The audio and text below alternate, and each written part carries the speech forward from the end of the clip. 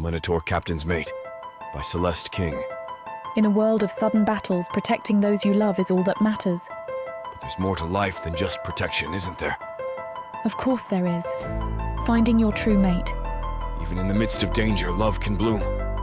What we should say is to grab the unabridged version of any Worlds of Protheka audiobook from worldsofprotheka.com.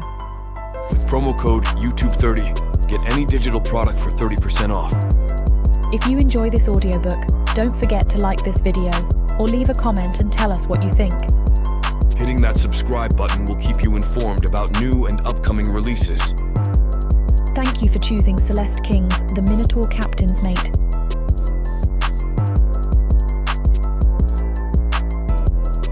Chapter 1.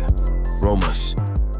The creak of wooden timbers, water splashing against the bow as it cuts through the water, and the pitter-patter of bare crewmen's feet are as familiar to me as my own breathing. I sit in my quarters, the silver cylinder of a pen in my hand. I'm scrawling a missive to my commanding officer, Admiral Votoy, by the flickering light of oil lanterns. The lanterns sway with the motions of my ship as it sails back toward Minotaur. Home. Shadows and light dance across the thick leathern parchment pinned to my desk by a spyglass and a dulled dagger I haven't bothered to sharpen. It is a poor weapon, but an excellent paperweight. The meeting with the Orthani trade minister did not go well. They are demanding we make no tariff on goods imported from their lands, while crippling our own trade with an import tax of 30%. I stare at the words I've just written, scratching under the base of my left horn. I can't wait to reach land and immerse myself in the steaming waters of the public baths. We had hit an area of dead calm for a day and a half before this, punished by the merciless sun overhead. I'm not the only one feeling itchy, I'm sure. I did as I was instructed. I told the minister that Voig accepts our modest 8% tariff and only charges an import tax of 12%. The Orthani trade minister called the Voig king a fool. He said that the Minotaur people should be grateful he's willing to do trade at all with a lesser being. I will not waste your time or mine repeating all the things he said. However, I think I can say with confidence the trade negotiations are not just stalled, they are dead. Land ho! I almost dropped the fountain pen in shock. My wrist smears dark ink, blurring the words that I have just written. They are still legible enough, but I curse my own incompetence. Cursing under my breath, I rise from the chair and move to the door of my quarters. The door opens up onto the main deck of my ship, the Sojourner. The stars shine overhead, friendly twinkling companions. Most of the crew slumbers, save those on watch, and one yeoman spotter up in the crow's nest. I stare up at him and bellow, "Yell!" I motion for him to come down. He slips down the rope netting and joins me on the rolling deck of the ship. He's a young bull only recently come into his horns. Good shoulders, but a better head. That's why I'm so upset with him. What do you mean, Landho? We will not reach Minotaur until midday tomorrow at the earliest. It's not Minotaur I see, but a rocky island, Captain. I just thought you would like to know about it. Island? I've sailed these waters for 7 years, and I've never seen an island this far out. Are you certain? Not any longer, no. I hold my hand out and he places the spyglass in my palm. I extend the spyglass and hold it to my eye. At first, I think he mistook the hump of a rogue wave for land. Then, I see the glint of moonlight off a hard, smooth, rumpled stone. No, not stone. Why does this look so familiar? The island appears to be heading toward us, on a collision course. I see a hiss of steam escaping from where it meets the waterline. That is no island, I say, my voice as cold as the blood running through my veins. That is a feiston. A fire tortoise? But their shells are scarcely as large as a shield. I sense Dark Elf sorcery at work. I spit off the side of the vessel. Just the word tastes foul in my mouth. I bellow at the top of my lungs. Alarm! Enemy off the starboard bow! My parade ground voice carries great projection. Officers are trained in how to speak from our centers, so we may be heard above the din of battle. All 3 decks of the Sojourner erupt with action. Sailors leap out of their hammocks and immediately seat themselves behind oars. Soldiers spring to action, throwing on their light, buoyant cuirasses of scarlet and readying their crossbows for battle. The ship can hold up to 200 soldiers and a crew of 50. Right now we have only 100 soldiers and a skeleton crew. We were running light, trading security for speed. I had not expected trouble from the Dark Elves. Despite his bluster, the Orthani minister knows that they would benefit from trade just as much as I. It appears I could be mistaken, however. "Archers!" I shout above the din. The tortoise has increased speed, rearing more of its hump-like hide out of the water. I can't see its head, but the conical-shaped projections on its back now glow red. A magic-born mistake. Fire tortoises are as much rock and fire as flesh and blood. The small ones are notoriously hard to kill and have no natural predators. This monster might well be the death of us all. It might look hopeless, but I remember that nothing is ever truly so. I grab the amulet at my chest, a pendant stylized to appear as a spool of thread with a needle stuck in it. The symbol of our goddess Zukiev, the great mender. She who sewed our forebear Miltax whole once more. Great goddess, I will not pray for my life, but if I must die, let it be with honor. Manu. The archers assemble in ranks on deck. Their commander, identified by a red plume on the brass helm atop his horned head, gives the order. Fire! The first rank of Minotaur fire their repeating crossbows. Suddenly the air fills with blurring darts the size of my forearm. Their 5 shots fired. The first rank drops down to their knees and begins cranking back their weapons for the reload. Meanwhile, the second rank fires, putting their missiles in the air before the first barrage has even reached the target. I watch intently as the bolts rain down onto the turtle's shell. To my surprise, some of them sink home, though most reflect off the corrugated surface. The turtle does not slow down in the least, or even seem to notice our attacks. We are like insects attacking a bird of prey. The turtle's shell erupts into dozens of bursts of bright light. Hissing balls of molten rock streak through the air toward our ship, each one large enough for me to fit my entire form inside. Many arc overhead, dripping small gobbets which hiss and set small fires where they land on the deck. Some do not. One smashes through our mainmast, turning the upper half into burning splinters. As it falls to the deck, I realize the battle is hopeless. Minotaur are not fools. We have no fear of death, but also see no point in wasting the lives of soldiers and sailors for pride's sake. It took the Minotaur Empire a long time to build those soldiers. They are too valuable to waste. "Abandon ship!" I bellow. The men look to me in shock. They have never heard me give such a command before. "Get moving, you laggards! Get lifeboats in the water!" My sub-commanders literally beat sense into the slowest moving sailors. I turn to Kuvaka, my first mate. "I want you to lead the evacuees back to Milthar. In the meantime, I need a dozen volunteers to engage in a holding action." He knows that when I say holding action, I mean we are to sacrifice ourselves so the others may escape. He claps me on the arm and nods. "Aye, aye, Captain, and it has been an honor to serve you." I clasp his arm and we bow our heads together in the ancient parting of friendship. Then he's gone, barking out orders.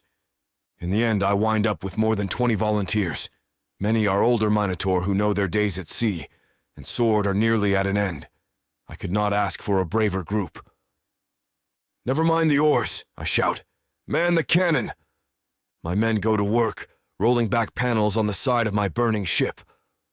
We are 2 fires burning in the night, our brightness blotting out the stars above. I do not hate this turtle. I only hate that my last mission before death was a failure. But I will not fail to protect those lifeboats.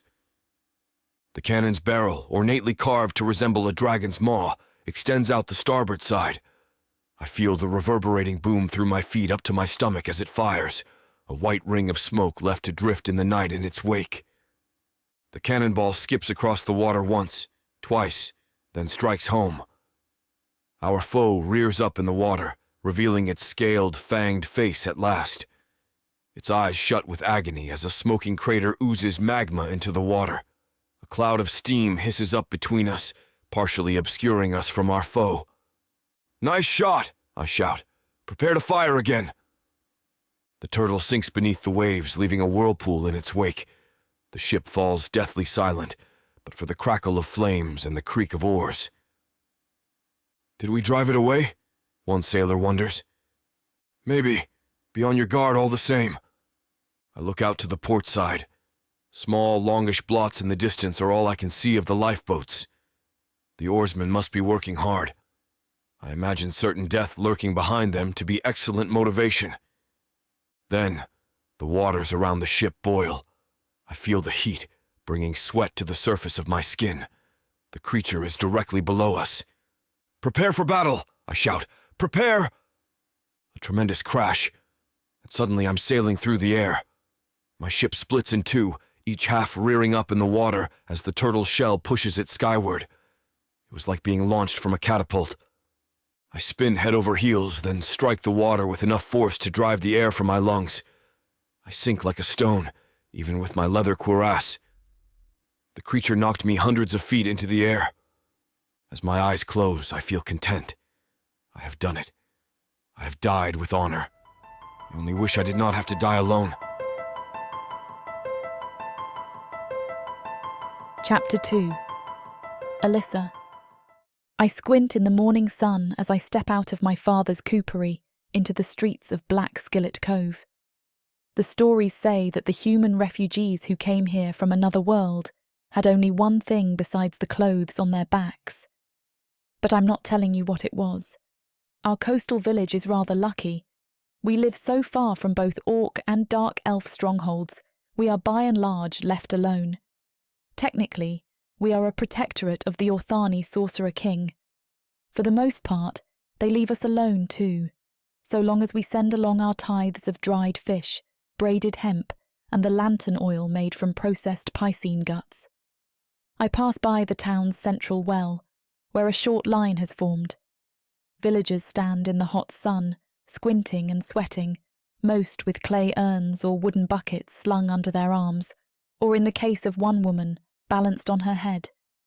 The steady hammering of the smithy grows louder as I make my way to the market. Inside, big-shouldered men hammer away at ploughs, pots, tools, anything but weapons. The Orthani will not allow us to have those, save for bows and spears for hunting. No swords or armour or axes for us. I can't say it bothers me. I've heard stories told by travelling minstrels of the horrors the Dark Elves unleash on those who displease them. We are lucky not to live under the rule of one of their more prominent cities. Instead, we are far from their shadow, both literally and figuratively. My father says I shouldn't worry so much about stories and legends. He says I should focus on making barrels and landing a good husband. I know he means well, and maybe I do spend too much time reading or exploring the sea caves with my friend Elaine. Maybe I should act my age. I reached the age of adulthood several years ago. It's not that men aren't interested in me, it's that I'm not interested in them. I don't think they're all unhandsome or cruel or rapacious. I just think they're mostly a rather dull lot. Our village men are hard-working, industrious, kind to their wives and children, for the most part, and utterly, completely, stunningly boring. They seldom think further than how to put food on the table, which the Dark Elf taxes make rather hard. Maybe that's why they tax us so much. Not because they need the resources, just to keep us working so hard that we never notice how much they take from us. I hate the Dark Elves, like just about everyone else who isn't a Dark Elf. I just don't see how I can do anything about them. I make it up the short hill to our farmer's market. Here, I find some sweet tubers, their orange flesh perfect with a bit of butter and sea salt. I pile them into my basket, and then move on to select squash and turnips. Most people don't care much for turnips, but there's a trick to preparing them. You grate them up into little slivers, mix it with a hen's egg or two, throw in some salt and honey, and then deep fry the resulting cake. Then you pour more honey on it. That's the way you eat turnips. Hey, Alyssa. I look up and see a young, one-armed boy approaching, Jord, the miller's son. His arm was crushed by a horse when he was younger, and the gangrene that set in required amputation. Now he mostly carries messages in exchange for copper coins. Yord, how does this fine day find you? I'm good. Busy. He pants, his sun-darkened skin glazed with sweat. Did you hear the news? What news? Oh, you mean about Derek's cow being born with 2 heads? No, the big news. He looks around and then leans in close. I bend over and put my ear to his lips. There's a dark elf at the mayor's house. Oh, Yord, don't make up stories. Last week you said you saw a dragon drinking from the horse trough. I did see a dragon, and you can go look for yourself. There's a nightmare hitched up outside the mayor's office. I feel a cold shiver run down my spine. The nightmares are a breed of horse with as much sorcery in their veins as blood. They look like normal horses, only jet black with blood-red hooves, eyes and sharp fanged teeth. The stories say the Dark Elves feed them human and orc flesh, and they develop a taste for it. I follow Yord to the mayor's house, located near the centre of town. His home is right beside the meeting hall, which makes sense as he presides over such affairs. It doesn't make a lot of sense that his house is bigger and grander than the rest of ours. He doesn't even have a wife or children. I see it then. Tethered to a post outside the mayor's home. Its jet-black hide gleams like a brightly polished jewel. The toss of its head seems more imperious than frenetic. The nightmare turns its head and stares at me as if it knows my very thoughts, and seeks to inhale my soul like so much white spice. You're right, Yord. I shiver. It is a nightmare. What do you think the Dark Elves are doing here? I don't know. I bend over and put my hands on his shoulders. Listen, Yord. I want you to stay well away from the horse, and the rider even more so. Understand? I'm not stupid. No, but you are curious. Too curious for your own good sometimes. I press a shiny silver coin into his hand, more than he usually earns in a day carrying messages. His eyes go wide. You only get to keep that if you stay away from the elf and his bloodthirsty horse. Deal? Deal. I straighten up and move away from the mayor's house. I can't suppress a shiver as I remember the way the horse looked right at me. I wonder how smart they are. Probably smart enough to know more than they should. I head over to the docks, where most of the ships have set out for the day. I can see one out in the distance, a misty shape as it trawls the water for shellfish.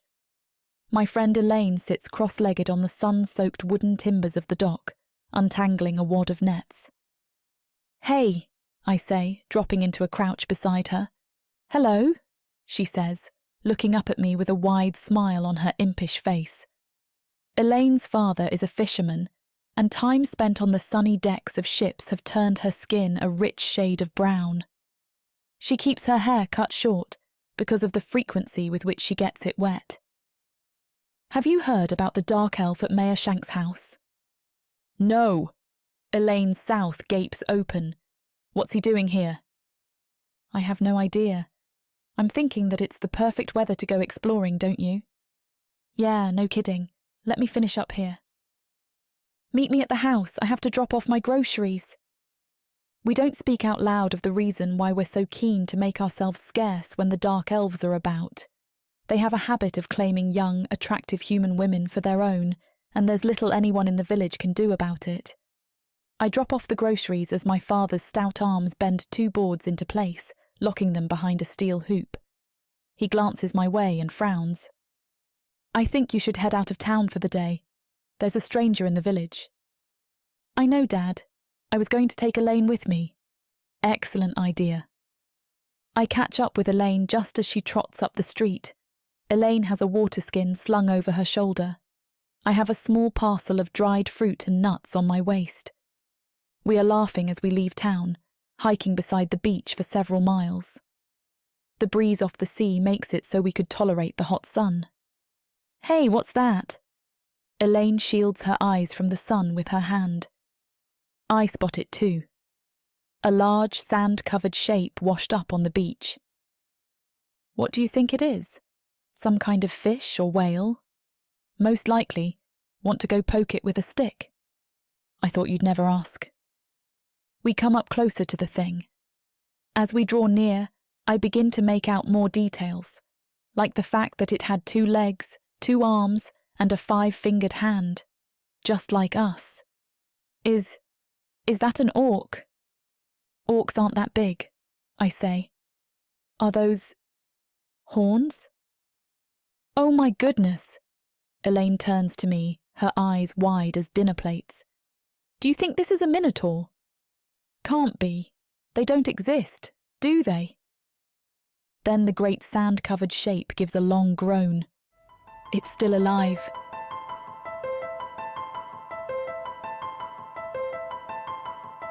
Chapter 3. Alyssa. Elaine turns tail and runs, her heels kicking up gouts of sand in her wake. I call after her, cupping my hands over my mouth. Elaine, wait. Just because it's weird doesn't mean it's dangerous. I sigh and watch her go, knowing that she won't stop until she runs out of wind. That might not be until she's most of the way back to the village. I turn back to regard the creature sprawled on the beach. His horned head rests partially on one outstretched arm. I'm surprised by how his face looks more like my own than a beast's. All the stories I have ever heard of Minotaur said they were a man's body with a bull's head. This creature looks more like an amalgamation between human and horned beast, as opposed to some badly stitched-together horror. In fact, he's even handsome, once I get past the initial shock of seeing him. I crouch down into the sand beside him. His muscled back is almost even with my eyes at this level. I can't help myself. I reach out and touch his shoulder. To my surprise, his fur, though dusted with sand, feels soft. He doesn't stir, though I don't see any injuries on him. I take advantage of his slumber and survey him, interested in taking in as much as I can about Minotaurs up close. His tattered garments have the look of manufacture by a skilled hand, I note. His fur is well taken care of, as are his horns and nails. This is no savage beast. I'm mesmerised by the masculine lines of his form. This is someone who is in tremendous physical condition. His arms are thicker than drawbridge chains, his back a map of peaks and valleys. It looks hard, but feels soft to the touch. I recoil and stare at my hand. What the hell am I doing? Feeling up an unconscious Minotaur, that's what I'm doing.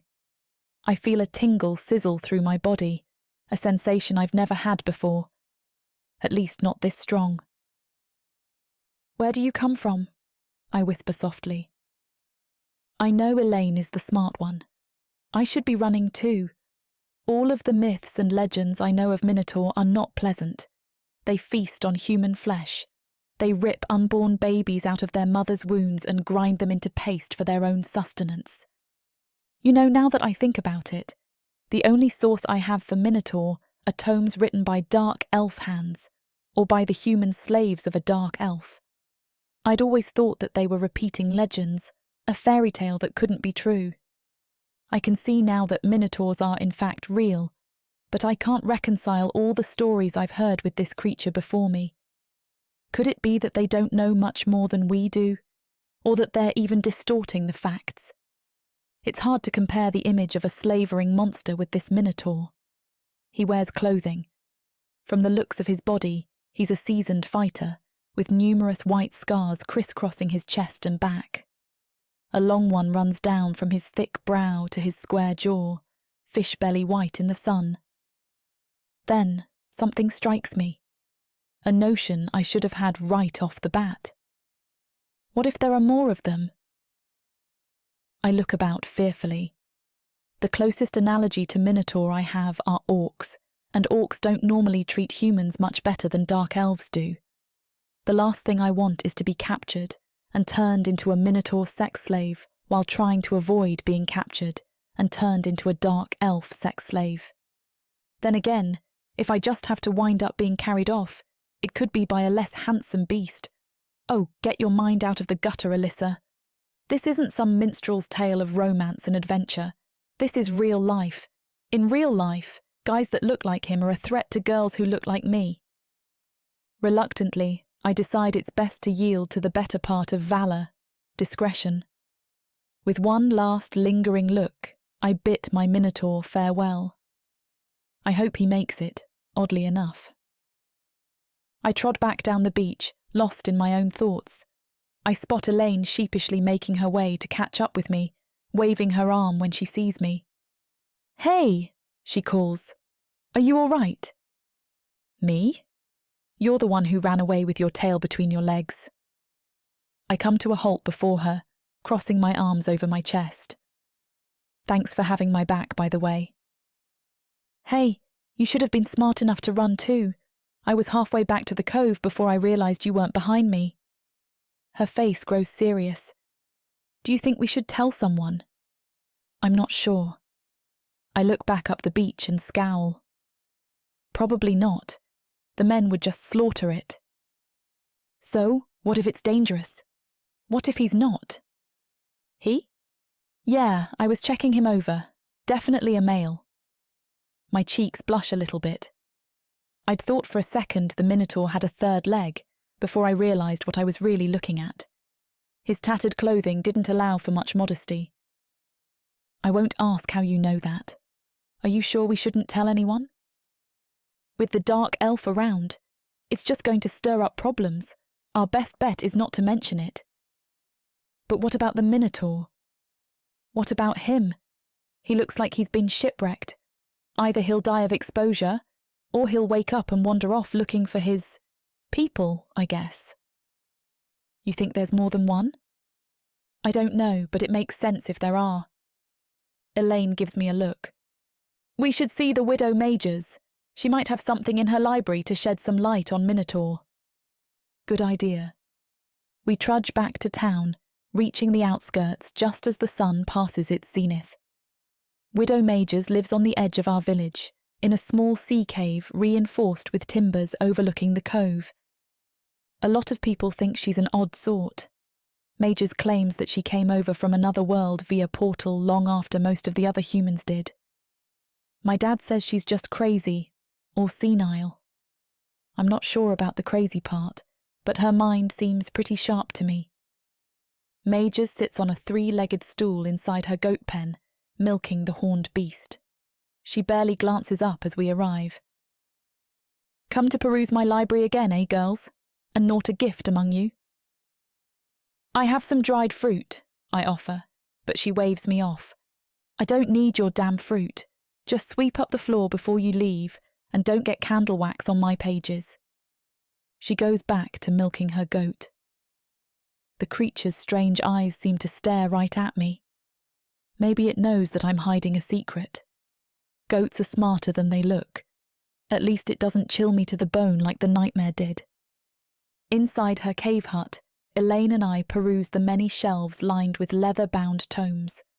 Some of them have the thin, flowing script of Dark Elves, others the blocky characters of the Orc tongue, and others still are in languages I can't hope to understand.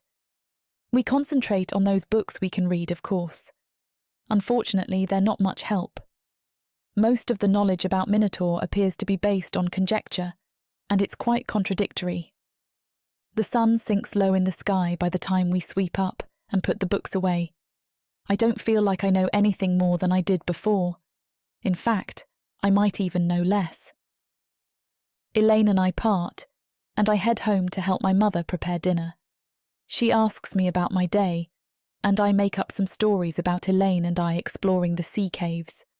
I don't want to tell anyone about my Minotaur. My Minotaur. It feels bizarrely satisfying to have a secret all to myself and Elaine. That night, I lay in bed, the window open to let in a cooling breeze. I try to get the Minotaur off my mind, but I just can't. I'm starting to feel worried about him, like he was a lost puppy or something. Does he need something to drink, to eat? Is he going to wake up without medical attention? There are certain ways I can help myself sleep, but the third time I slip my hand beneath the covers, I realise I'm only working myself up more and more. I sigh, throw off the blankets and dress in simple homespun pants and a blousy shirt. I bind my long hair up into a tight bun at the back of my head to keep it off my neck. The night is rather warm. I pack up 2 water skins, hard cheese, crusty bread, and some dried salted mutton jerky my father's been hiding in the pantry. I hope he doesn't notice his stash missing when I'm around. I head up the beach to where the Minotaur lays still. I'm a bit afraid that he's dead, but as I grow closer, I see his back moving with respiration in the moonlight. "Here you go, big guy," I say, putting the water skin beside him, along with a tightly bound knapsack of food. I don't want the bugs or scavengers getting into it before him. I wish I could do more for you, but it is what it is. I sigh and reach out to touch the downy hair between his massive, pointed horns. Quicker than a striking snake, his hand darts out and grasps my wrist. My heart freezes in my chest as slowly he opens 2 dark, shining eyes to stare right into my own.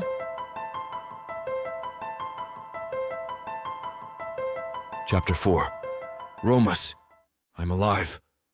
I don't know how or why, but I live still. Only I have no idea where I am. I also have no idea who this human female is who has ventured so close to me. Humans are often weaklings, though I've known some who died bravely in the arena. This woman's terrified gaze holds my own spark for spark. Her eyes are as rich and blue as the deepest ocean waters. Her hair is like the sun splashing off the wet timbers of a ship deck. I find her beauty a distraction, but her steadfast gaze more intriguing by far.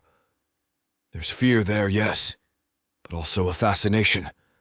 I wonder if she has ever seen one of my people before. I also wonder if she was about to loot my corpse, not that I have much worth taking. My clothing is in tatters, and I don't have so much as the rusty dagger from my desk to defend myself with. What are you doing? My voice is the dry rasp of dead leaves blowing over rough stone. She reflexively tries to pull back when I speak, but I hold her fast. I'm sorry, she says quickly. I was only trying to give you food and water. My eyes narrow to slits. I dart my gaze to a leather water skin, its sides dark from recent filling. There's a small knapsack as well. I smell something tasty inside of it, and my belly rumbles. It sounds like you want some food, she says simply. Can you let me go? You're hurting me. I pull her in closer to my face. I'll hurt you a lot more if you cross me. Then I release her and sit up in the sand. I grasp the water skin and pull the cork with my teeth. The water which spills down my throat is warm and tastes of tin and leather. It's the most glorious thing I've ever imbibed. I gasp with relief as I put down the now empty water skin and pick up the knapsack. The human woman has not fled. She just stands a few feet away from me, staring like I'm one of the misshapen wretches Dark Elves parade about in freak shows. Why are you still here? I demand. Flee, little human. Flee for your very life. Her presence annoys me. I want to sulk. I want to sink into the deep despair which threatens to swallow me whole. I'm a captain without a ship, a commander without a company. I had thought I would die with honor. Instead, I have washed up here, a refugee, a stranger in a strange land. What am I to do now? Try to return home, a disgrace for having lived when so many others died. Lady of Light, why have you laid this burden on me? Please give me some sign. What are you doing? She asks suddenly. I open my eyes and look into her soulful stare. I'm praying to my goddess, Zukiev. Oh, she swallows, hard. I take in the sight of her now that I am refreshed and no longer soggy from sleep. The garments she wears are baggy, but cannot hide her generous curves. Many Minotaur on Milthar take human indentured, or even freedmen into their beds. I never have engaged in that practice. Now I am starting to see the appeal. You girl, I say, what is this place called? Well, we're a few miles north of my village, Black Skillet Cove. I scowl and pop a succulent bit of meat into my mouth. I savor the salty jerky, letting my saliva soften it until I can chew properly. I've never heard of it, I say around a mouthful of jerky. I'm not surprised. It's not large or important, but it is my home. What lands are these? I told you you're a couple miles from... who rules over your land? I know that humans are too weak to hold their own strongholds for long. Gee, thanks, she says, her beauty marred by a frown. That's a rude way to thank the woman who brought you food and water. She's right. I feel a blush of shame come over me. It is most dishonorable that I have not thanked her yet. Thank you. I set the food down reluctantly. I find that I am hungrier for knowledge than food. What is your name?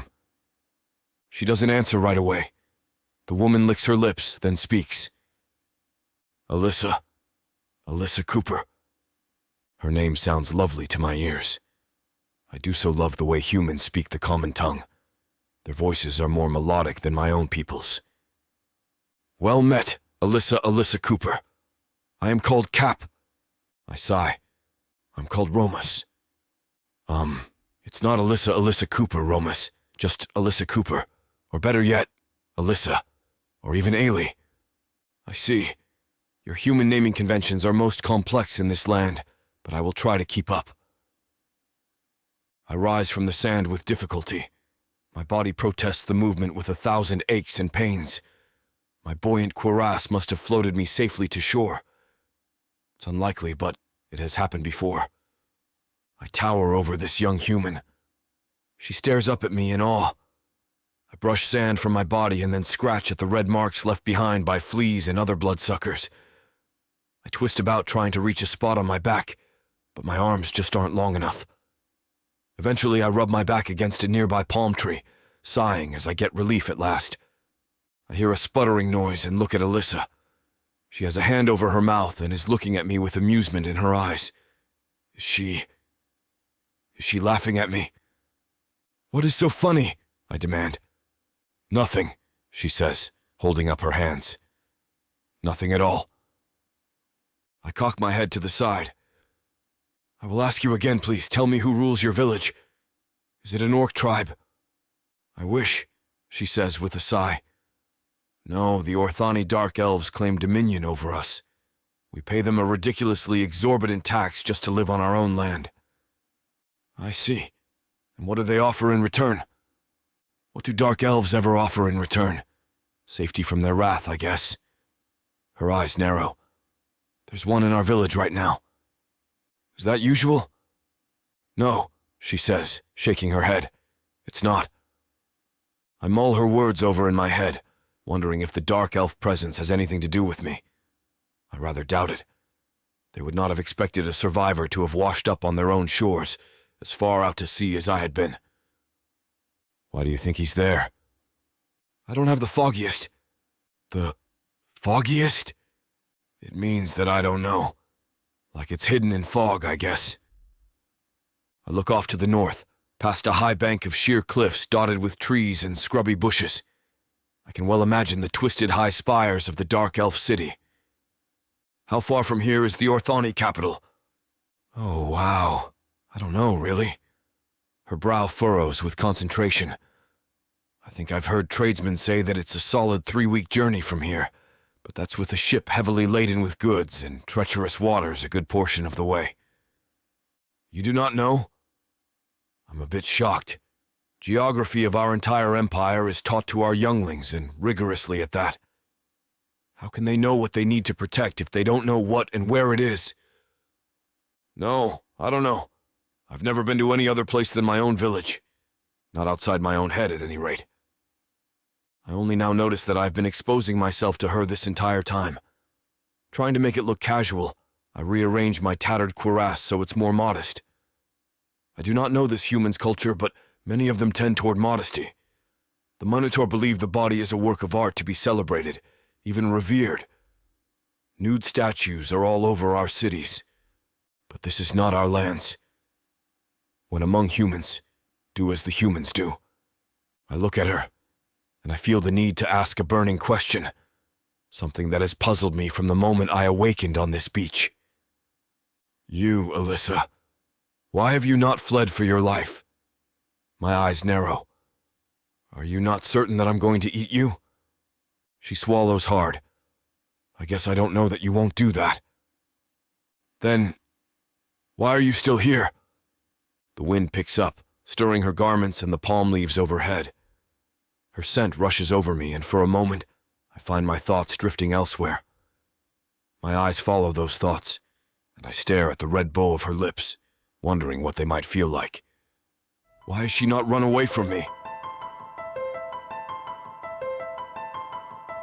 Chapter 5. Alyssa. Good question, big guy. Why am I not running for my life? Good sense says that I should. And yet, there's a grace, a nobility to this horned warrior. Something I can't put my finger on tells me he isn't going to eat me, or any other understandable if reprehensible thing. His body is sculpted like a statue, or one of the illustrations of epic heroes from the widow's many books. I've never seen so much muscle compacted into one frame, not even the village blacksmiths. And they were, up to now, the biggest things I'd ever seen. One thing's for sure. He stirs feelings in me that no human male ever has. I don't know, I say at last. I guess I'm more fascinated than afraid. That sounds like something liable to get you killed. I let out a bark of laughter. Tell me about it. That's what I'm always telling Jord, the miller's son. That curiosity is going to get him dead. You have never seen a Minotaur before. I chuckle and spread my hands.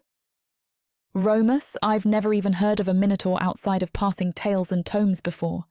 I didn't think you were real. That is unsurprising. Few humans sail the ocean waters beyond the shallows. That's because we tend to end up dead. There's sea monsters out there, you know. His expression darkens. Romas's eyes seem to peer off into the distance, and I know I've triggered some memory. Is that what happened? I ask softly. Did your ship get attacked by a sea monster? He rounds on me, his eyes narrowed and dangerous. How did you know I came from a ship? I mentioned no such thing. He looms over me, but I don't flinch or step back. Well, where else would you have come from? Unless you're hiding a pair of wings somewhere you didn't fly here. He stares at me for a long moment. Then, something happens to his face. He smiles. Romas doesn't laugh. But he does smile, and damn, he's handsome when he does so. He even has dimples. His softer expression stirs something inside of me. I stand with my legs together and hope his nose isn't sensitive enough to detect the effect he's having. You are wise beyond your years. Yes, I was once on a ship, a mighty vessel she was too. His eyes get that distant look again, this time tinged with melancholy. What happened? I ask softly. He turns back to me. His eyes are green, I realise, now that I see them in direct moonlight. Green as fresh spring leaves. I feel like he's swallowing me up inside of them. I was on a diplomatic mission to see the Orthani trade minister. The talks did not go well. Either the Orthani or some other Dark Elf nation, perhaps jealous of our potential trading partnership, sent a magic-born monster to destroy my vessel. Oh, wow. My head stirs with legendary sea creatures, some so obscure they aren't even written down in any book. The Kraken, Scylla and Charybdis, Gojira. What did it look like? Like a fire tortoise, only the size of a small island. He grimaces in disgust. It was a battle we could not win. What's a fire tortoise? He shakes his head. It hardly matters now. I have lost my ship, my crew, everything. I am stranded here in these hostile lands. Well, I'm not hostile. He turns to me with a start, as if the thought hadn't occurred to him yet. No, I suppose you are not. So, what are you going to do now? He strokes his chin with thick, powerful fingers. Then his shoulders deflate, and he seems almost hollow. I don't know. He shakes his horned head and puts a hand over his eyes. I can tell the look of a man about to give in to despair. Hey, chin up, man. It's not all that bad, is it? I mean, you're still alive, right? Alive? His lips twist into a sardonic smile, the bitter edge directed at himself. Yes, I suppose I am, though what value is life without honour? I don't know about any of that. I mean, I know what honour is, but the way you say it, I think the concept might be slightly more important to you. It is of great importance. I value my honour more than life itself. All Minotaur do. I feel another nagging question I just have to ask. So what are Minotaur like? I mean, I've read stories about your people, but I don't think they're very accurate. He looks down at himself and sighs. For one thing, we are normally much cleaner than this. Might there be a stream or pond? A source of fresh water I might bathe in? An idea hits me, and I gesture up the beach. Actually, there is. I know of a sea cave not far from here, and there's a mineral spring inside of it. Elaine and I go there all the time to soak in the water when it's really hot. Then lead me to this place, he says. I guess he notices my expression change, because he clears his throat. I mean, will you please lead me there? You're not used to saying please, are you? Not really, no. There is little time for pleasantries on a Minotaur vessel. My orders must be obeyed instantly and without question, or the entire ship will quite literally be sunk. Well, try to remember I'm not one of your crew. What am I doing getting all sassy with this monster? He could break me in half with one hand. That, or gore me with those horns of his. It occurs to me he could pretty much do whatever he wants to me. There I go again. What's wrong with my mind? I will keep it in mind, Alyssa. He bows his head. I am in your debt for the food, water and information. I will repay that debt in time. For the moment, the least I can do is be civil with you. I appreciate that, Romos. I really do. I turn and stride down the beach, and he follows in my wake. It feels weird to walk down the beach with Romos. Weird, and kind of good too. Soon a hump like a brown snow hill appears in the distance.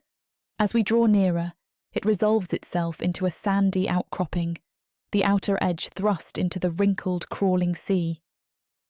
That's the cave up ahead. It's not much further. I take him around the side, over slippery, treacherous rocks. I stare at his bare feet, huge and hairy, but a lot like my own. Not cloven hooves like in my storybooks. I'm impressed by his agility. I stumble and nearly fall, and his hands dart out and catch around my waist to steady me. Careful, Alyssa. His hand lingers at my waist as I look up into his eyes.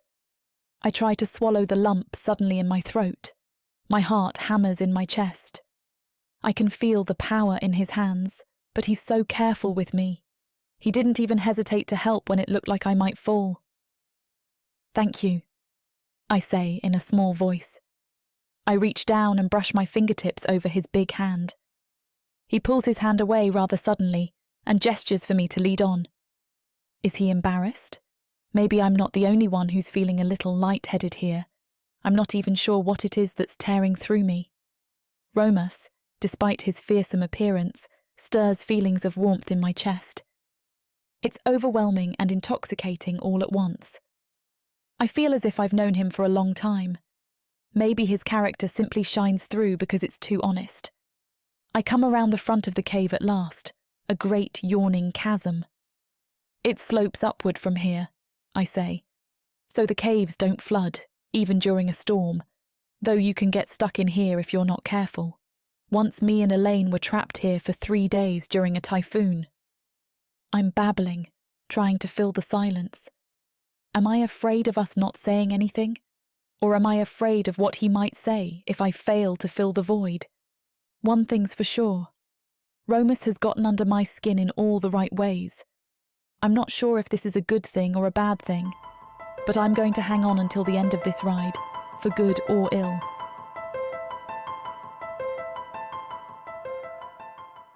Rosenfire, our family holds great weight and power in Orthani, and yet I hear whispers. Do you think he can take him? There is no way that this could happen. No, more books. I can't remain locked in this ivory tower a moment longer. She's perfect. The Baron's daughter must be found. Julius, we shouldn't. Why shouldn't we? I am not a full Dark Elf.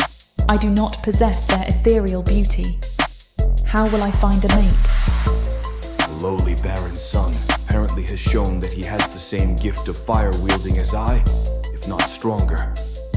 I am the family's dirty little secret. I am not the future of the family. Dukan is. This world was created from a seed of evil. I propose we take Dukan out of the picture, permanently. Please, let me go. If you want to join the poor humans who are bought and sold in the markets on a daily basis, you will find a way to get there. I am free, and I am terrified. You will never escape me. I can try. You will fail. Get seasons 1 and 2 of the Dark Elf series from worldsofprotheka.com. Protheka's magic is eternal.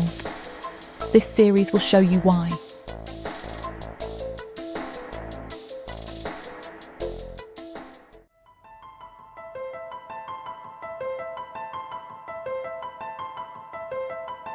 Chapter 6. Romos. The sound of the waves crashing nearby drowns out the beating of my heart. Alyssa stirs things inside of my chest I hadn't thought possible.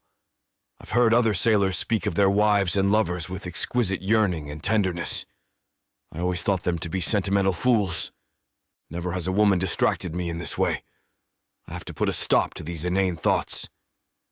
"Come on," she says, picking her way up a narrow ledge which leads to a sort of natural shelf balcony overhead. "The spring is up here." I follow, turning my body sideways and keeping my chest flush against stone, worn smooth by wind and wave. A scuttling crab, dislodged by my toe, falls down to the sandy bottom below with a heavy splat. I make my way to the top and stand on the shelf. Inside, I'm surprised to find a vast, domed ceiling. It must be more than 50 feet to the top. Moonlight enters through the aperture at the top, providing silver illumination.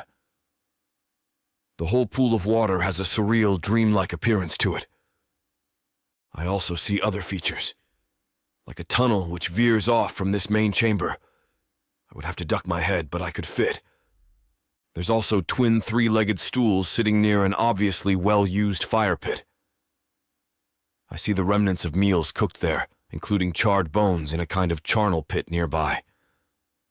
She notices my gaze and nods. "Yeah, me and Elaine have cookouts here sometimes. It's nice to get away from the village once in a while. We've been coming here since we first found it when we were children. This will make a fine place for me to recover and plan my next move. Thank you, Alyssa." I stare at the cool, utterly clear waters of the spring. It's so clear I can see down to the bottom. It's shallow on one end, but deepens quickly. A flurry of bubbles marks the place where the spring forms. I see plenty of tunnels underwater, which probably feed nearby streams and waterways. The water is so inviting. I feel my skin begin breaking out in itchiness all over again. I reach up without thinking and undo the knot at my shoulder. My cuirass slips from my form, and then I stretch my arms up over my head and groan. I leap off the edge into the deep end of the pool. The water splashes over me, sluicing the salt and sand and sweat from my form. I swim back to the surface, breaking it with a splash. "The water is excellent," I say to Alyssa. "Will you be joining me?" She's not looking my way. Her eyes are fixed firmly on the ceiling, and her cheeks are flushed with embarrassment. Fool that I am, I stripped naked right in front of her. Where are my manners? "I didn't bring a bathing suit," she says. "A what? A bathing suit?" I have to laugh at such a silly notion. Who wears clothes to bathe? I do, apparently. She swallows hard, and her eyes dart up to the hole in the ceiling. She sees the angle of the moonlight, and concern spreads over her features. Listen, Romas. I really have to get going. If I'm not in bed when my father wakes up, there's going to be a lot of questions. Questions for which I don't have any easy answers." "I understand. You must return to your village before you are missed. I feel disappointment well up inside of me. I'll be back, she says quickly. I'm not sure when. Sometime tomorrow, maybe. I'll bring some more food when I return. I would greatly appreciate that, Alyssa. My brows arch in query. Do you require payment? I have a few coins sewn into the lining of my cuirass. Oh no, I don't need payment. My family is one of the ones who is better off, really. Everyone needs barrels for one thing or another, especially the tradesmen. Barrels. So, your name isn't just Cooper. You are literally a Cooper? Yeah, mostly my dad does the hard work. I can only bend one timber at once, so I'm a lot slower than him. I start to get out of the water to say a proper farewell, on my feet. But then I remember my nude state, and her reaction to such. I look forward to your return, Alyssa. Yeah, she says a little dreamily. Me too.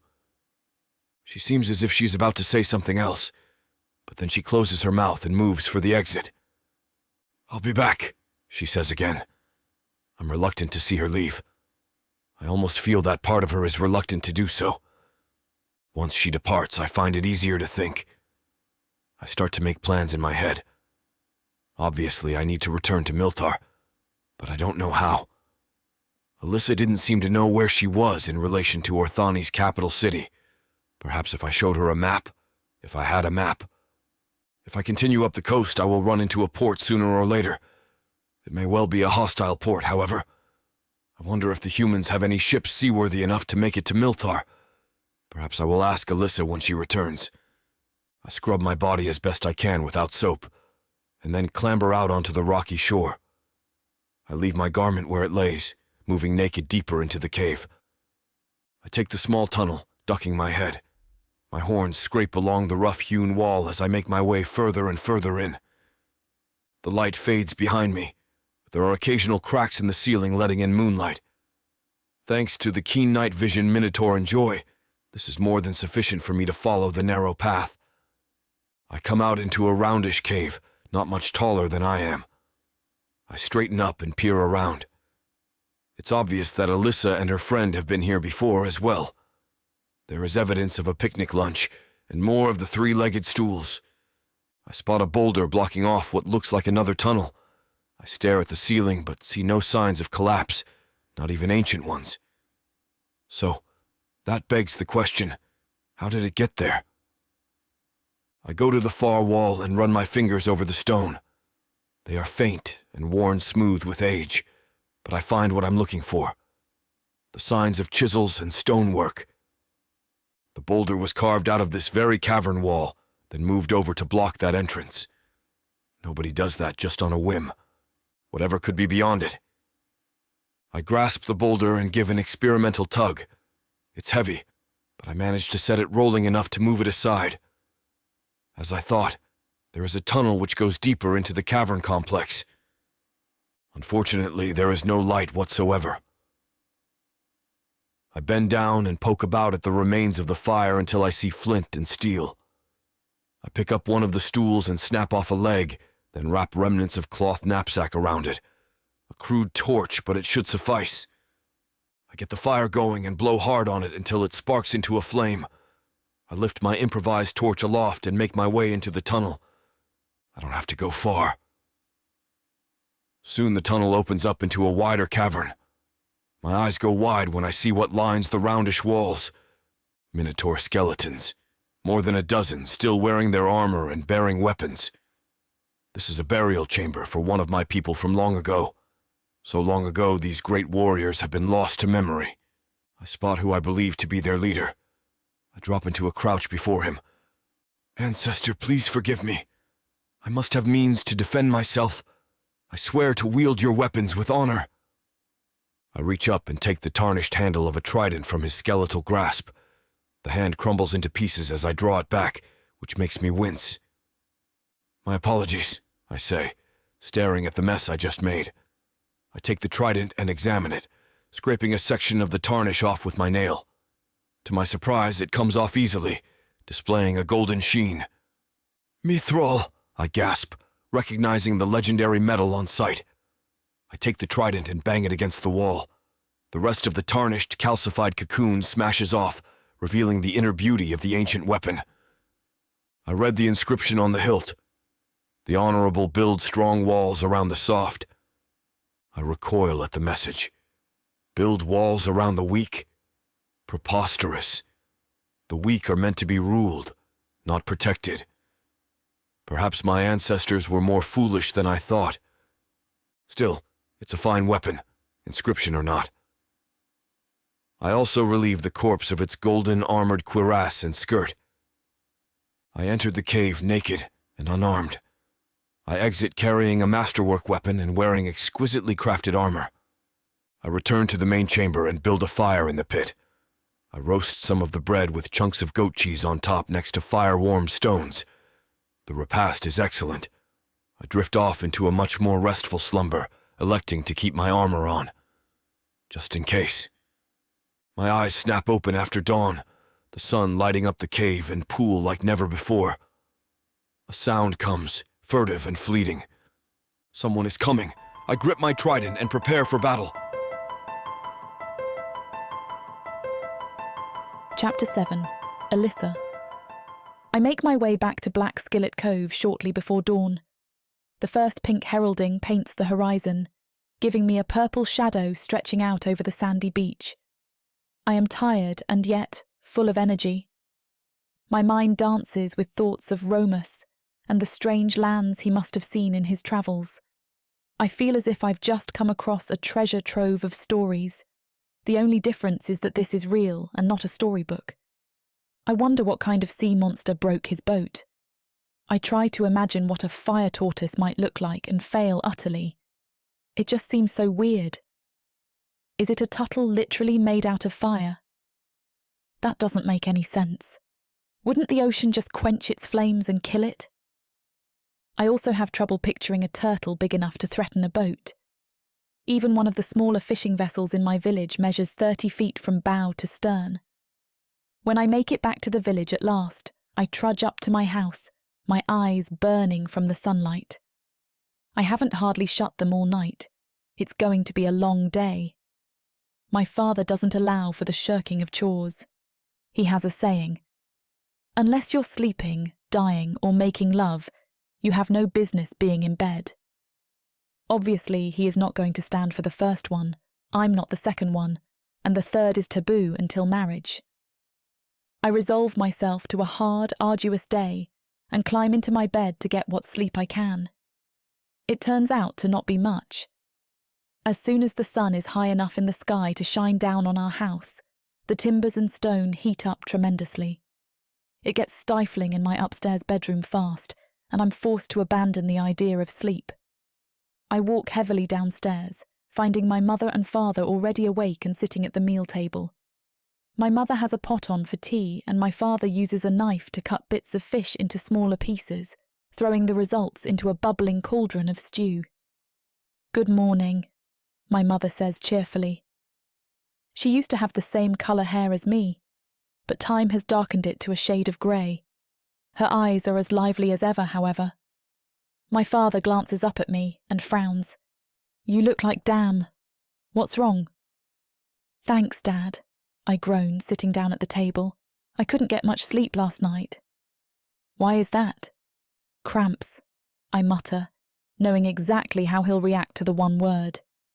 Is there a better magic spell to fend off the attention of a man?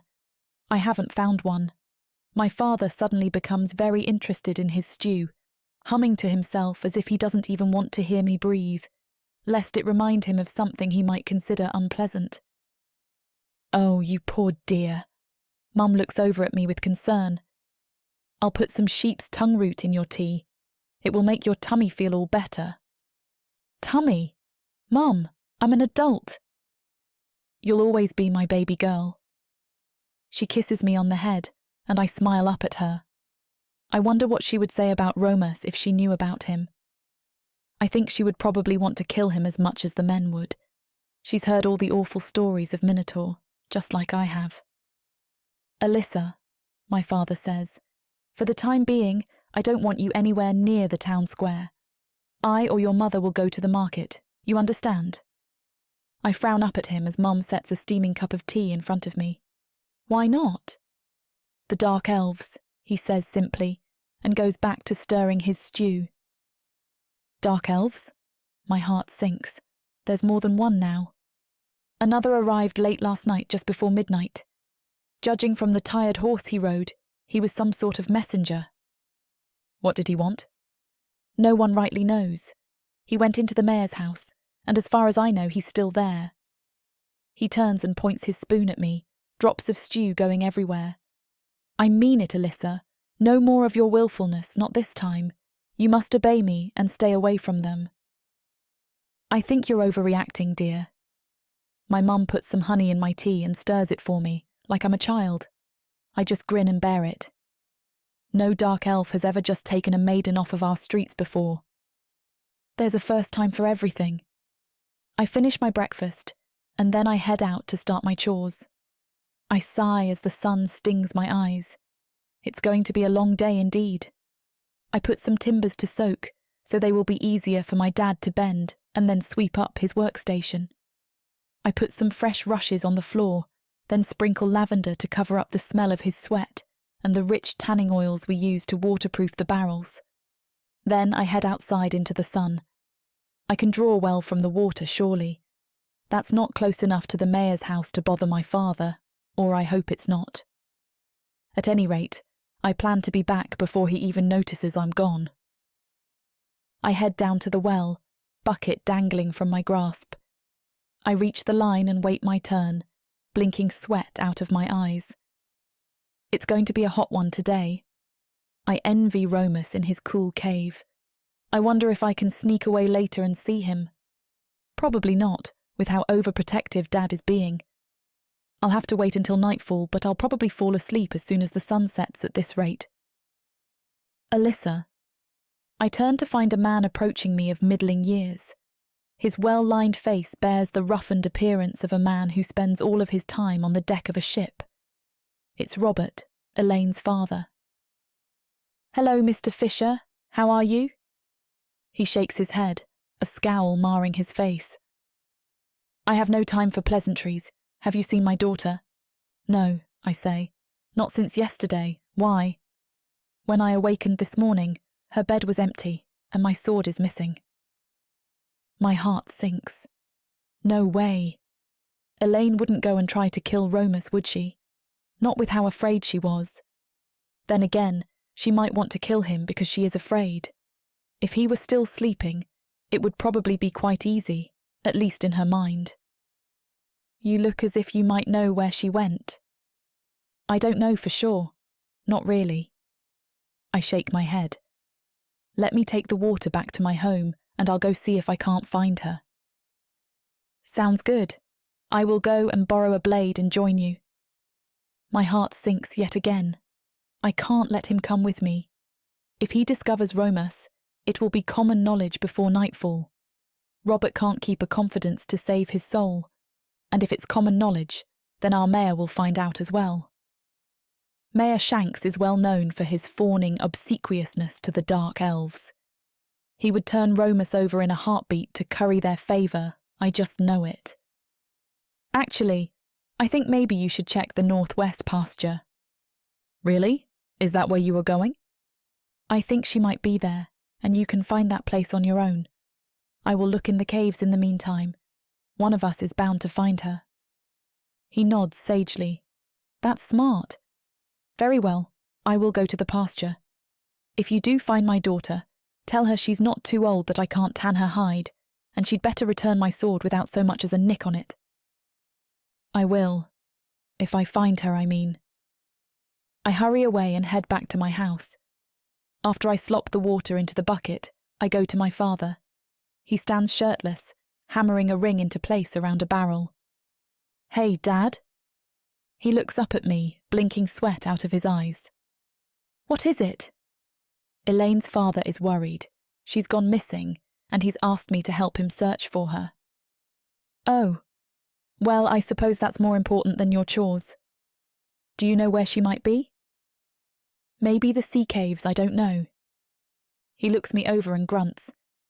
You still look pretty bad. Why don't you take Gallo? Your horse. Okay, I guess. It will be a lot faster than walking, and I'm worried that Elaine might get hurt if I don't hurry.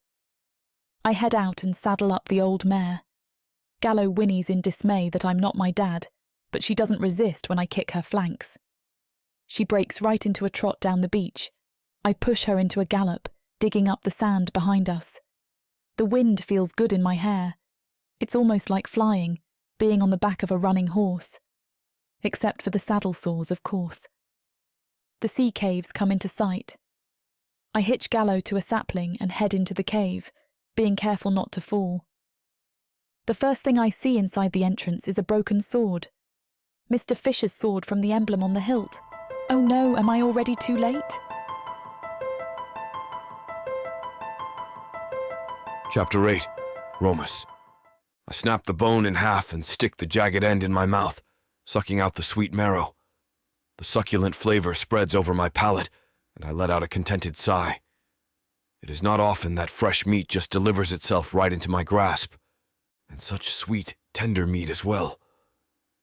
It's not normally in my diet, but I find that the exotic flavor is very bit as enticing as the delectable aroma which arose while it roasted on a spit over the fire. I suck the grease off my fingers and sit back with a contented burp. Yes, a tasty repast indeed. The scuffing sound of a boot against stone draws my attention. I stand up, nostrils flaring. Once the familiar scent hits my nose, I smile. It seems that Alyssa has returned. She ekes her way up the inclined path, then onto the rocky shelf beside me. Today she's wearing a sleeveless dress, the skirt stopping just above the knee. Her hair is bound up and held in place with a wooden, metal-tipped spike. The dress is belted around her waist, and I notice something thrust into her belt. It's a broken sword, and a rather familiar one at that. She pulls it out, but not as if she's going to stab me with it. Instead, she takes a few steps and throws it to the stones at my feet. It clangs loudly, echoing off the cavern walls. "Care to explain this?" she said. I peer down at it, cocking my head to the side. It appears to be a broken sword, and a shabbily made one at that. "I know it's a broken sword!" she snaps. I'm not used to seeing Alyssa angry.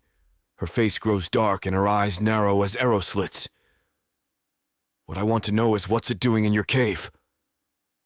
"Well, I threw it down off the shelf after I relieved the former owner of its possession." Her eyes go wide. "And where?" She swallows hard, her voice trembling.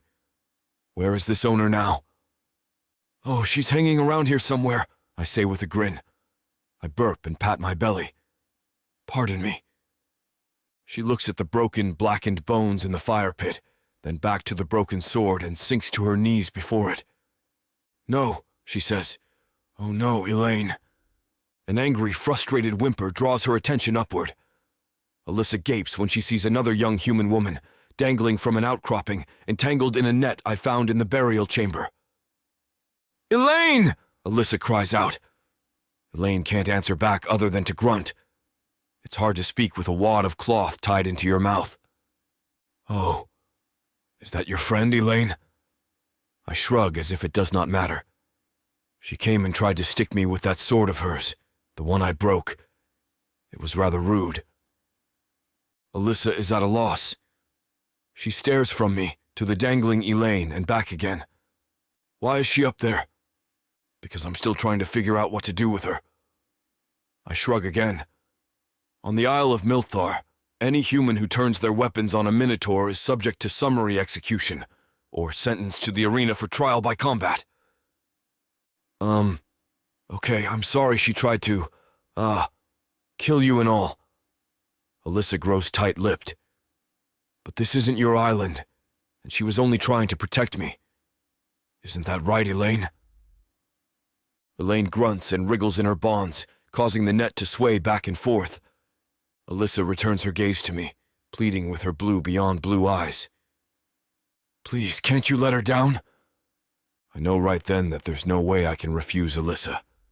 Her bravery is great, for one so small and seemingly frail, and she has displayed great honor, coming to try and save her friend. And I must admit, I am strongly, strongly attracted to her. Part of me wishes her to reciprocate those feelings, however strange that may sound. I do not think she will like me much if I kill her friend. I can't resist a bit of teasing, however. Sailors are fond of jokes. I could let her down, but then again, perhaps I wish to keep her as a slave for my pleasure. Elaine makes a terrified sound and shakes her head rapidly. Alyssa stares up at her friend and then at me. If that's what you want, then please, let her go. And take me instead. Her face blushes bright red, and she drops her gaze to her folded hands. My heart skips a beat. I hadn't expected her to take me seriously, or to make such an offer. Sacrifice. She really is honorable. Only now I'm embarrassed that I ever opened my mouth. I hold my hands out, palms facing toward her. That will not be necessary. I spoke only in jest. I move over to the rope dangling from the net and give it a tug. The knots come untangled enough that I can lower the girl and net to the rocky floor of the cavern. I untangle her from the net and then use my knife to cut her bonds. She scurries away from me as soon as she's free, dragging the rope away from her face and spitting out the wad. There, she's free to go. Assuming she's not going to try and kill me again, of course. I think she's learned her lesson. Haven't you, Elaine? Elaine nods rapidly. I was only trying to keep you safe, Alyssa. I could tell you had an unhealthy fixation on this creature. He's not a creature, Alyssa snaps, her face contorting with anger. He's a man, and an honorable one. Alyssa looks between us and then smiles. Allow me to make the proper introductions. Elaine, this is Romas. Romas, this is Elaine. It is a pleasure to meet you formally, I say, saluting her by pressing my knuckle into my forehead. I wish I could say the same. Elaine's face scowls in my direction. Elaine, come on. You tried to kill him. He let you off easy, or a lot easier than he could have. I don't care. Elaine juts her chin out at me. He's a monster and he's going to gobble you up. I don't gobble. I eat in a very civilized manner like all Minotaur. There's more of them, Elaine sputters. Alyssa, we have to get out of here now. Why? I just got here. I don't want to be around this thing for another moment. Elaine, come on, be reasonable. I am being reasonable, Elaine sputters in exasperation. You're the one who's acting nuts. You can't trust this monster. As soon as you're no longer of use to him, he'll probably roast you over the fire and eat you. Alyssa's eyes grow hard. Elaine, that's enough. You're insulting my friend and I won't have any more of that. If you want to leave, leave. No one's stopping you. I can't go by myself. You have to come with me. Alyssa scowls at her friend. I'm beginning to feel like a fifth wagon wheel. They're talking about me, but not to me. I'm not ready to go back to the village just yet. Elaine crosses her arms over her chest and glares. If you don't come back home with me right now, I'm going to tell everyone about this freak. Everyone, including the Dark Elves. Maybe they'll give my family a reward for telling them about a Minotaur in their lands. Elaine, you can't do that. I keep myself carefully neutral and calm. I don't like the idea of her telling the Dark Elves or even the humans about my presence. On the other hand, I don't want to hurt or kill her. I remind myself I'm a stranger in these lands. It would not be honorable to slay those who call it home for my own convenience. Just watch me. The two women stared hard at each other. I've seen gladiators stare at each other in such a manner while in the arena. The air positively crackles with energy between them. Finally, it's Alyssa who gives way first. Oh, all right, fine. Your father is worried about you anyway. I'm glad you see reason, Elaine said stiffly. I'm going. Now. Elaine moves for the ledge, studiously not looking in my direction. I turn to Alyssa and frown. I wish you did not have to go. I've looked forward to seeing you again. She seems taken aback by that. Alyssa looks to where Elaine just disappeared over the edge. I wish I didn't have to go too. I'll try to come back later. Sorry I didn't bring food as I said I would.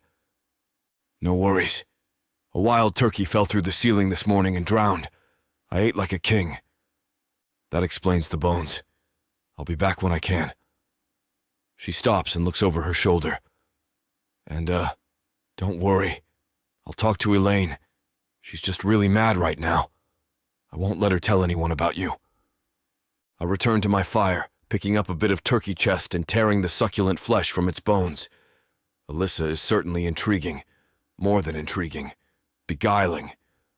I putter around the cave for a while, trying practice thrust with my new weapon. I soon tire of that, however. I'm tired of looking at the same stone walls.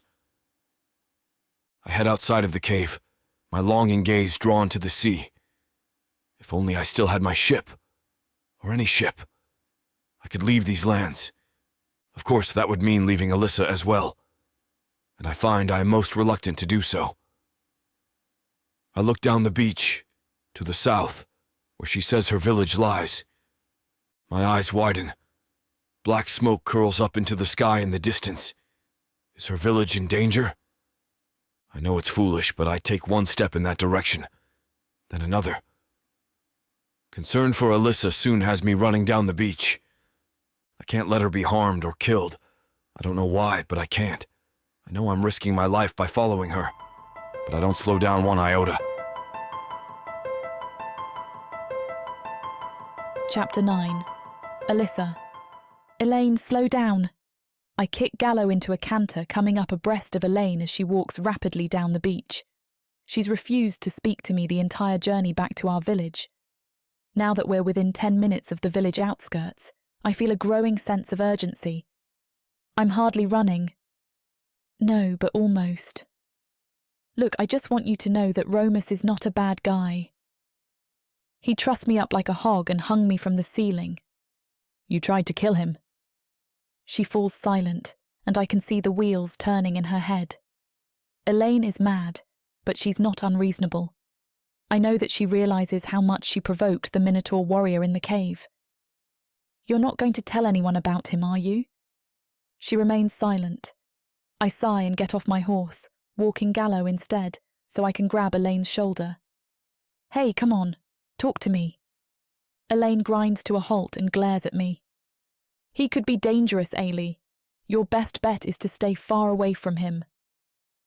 I don't think he's dangerous. I really don't. I mean, if he was really as vicious as you seem to think he is, why didn't he kill you? It would have made his life a lot easier to do so. She looks abashed, and I know I have her on the ropes. I mean, as soon as you started spouting off about telling the Dark Elves, he could have thrown that trident right through you and pinned you to the wall. You know that, right? That's what reaction people usually have when someone threatens to squeal on them to the Dark Elves, right? Okay. Elaine sighed. Fine, I won't say a damn thing, but you owe me for this. I owe you.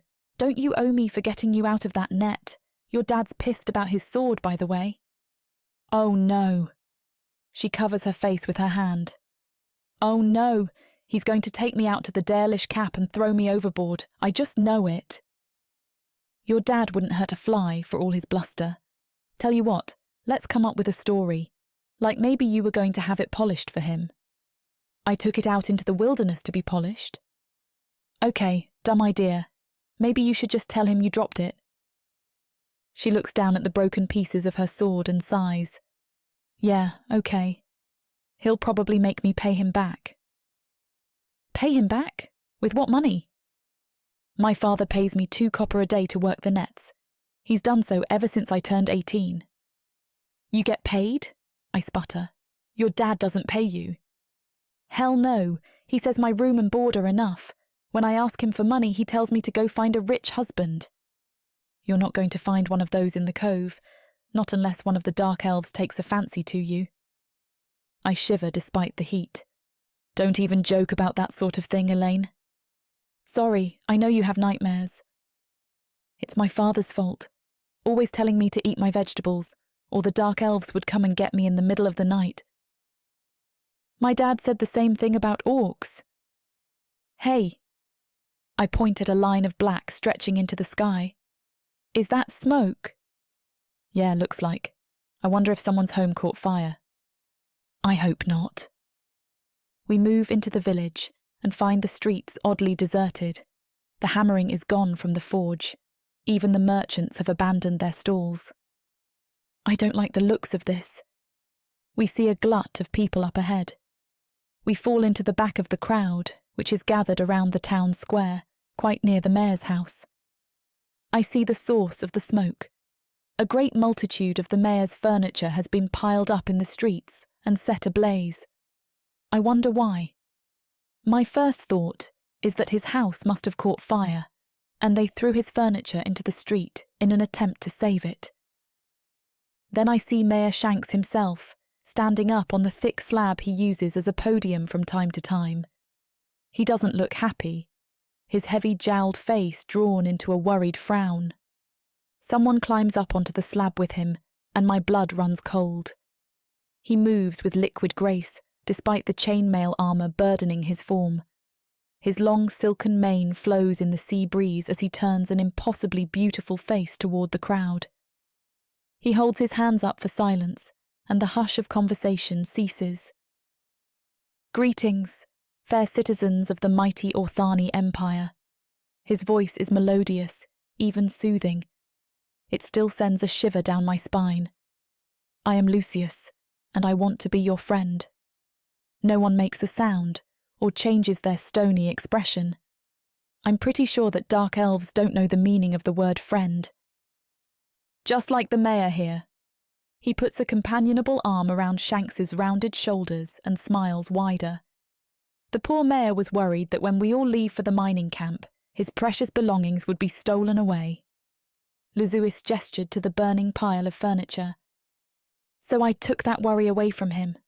Now he has no possessions to steal. Isn't that fine? Elaine leans over to me and whispers, "That's dark elf logic for you." I know, it's terrifying. What do you think he meant by mining camp? Shh, he's talking again. Tomorrow, every man, woman and child in this village shall join me on my noble quest. We are going to draw a great treasure up from the earth. You are truly blessed to be part of this glorious purpose. A murmur shoots through the crowd. Leave the village? It sounds like madness. I'm not the only one who feels that way. Excuse me, sir. All eyes turn toward a thin-boned man stepping forward. It's James Marring, the town cobbler. He holds his hat in his hands as he fearfully approaches the podium. "Begging your pardon, sir," he says, bowing his head deep and low. "I don't mean no offence. Surely you can see that I don't." "Please, speak freely, my friend." Lucius engulfs the cobbler with his warm smile. "I do not want your fear, only your obedience." "Well, that's sort of my point, my lord." James swallows hard, his voice breaking a bit. "You see, if we leave the village, then there will be no way for us to generate income. We won't be able to feed our families. Food will be provided for you at the mining camp." "Yes, but what about when we're done? When we find what you seek, then we will return to rotten fruits and spoiled grains, not to mention thieves and brigands might loot our fair village." "I see. You are worried about your family?" "Yes, sir." James bobs his head into a bow again. "With all respect, sir." Lucius leaps down from the podium. The crowd parts like grease when you drop a lie cake into it. "And is your family here today, sir?" "Of course. You said everyone had to come to the square, from the youngest babe to the oldest man." "Indeed I did. You have some sharp ears on you." Lucius touches his own ear and grins. "Something about which I am an expert." He looks around, as if expecting someone to laugh at his jest. When no one does, he shrugs and continues. "And is this your son and daughter here?" he asks, gesturing at the children standing nearby. "Why, yes, they are." "Oh, what fine children." Lucius comes up to the children and I cringe, but he only extends his hand and pats their heads with seeming affection. "Such lovely faces. I can see why they mean so much to you." "They mean the world to me, sir." Lucius nods and then turns away from the children. I heave a sigh of relief, along with the rest of the crowd. Lucius takes 2 steps, then stops. He spins about with blinding speed, nothing but a dark blur in motion. He draws the curved sword at his side with a flick of his wrist, then smoothly uses it to decapitate both children. I scream, and I'm not the only one. All Bedlam breaks loose. Many villagers surge for Lucius and his Dark Elf cohorts. There are 3 of them now. Thousands against 3. It should be over in seconds. It is, but not the way I imagine.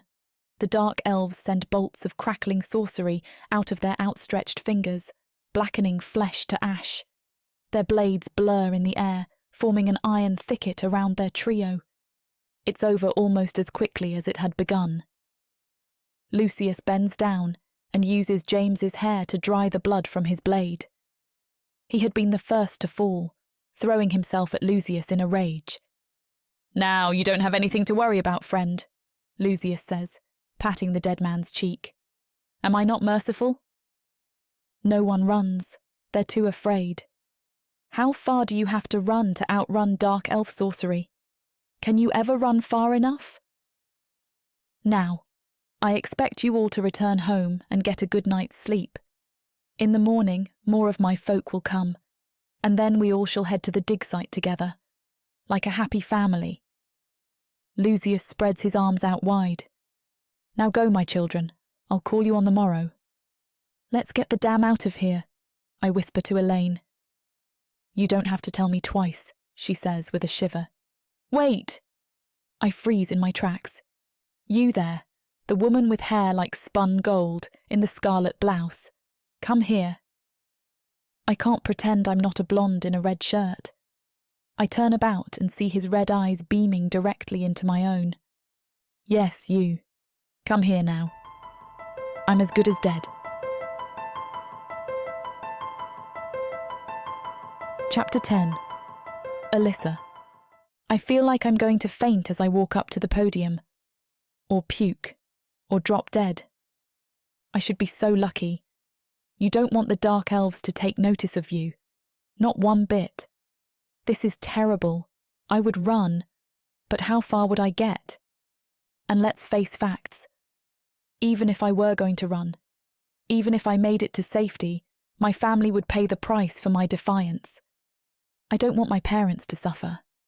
If I have to sacrifice my life, then so be it. Funny, my thoughts are more of Romos than myself. I hope he's going to be all right. Well, at least the Dark Elves are going to leave. He won't be in as much danger. Oh, how you tremble, like a newborn calf. And just as innocent. Look at those eyes, Rael. Quite lovely, the Dark Elf next to him says, without apparent interest in me. Yes, quite. Come here, my dear. No need to be afraid of Lucius. I want you to think of me as your loving uncle. Okay, I say, my voice breaking. What is it that you want of me, my lord? Oh, stop it. I'm not a lord. His face loses its grin at last. I don't think he stops smiling the entire fight. At least I am a lord no longer. Perhaps someday I will be again, if we find that which we seek. He shakes off the scowl and turns that beaming smile back on me. He's taking great pains to be reassuring. After what happened to James and his children, I'm not going to hold my breath on mercy. Now, follow me, please. I fall into step behind him. I feel like I'm climbing the steps to a gallows rather than the mayor's house. Inside, the walls are all but bare, the floors as well. Lucius truly took almost everything and burned it in the village square. He leads me into the mayor's office. Here, everything is as it should be, except for the fact that a sinister dark elf sits down behind it. Please sit, he says, gesturing at a stool nearby. I sit down, carefully crossing my legs and trying to pretend like I'm not utterly at his mercy. Would you like some wine? No, thank you, sir. Oh, nonsense. You look as if you could use some wine. I insist. He takes a bottle off the shelf and pops the cork. Lucius pours us each a glass and then hands me one. My hands tremble as I take it. Now what shall we drink to? To whatever you desire, sir. How about ambition? To ambition, I say, too quickly. We touch our glasses together, and I tilt mine back. I don't even taste the wine. I can barely even feel it burn my throat. My body is flooded with adrenaline. Now, he says, putting his wine glass down on the desk. I'm sure you're wondering why I asked you in here today. He takes a leather scroll case and unties one end. With a little shake, the parchment comes out into his hand. He unrolls the parchment, revealing a map. I can't read the Dark Elf tongue, but I recognize our village and several other landmarks in the area. I'm told by many that you are quite the adept and ardent explorer. He hands me a piece of charcoal and indicates the leather map. I would like for you to mark some points of interest on the map for me.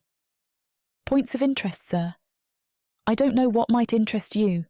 With all respect. If my fawning fear upsets him, he offers no sign. I am most interested in the ruins of ancient civilizations, both Dark Elf and Orc, and other. He doesn't specify what other is, but I flinch when he says it. Lucius gives me a weird look, but he continues as if I had not done so. I am particularly interested in any ancient burial grounds you may know of. I've never been blind to the tunnels blocked off in the caves at the beach. Elaine and I tried many times to move the boulders, but we were unable. The drawings on the walls led us to believe there would be ancient burials there, and when I saw Romos today, sporting new weapons and dress, I knew that we had been right and he had found them. Still, I can't tell him about the place Romos found. He would find Romos too, and that would be the end of him. As powerful as the Minotaur seems, he can't compete with Dark Elf magic. Almost no one can, except another Dark Elf. That's why they dominate Protheka. I can tell him of a different place I know of, though, one that is conveniently in the wrong direction from Romos and his cave. Here, I say, circling an area just beneath Dragon Perch Rock. There's an old orc stronghold right here. I've seen all kinds of things in the catacombs, including some weapons and armour. His eyes light up with eagerness. Excellent. Are there any other spots? Well, there is a big earthen mound here. I circle another area, this one up near the borderlands of the mountain range. Some people say there's a dragon buried beneath it. How intriguing. I mark a few more places for him on the map. Lucius seems to treat each one like he's really happy. I've done something so simple, like a dog learning tricks for its master. This is most helpful, thank you so much. Does that mean I can go, sir? Oh, do stay for dinner. I get so lonely dining alone, and you must be hungry. I don't really have much appetite. His eyes narrow ever so slightly. I am afraid I must insist. You must be rewarded for all of your hard work. I appreciate your able-bodied assistance. Then how can I say no? It comes out a bit more flip than I intend to. That seems to delight my Dark Elf host, however. You are a delight. Come, I smell our meal being laid out as we speak. He offers me his slender hand. I don't want to touch him. I'd sooner hold hands with a corpse. Instead, I reach out, and he takes my hand. He leads me into another chamber, where the remaining furniture has been gathered. 2 dinner places have been set out, with rich mutton, roasted potatoes and carrots, and a bowl of berries with thick cream nearby. No way did this happen by accident. I didn't see him tell anyone to prepare 2 meals. Obviously, Lucius had this all planned from the beginning. Yes, he wanted me to mark places on the map for him. That much is obvious. On the other hand, I think he might want rather more from me than just some circles on leather made with charcoal. I want to run. I want to scream. Instead, I sit down opposite him. He even pulls my chair out for me like a gentleman. There you go, he says, patting my shoulders. His hands linger there. I shiver, and not in a good way. Not in a good way at all. You are so tense. His fingers begin to work at the taut muscles in my shoulders. I stiffen up more than ever, hands clenching into fists on the table. "Please," I say in a near whimper. "Please don't hurt me." "Hurt you?" He nuzzles my hair with his nose, and I want to vomit. To calm the revulsion, my mind conjures the image of Romos doing so. I'm shocked at first when I think of his scent, of his soft hands on me, but I melt into it, if only to get me through this. I may be ashamed later of my thoughts, but for now, I need to make it through this dinner. "I would never hurt you," Lucius continues. I know that's a damn lie. He is the type of man who hurts others as easily as he breathes. "I don't want to make you feel bad. I want to make you feel good." His fingers splay on my shoulders, and then he starts stroking my hair with long caresses. My hand closes around the steak knife, forming it into my balled-up fist. "You have heard, no doubt, of what proficient lovers we Dark Elves are. Yes, you're in for a night of pleasure like no other." I can't take it any longer. With a sudden scream, I take the knife and stab clumsily over my shoulder. I hear a shout of pain, and his hands leave my shoulders. I'm up and running a split second later, arms and legs pumping. I explode out the back door, losing both my sandals in my haste. I run hard up the cobblestone streets, terrified I'm going to be caught. I can hear Lucius raging behind me in the mayor's house. I have no idea how badly he's hurt, but there's blood all over me. I may have nicked a vein. That's not good. Hurting a dark elf is enough that my life is probably forfeit. Killing one would condemn our entire village. I am thrust into the ironic position of hoping Lucius survives. I run hard for the woods at the edge of town. Even when I slip into the cool, dark beauty of the forest, I feel no safety. How can you have safety from one of them? They can create fire out of thin air, or turn you into a toad with a snap of their fingers. Or they can just cut you into ribbons, as they did this afternoon in the village square. I stumble through the darkness, the rising moon cut off by the high tangled branches. I run right into what I think is a tree trunk. At least, I think it's a tree trunk until powerful hands seize me. I try to scream, but a thick palm slaps over my mouth. It's over. I've been caught. I can only hope they kill me quickly.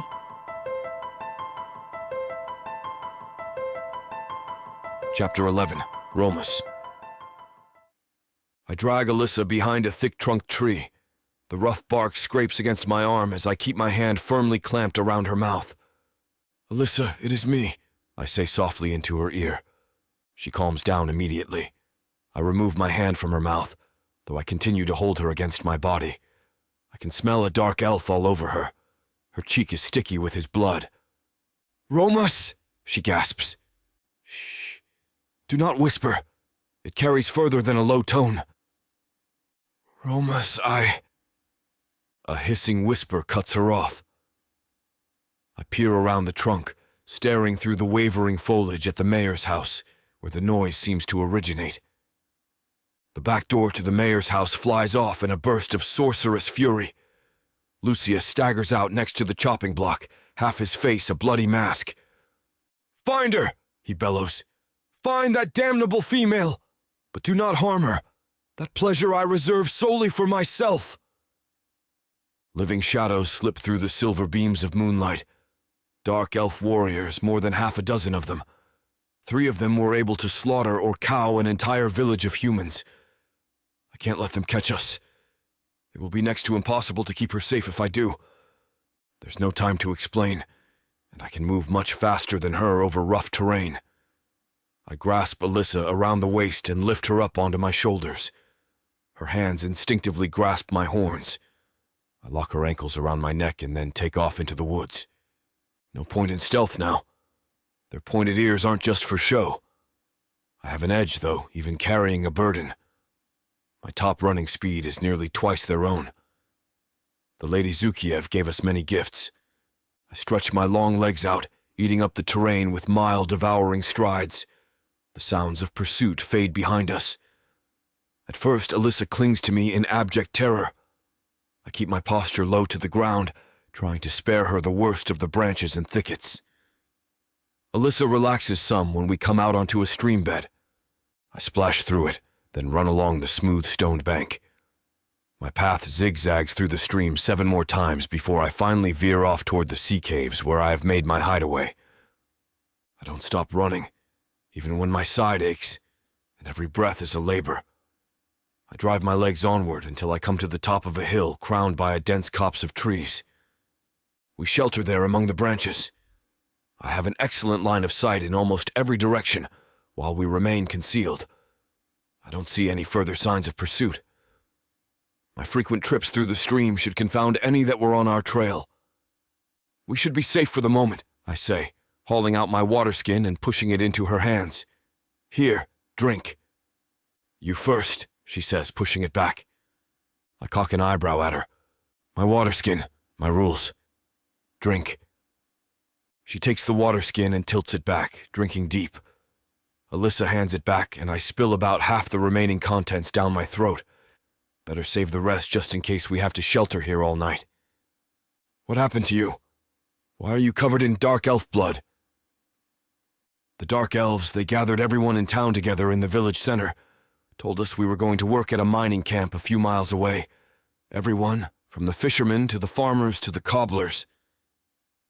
They are searching for something, I mutter. Probably some foul sorcerous artifact. This area was once dotted with many Orcish and Dark Elf strongholds in the days before the coming of humans. Some of the people tried to resist, but she hugs herself and trembles. Lucius and the others made them pay.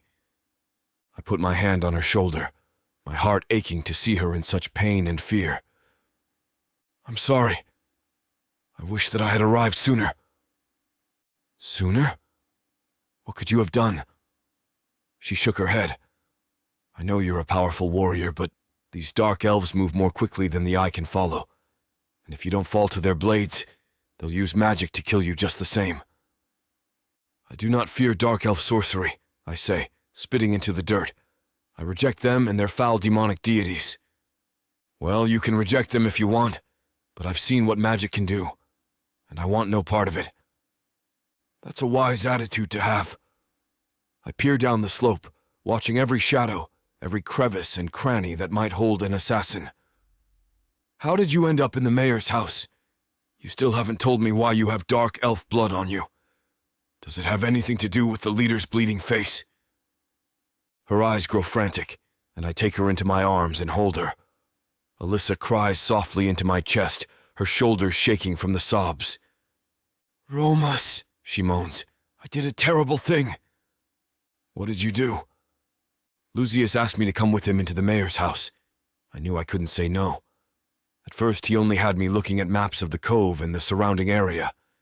He'd heard about my penchant for exploring and wanted me to mark any areas of interest. I see. Did you tell him about the sea cave where I've been sheltering? It's understandable if you did. Few can stand Dark Elf torture.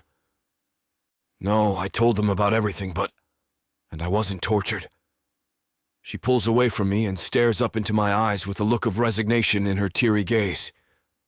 Lucius, he tried to have his way with me. And you cut him? Yes, with a table knife. I didn't think. I panicked and I just slashed at him. She pantomimes the attack with frantic movements. I just couldn't stand the thought of him touching me for another second. You have done what you have done. It worked out for you in the end, and that's what matters. It hasn't worked out for me at all, she sputters, her eyes growing dark. My father has told me my whole life not to anger the Dark Elves. Not to even let them see you if you can avoid it. Just put your nose to the grindstone, don't cause trouble, and pay them their taxes without complaint. I thought as long as I did those things, my life would be okay, and they'd leave me alone. Their corruption knows no bounds, and rots their very souls. Even those among them with some strip of compassion are degenerates with little concept of honor. I feel my hand itching for the hilt of the trident I have slung across the small of my back. Now they're never going to stop looking for me. I hurt one of them, scarred him. I won't let them have you. Her mouth flies open to protest, but then she closes it. You really mean that, don't you? Yes. I don't want you getting hurt because of me, Romas. You might act all big and gruff, but on the inside you're a softy. Softy? I blurt. Softy? No part of me is soft. She cocks an eyebrow and then looks downward. That could be interpreted a couple of different ways, you know. You really don't act like their sorcery bothers you. Don't get me wrong. I have a healthy respect for their magic, and the things it can conjure most especially. If they make fire, it will burn my flesh. If they make a monster from a stone, it can bite me. But they will never be able to shape my flesh, nor ensnare my mind, nor move me with magic. It is a gift from my goddess. She nods, smiling slightly. I can tell she doesn't quite believe me yet. I offer her my hand. Come. If we move quickly, we can reach the caves before dawn. All right. What's going to happen then? I mean, what are we going to do? They won't stop looking for me. I rather think they will. Oh, there will always be a high alert for your presence, but whatever Lucius is searching for is far more important to him than his vanity. What makes you say that? Because he did not bring your fellow villagers into the hunt. Had he really wanted to find you, that would have been his first move. Instead, he allows them to sleep so they can labor on the morrow. Trust me, you are not his top priority, and once his wound is soothed with magic, he will all but forget you. She sighs, and suddenly hugs me tight. I put my hand on her back, frightened by the warmth which blossoms in my chest. Suddenly my mouth is dry, my palms are wet, and I find it very hard to think. Her presence makes me reel on the inside. I feel as if I've been wading in strong currents and now wobble about on dry land, unsure of my footing. I've been attracted to human women before on a purely physical level, but this is something new and terrifying. I'm not even sure why she has such an effect on me, but she does. Everything about her entices me, and I can't stop feeling drawn to her.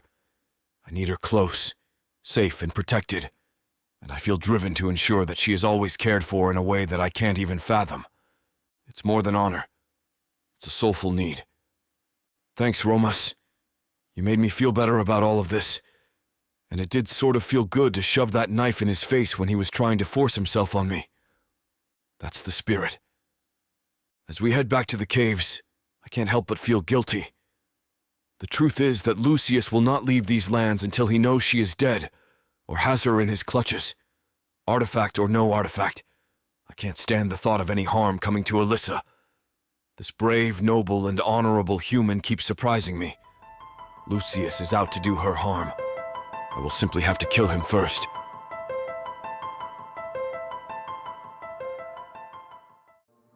There isn't much left of the world after the orcs came. Savage. Brutal. Merciless. If you're a woman, you're property. Even to other humans. What happens when an orc stakes his claim on a human woman? Who would dare to stop him? Me.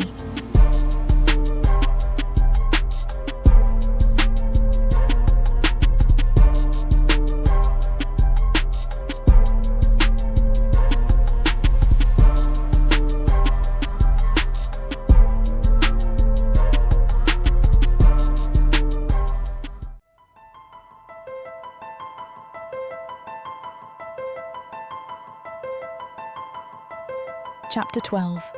Alyssa. The dancing flames burning in the ring of stone offer my searching gaze no answers.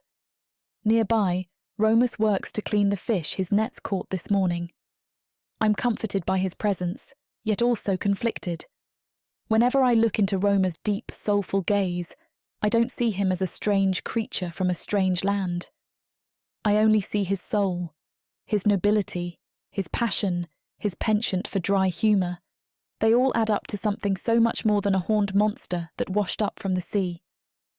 I'm so angry at this whole affair with Lucius, and not just for the obvious reason. Lucius got in the way of whatever had been blossoming between myself and Romas. Now that Lucius tried to force himself on me, Romas is going to great lengths to avoid being too close, let alone touch me. What I really want, even need from him right now, is to put that big arm around my shoulder and hold me close.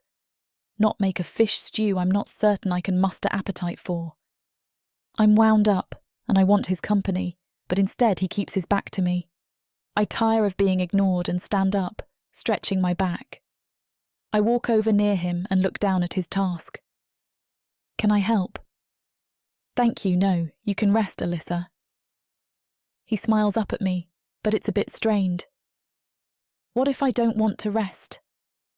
I sit down beside him, cross-legged, and pick up a silver fat fish and a spare blade.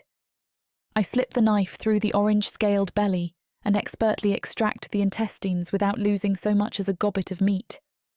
He laughs and gestures with his own knife as if to say, "Have at it."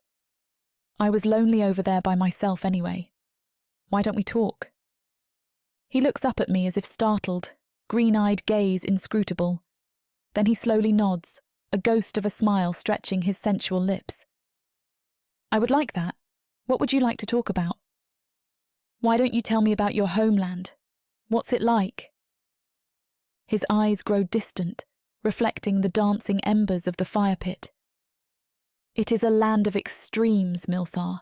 The towering peaks hold ice and snow and storm, while some of the valleys are so dry you must bring your own water lest dehydration claim you.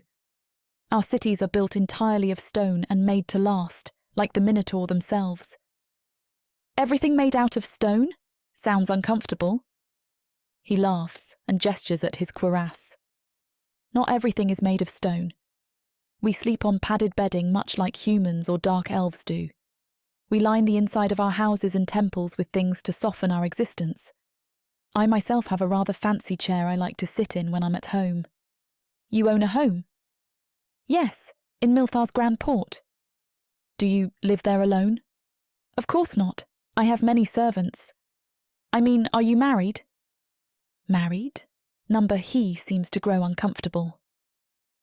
I have little time for such matters. My duties to the Empire demand my full attention. As a sea captain, my true wife is always going to be the sea. So, sea captains don't get married? I ask, cocking an eyebrow. No, they do. Many sea captains raise large families. It simply has not been the path of my life, and I have no regrets. He stiffens up a bit, as if he's trying to convince himself, or an unseen audience, his goddess perhaps, more than he's trying to convince me. No regrets, eh? I add another scaled, cleaned fish to the pile. I'll let him do the tough work of deboning them. None at all. Number I still have my honour. And is honour all that you care about? I ask, a little bit stiffly. I can't help it. His cold, closed-off manner hurts me for some reason. He glances over at me and his expression softens. Of course not. I can't look at him while I speak. I keep my eyes on the fish I'm shucking instead. And what about me? Do I matter to you? Alyssa, that is how I came to be outside the mayor's house. I saw the smoke and I came looking for you, to make sure you are safe. I had been wondering what he was doing in the area. It just hadn't come up yet. You matter very much to me, Alyssa. His voice is like the velvet purr of a cat in the half-darkness. You matter so much it scares me. My heart thunders in my chest. For some reason, I think that's exactly what I wanted to hear. Of course, that's when the stupid knife slips in my hand and cuts into the soft flesh of my finger instead of the fish I'm trying to gut. Ow! Are you all right? I'm fine, I say, going to the shallows of the spring to wash out the cut. It doesn't look deep at all. Just a little nick which ceases to bleed shortly after I pull it out of the water. Romos scrubs his hands clean in the water as well, then comes to my side. Let me see. He takes my hand in his own and gazes at the cut. The feeling of his fingertips on my skin is electric. I find my breath comes in heavy pants, my thoughts becoming clouded. It doesn't seem serious, he says, but perhaps you should let me finish cleaning the fish.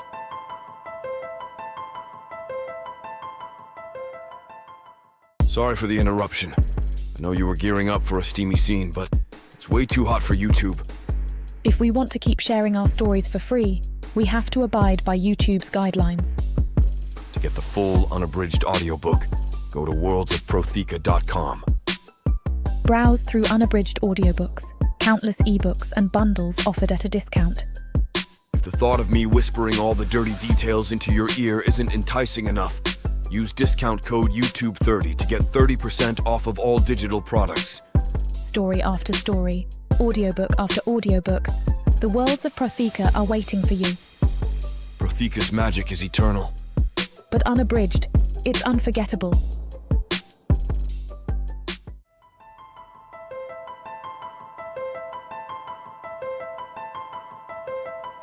Chapter 13. Romos. We make love for so long the fire burns down to ash. The fish we so laboriously cleaned lay carelessly open to the air in a simple basket. Our appetites were for flesh of rather a different kind. There have been many Minotaur who take human lovers. Few, if any, ever make them their life-mate.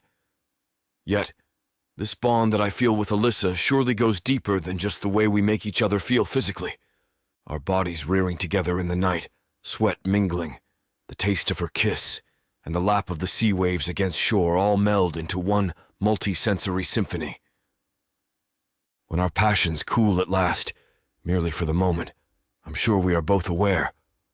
I look down at her lovely face. Her cheek rests on my chest, mouth slightly open as she lets out a shuddering moan, body still writhing against my own. I brush a lock of hair which has fallen over her eyes out of the way. Her azure eyes open and focus on me. I stroke my hand down her golden hair, and she sighs, nestling deeper into me. So, I feel her swallow. What happens now? Now we should get some sleep if we can. It will be an arduous few days, I think, and we are far from safe for the long term. She heaves a long sigh, her fingers splaying out on my chest. I exult in the touch of her skin against my own. We are different, yet the same in many ways. That's not what I mean, and you know it, Romas. What happens with us? She laughs softly, the rumble against my belly pleasant. I mean, are you going to drag me off to your island? Or are you going to figure out a way home and I'll never see you again? I gasp and gently turn her face to my own. Leave Alyssa? How could I ever do such a thing? I could never do that to you. Never. I cannot leave you, Alyssa. The very thought fills me with primal terror. That's sweet, but I never wanted to end up a Dark Elf pet, or an Orcish pet. I never wanted to be a pet at all. I would not keep you as a pet. I stroke her hair gently. I would keep you as my bride. Her eyes widen in shock and she lifts her cheek from my chest. It's way too soon to be talking about that, isn't it? I cringe, thinking that we had been feeling the same way, and she quickly recovers. I mean, how will your people react to you marrying a human? It's rare but not unheard of in my lands. I shrug. And isn't this thing which we share worth keeping? She sighs, then reaches out and takes my hand. Our fingers interweave and I can feel the pulse of her heartbeat from where our palms press together. I'm not entirely sure what this thing that we have is, Romas. And to be honest with you, I can't just run off with you to Milar. Not when I know that my parents, my friends, my entire village is going to suffer. I have to find a way to save them. Alyssa, I sigh softly. It may be that I can find a way to smuggle your mother and father out, perhaps even Elaine. But if too many of the humans go missing, the entire company of Dark Elves will be on our trail. I don't know if we can save everyone. Where would we even go, if we could get away? She's not so much asking a question as trying to poke holes in my plan. I answered her anyway. If we keep going northwest along the coast, we should run into a Minotaur stronghold, designed to watch over our shipping lanes. I will obtain transport for us to Milar from there. Yes, but It just wouldn't sit right, letting the villagers suffer while I get away to safety, I mean. It doesn't seem honorable to me. I feel a surge of frustration, but I quickly tamp it down. That's because it's not honorable, I say with a sigh. Very well. I can see that you will not be convinced to run. Then that means we must find a way to save your villagers. Yes, but how? More Dark Elves are arriving all the time, and it only took 3 of them to defeat our entire village. That was in a scenario and a battleground of the Dark Elves' choosing. They pulled the strings of your people like expert puppeteers. In a different circumstance, the battle would not be so one-sided. You make it sound so easy. I always thought that killing a Dark Elf was impossible. If it bleeds, it can die. You should know. You felt the hot spurt of Lucius's blood upon your blade, did you not? She laughs, a delightful rumble against my side. You make it sound so epic, like there was this grand battle or something. I just grabbed a table knife and clumsily stabbed backward and got lucky. That's all. I disagree. You were brave, cunning, and resourceful. She sighs and lays her cheek down on my chest again. I'm glad that you think so. Most people just think I'm annoying, that I have my head in the clouds and worry too much about exploring old ruins and having adventures rather than practical things. Whimsy and industry need not be strangers. In fact, the most successful folk manage to combine the two. You Minotaur sound so wise, she says sleepily. You make me feel like a half-wit. She snores softly. I chuckle and gently pat her hair. And you make me feel the same, my sweet Alyssa. Rest now. I will allow no harm to come to you. She sleeps for some time, and eventually exhaustion takes over, and I slumber as well. I know that even Dark Elves will not be able to penetrate this place without a sound, allowing me to relax. My dreams are of flowing fields of grain, full livestock pens, and a round-bellied Alyssa laughing at my efforts to build a crib by hand. When I awaken, I find that she's been busy. The fish stew has been completed, and a burbling hot wooden bowl sits nearby, waiting for me. It smells wonderful. Yeah, well, my mom insisted I be able to cook. She laughs. Mostly so she can get some nights off, I think. I wish I had some lemongrass or some thyme. Maybe even just a pinch of peppercorn. It tastes fine, I say, spooning the hot morass into my mouth. It could use some pepper, but other than that, I find it most satisfactory. Though I've just awakened and I wish the deepest of our worries were a lack of pepper, I know we must talk about what is weighing heavily on both of our minds. I'd love nothing more than to stay here with Alyssa, to explore each other, but we are not safe, and I can't relax knowing we may be found. I've been giving some thought to our dilemma. I think I may know a way to free your people. I tell her, and her eyes snap up to me. You do? She puts down her own bowl and leans forward intently. How? I've been considering this fellow Lucius. All of his followers wear his house livery. I'm not sure the Orthani seat of power knows he is here, or what he is doing. Really? What makes you say that? The Darklings do not do things by half measures. If the Sorcerer King wanted to dig up a place near your village, this entire land would teem with Dark Elves. It would not just be your village, but many villages dragged here to work the mines. Then what? He's just doing it all on his own? Can he do that? I'm not schooled enough in Dark Elf politics to know if he can or not. I can only say that it is a bit unusual. It does, however, mean that his men-at-arms will be limited in number. If we can get your folk to rise up as one, the Dark Elves will be overwhelmed. Some of them will die, though, she sighs. Some of them are still going to die. Alyssa, many of them will die if they don't try to escape. Your village, as much as it pains me to say it, is but one of hundreds just like it that dot this coastline. They will use every drop of your blood to get whatever they are after, and your village will not be missed in the courts of Orthani. So you're saying it's hopeless? I'm saying that your people can die slowly, of starvation, exhaustion, cave-ins, and collapse, or they can rise up. Yes, Some of them may very well die. But ask yourself this question. Would they rather die on their feet in battle or scrabbling at the booted heel of their dark elf masters? She gives me a long look and then laughs. Yes, that's really good. Save it for the rest of my village, though. I'm already on board. I share her laughter, but it masks my fear. I hope I can do what I boast and free her people, because I have no choice but to try. I can't leave Alyssa. I'd as soon cut out my own heart than leave her. Chapter 14. Alyssa. Romos lifts a golden-brown helmet to his horned head. Sun splashes off the metal, blinding me enough I have to throw an arm over my eyes to deal with the glare. When my vision clears, he stands clad in a resplendent suit of articulated armour. I guess I won't be getting another look at that sweet body of his until this is all over. Which is a real shame. "What's that look for?" he asks. "You're handsome."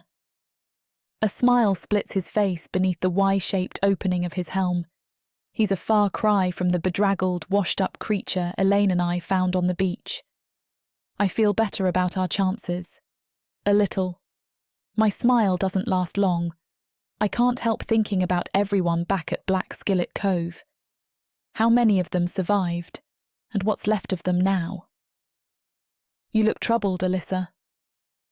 Romos rests a big hand on my shoulder, his face knit with concern. "Do you fret about the fate of your family?" "Yes." I nod and drop my gaze to the sand. I'm worried about Elaine too. If the Dark Elves asked around enough to know that I was into exploration, then they probably know that she used to come with me. "We will save her. We will save all of them." He speaks with such conviction.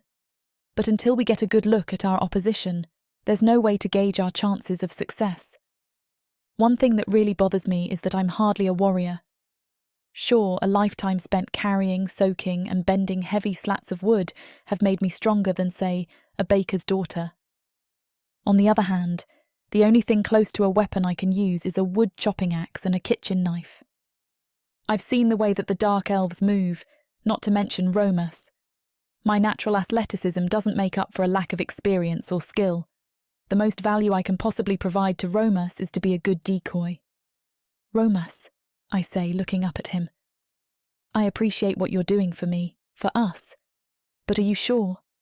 I don't want you to get hurt just because you're trying to solve my problems for me." His brow furrows with confusion beneath the helm. "Alyssa, I don't understand. How can I keep you safe if I don't come with you?" "That's not your responsibility." I put my hands on my hips and glare at him. "Don't you get it? This isn't your fight. You should be trying to get home, not going on a suicide mission." "It is my fight.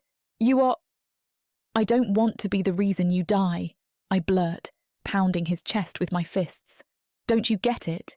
I may have already lost my family, my best friend, everyone from the village I ever cared about.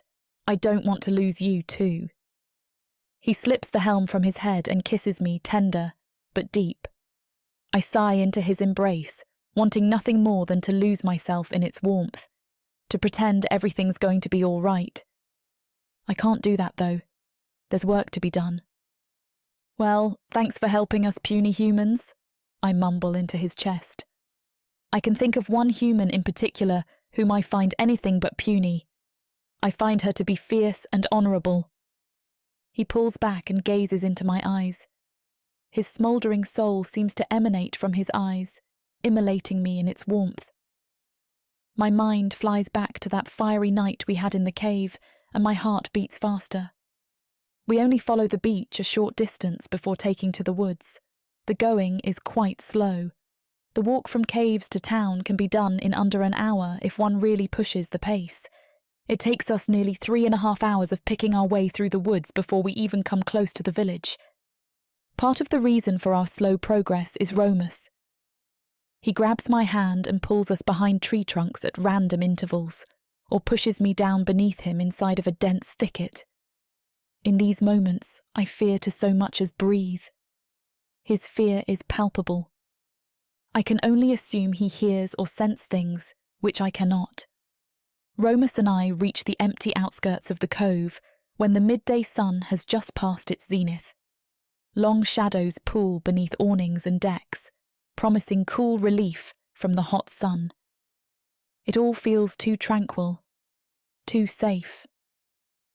Romas's nostrils flare, and then he rises from a crouch, taking my hand. Come, it is safe. There are no dark elves here, though I detect a few humans about. Probably scavengers come to rob their neighbours blind while they're forced to dig for the Dark Elves. Romas's eyes narrow. If I catch them doing any such thing, they will be judged by my trident. There's evidence that the Dark Elves gathered the villagers into one long, ragged line, like a company of conscripted soldiers. The footprints fairly trample a field of wildflowers where Elaine and I used to picnic. The Dark Elves set a hard pace. Romas points at the footprints in the torn turf and displaced mud. See how far apart the footprints grow. They are impatient. We follow the trail for several miles until Romas grows ultra-cautious once more. I try not to make any noise at all if I can help it. Romas shows me how to step on the roots of trees, rocks jutting from the ground, and other small woodcraft tricks. I'm not nearly as adept as him, but my progress grows stealthier. At last, we spy the Dark Elf labour camp. They've taken up residence in a bowl-shaped valley, split in twain by the silver sparkling ribbon of a stream. It looks as if the villagers have been put to work digging straight into the rocky soil. Men, women and children alike are covered in dirt, sweat, and in some cases bruises. There are more than a dozen Dark Elf guards that I can see, and I suspect there are more underground, as they are guarding the entrance to a yawning cave in the cliffside.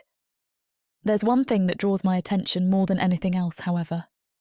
The Dark Elves have erected 2 wooden planks into an X formation and chained one of the villagers to it hand and foot.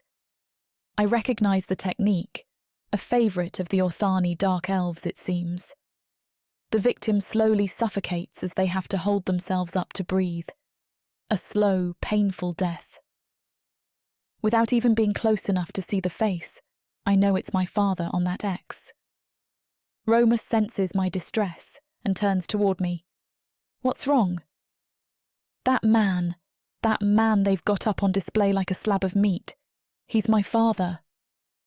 Are you sure? I nod. I recognise the red and blue wool pants my mother made for him several years ago for his birthday. I thought you told me your father was the type to keep his head down, not to rile up the Dark Elves. I don't know. I thought he was. That's what he always told me. I feel a stab of guilt right to the heart. What if my father only caused problems because I escaped? Should I have let that monster Lucius have his way with me in order to protect my family? Romas takes me by the arms and turns me to face him. I know what you are thinking. This is not your fault, Alyssa. It is not your doing. But I made him mad, I say, sniffling as the tears trickle down my cheeks. And now, my father, it's not your fault. He smooths my hair out of my eyes, his eyes aching with sorrow. Tell me this, Alyssa.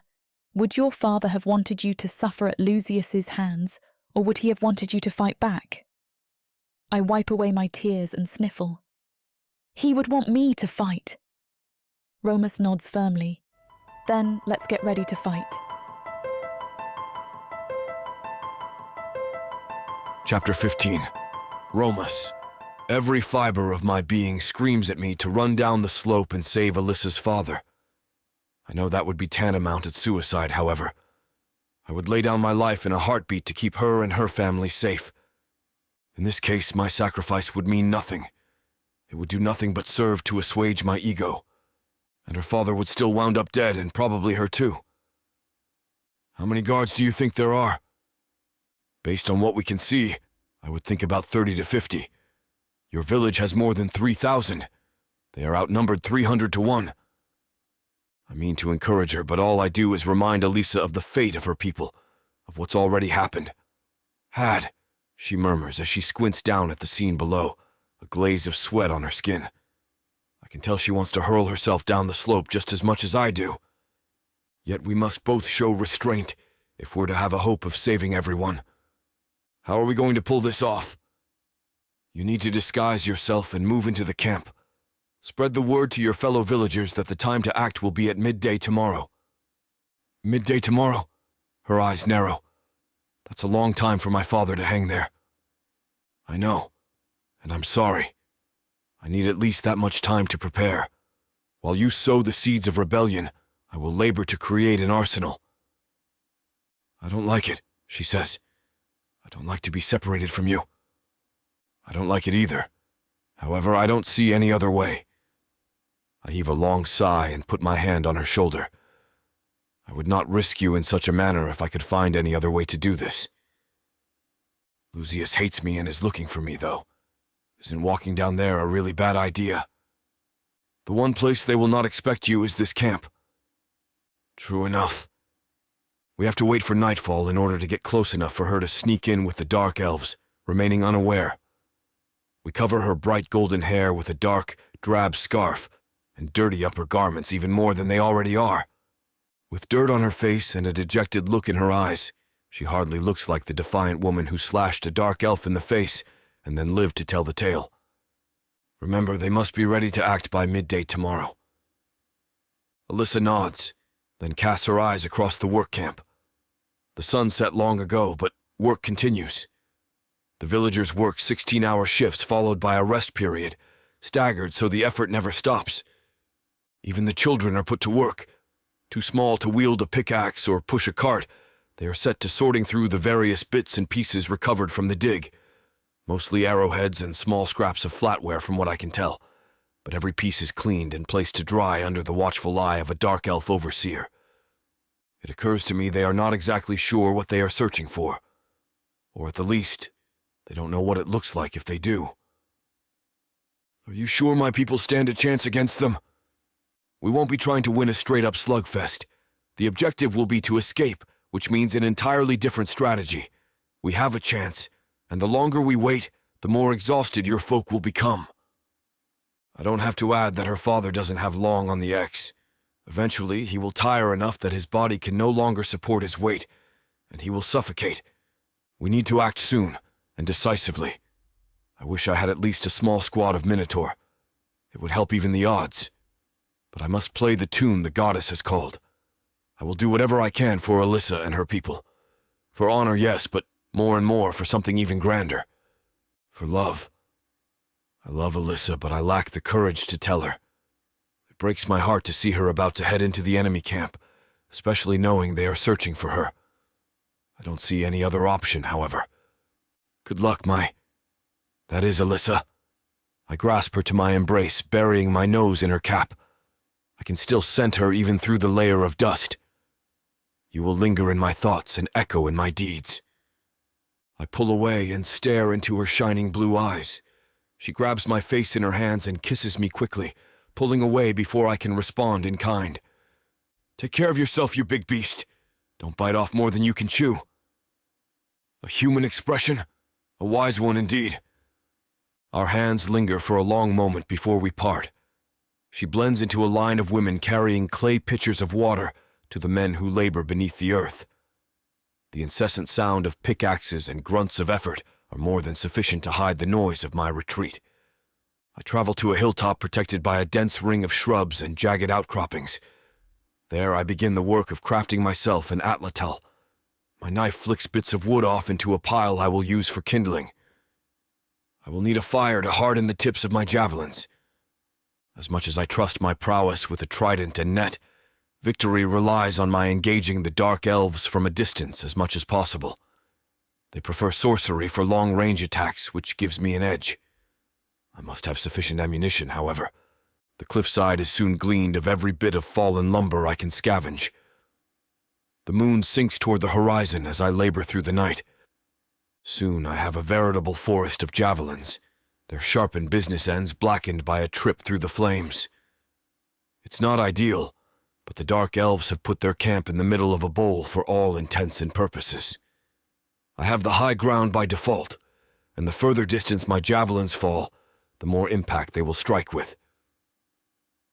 The Minotaur have many games in the arena, not limited to one-on-one combat. I was once a tournament champion with the javelin. I still hold several records in the Grand Dome in Milthar. I bundle all of the javelins together inside of a leather hide I scavenged from a tanning pit. The bundle smells of the unguents used to soften the hide, but it doesn't matter. Dark Elves are almost as nose-blind as the humans. They will not scent my approach. Before I leave my hilltop place, I gather together a small offering of wild berries, a rabbit I snared but did not have time to cook, and a half-empty wineskin. A meager offering to my goddess, but it is all I can spare. Zukiev, hear your child's plea. I do not ask that you spare my life. I only ask that you give me the strength I need to free Alyssa's people before I fall, and that when I fall, I do so with honor. I set the offerings into the fire, and then dip my finger in the still warm ashes at its border. I smear some of the ashes on my chest, then across the bridge of my nose, creating an arrowhead design. Perhaps my future will not be so bleak. Perhaps the goddess will bless me with a future where I can live happily with Alyssa. But if not, at least I will fall with honor, and Alyssa will get to live a long life. I swear it in the name of my goddess. Chapter 16. Alyssa. The first time I have to pass under the direct gaze of an overseer, I vomit in my mouth a little bit. I clamp down on it and then spit into the shadows once I'm past. He doesn't pay me the slightest mind, preferring to focus his attention on the men who are armed with pickaxes. I can't believe I'm doing this, trying to foment a revolution in a dark elf work camp. I might as well try to spit at the moon. But I have to try. I can't just leave them to their fate, especially my father. I can't see him, but I can feel his presence beyond the criss-cross trail of 10-foot-deep pits. It seems like that's as far as the elves are willing to dig before they move on to a new spot. Many of the men have crimson-stained cloth wrapped around their hands, trying in vain to pad the broken blisters which bleed freely down their arms. The women are not much better off. I don't see a single soul without a scrape or a bruise or a swollen face. I pass by Stanley, the tavern keeper, weeping openly as he digs a hole under the supervision of 2 grinning dark elves. "Handsomely now," snaps one of the elves, adding a crack of his whip to encourage Stanley. Stanley cries out as the whip digs a red trench between his shoulder blades. My hand goes to my mouth in horror as he drops his shovel and sprawls onto the dirt. "Get up," the dark elf says, cracking the whip across Stanley's calf and leaving a long crimson trail. "Or once you've dug your own grave, I'll skin you and then bury you in it alive." Stanley staggers to his feet and goes back to digging, sobbing more than ever. One of the dark elves looks right at me and I almost faint. "You there," he snaps. "Why are you just standing around? Get back to work." He cracks the whip over my head, successfully frightening me into motion. I flee the scene, my cheeks wet with tears. I don't think that I can do anything to help Stanley. Surely he will have that hole dug a long time before midday tomorrow. I pick up a clay jug and carry it to the nearby stream. As I crouch down to fill it, I notice a familiar face. "Elaine?" I hiss in a whisper through clenched teeth. "Elaine, don't freak out, but it's me." Her eyes dart over my way and widen. She clamps a hand over her mouth to muffle a giddy laugh. "They told us you were dead. I knew they couldn't kill you. Tell me you brought the big horny guy with you." "He's with me, but not in the camp. I'm trying to spread the word that we're going to make our move at midday tomorrow." Elaine's eyes grow fearful. "Oh no, I don't think that's going to work. You see, your father already tried that." "Is that why they nailed him to that giant X?" She nods grimly. "Him and a couple of the others tried to organise an uprising. Unfortunately, Mayor Shanks betrayed them. They never got to make their move."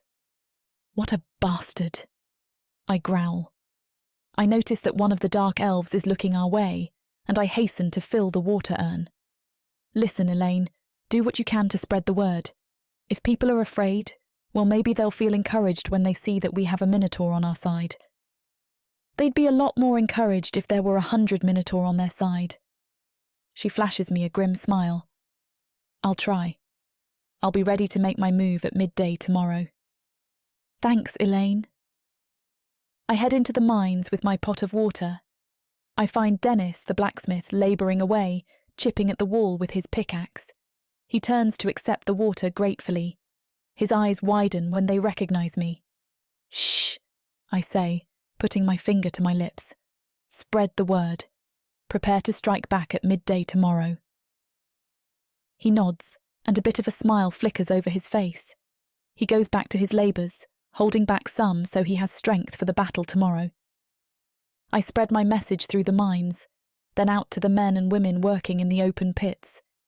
Many of them either shake their heads or pretend like they can't hear me. I can only hope they act when the time is right. I head back to the stream and fill the urn. As I do so, I see a pair of fine leather boots appear in my field of vision. They're Dark Elf boots. I swallow hard and look up to see the mayor's face. Hello there, he says with a lewd smile that makes my skin crawl. How would you like to rest your weary bones for a bit in my hut, maybe even stretch out on my bed? The bastard. He traded the life of my father and the tavern keeper for what? Greater comfort at the camp and a pair of ill-fitting dark elf boots. I'm more disgusted by him than ever. Well? Do you know who I am?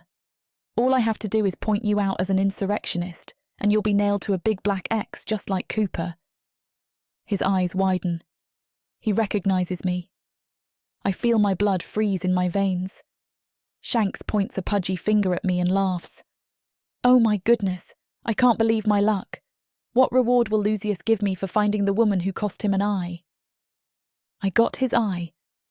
That makes me more afraid than happy. It means he's not going to give up his grudge after all, like Romas said he might. He looks over at his hut, then at me, and a grin spreads over his face. I'll tell you what, you come with me into my hut, little golden hair, and keep me company for a while. Then I'll give you a 10-minute head start before I tell the Dark Elves of your presence. It's the best deal you're going to get. I nod meekly, letting my shoulders slump. I fall into step ahead of him, moving toward his hut. The moment I cross the threshold, I turn around, prepared to smash the urn over his head. Instead, I find him pointing a knife at me. You gave up way too easily, Alyssa, he says with a growl. No way am I giving you the chance to do something treacherous. Put the urn down and get on the bed. I hurl the urn at him, still half filled with sloshing water. He throws his arms up in front of his face, taking the brunt of the impact on his elbow. The knife flies from his numb fingers to skitter across the dirt floor of his hut. I dive into the dirt, my hands scraping along in search of the knife. He screams and jumps on top of me, his arms wrapping around my knees. You stupid bitch, that hurt. I spy the knife handle a few inches from my outstretched fingers, so close I can almost touch it. I strain for the knife, but he grabs my ankles and drags me backward. My fingers dig furrows in the dirt floor as I let out a scream of frustration. You're going to pay, he growls, a line of drool escaping his mouth. I flip over onto my back and kick in his face in a mad flurry. I smash his nose to the side, rewarded with a spurt of blood. I scramble to my feet and run for the knife. I feel a moment of triumph when I scoop it out of the dirt into my hand. Then, his bulk crashes into me, and I get slammed hard against the wall. The wind flies from my lungs, and I'm left with one driving goal. Don't let go of the knife. He winds up on top of me, the knife pinned between us. We fall backward, and I hear a sound akin to gutting a fish. His mouth widens, and he lifts himself off of me, staring down at the knife protruding from his chest in shock. Shanks looks up at me, his face a bloody mess, as if I've done him some great injustice. Like he's the good guy, and I'm some kind of villain. Then he collapses, and I get to my feet. I've done my job. I spread the word. Time to get out of here and find Romos. I run out the front door and collide with a dark elf overseer. My cowl comes down as we tumble across the dirt. "What manner of treachery is this?" he howls, slapping me across the face. I look up in shock, holding my stinging cheek, and see that it's a dark elf wearing an eye patch, a jagged line of mottled flesh jutting out from both above and below. Lucius. "Why, Alyssa," he says, dragging out the sibilance of my name. "It's so good to see you again. So awfully, terribly good."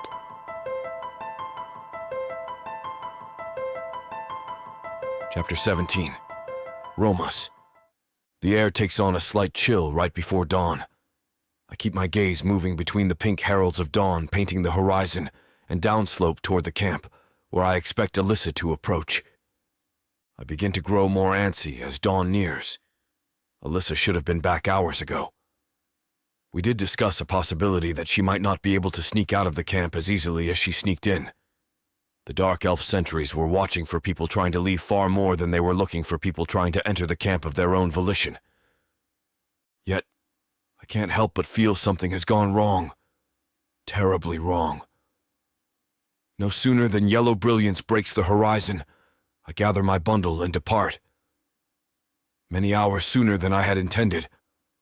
I tell myself on the way that I will only observe, not act. Not until midday. It's a chore to move through the woods undetected, especially with a bundle of more than 3 dozen javelins across my back. My going is painfully slow. I begin to wonder if perhaps I should have left earlier than I had. Part of my mind thinks that I surely must have missed Alyssa as she was trying to return to me. After all, she thought I was going to remain there on the hilltop until the sun was about 2 hours from its zenith. I try to console myself with the thought that, if that's the case, then at least she is safely away from the potential carnage. There will be blood today. How much of it that is spilled will be Dark Elf, and how much human or Minotaur is what remains to be seen. I hope that Alyssa's people are like her in spirit. I hope that they are ready to rise up against their oppressors. If I must do this alone, I will. I only hope I don't have to sell my own life just to motivate the villagers into action. As I near the work camp, something seems amiss. I strain my ears for every sound, my nose for any change in the scents on the wind. Gradually, it dawns on me that it's not a sound, but the absence of sound which is so strange. Day and night, the Dark Elf camp has labored, the sounds of pickaxe meeting stone and the bone-weary trudge of the humans a constant presence. Now, there is nothing but an eerie silence. I grip my trident tightly and move with greater attention to stealth. I do not want my presence to be detected. I come to the top of a ridge looking down on the bowl-shaped camp. No wonder the sounds have ceased. The humans no longer labor.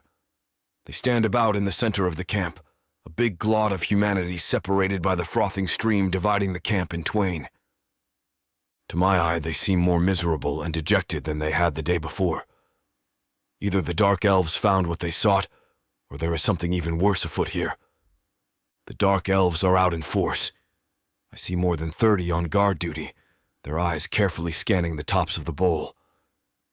In other words, looking for people like me, trying to sneak up or observe unawares.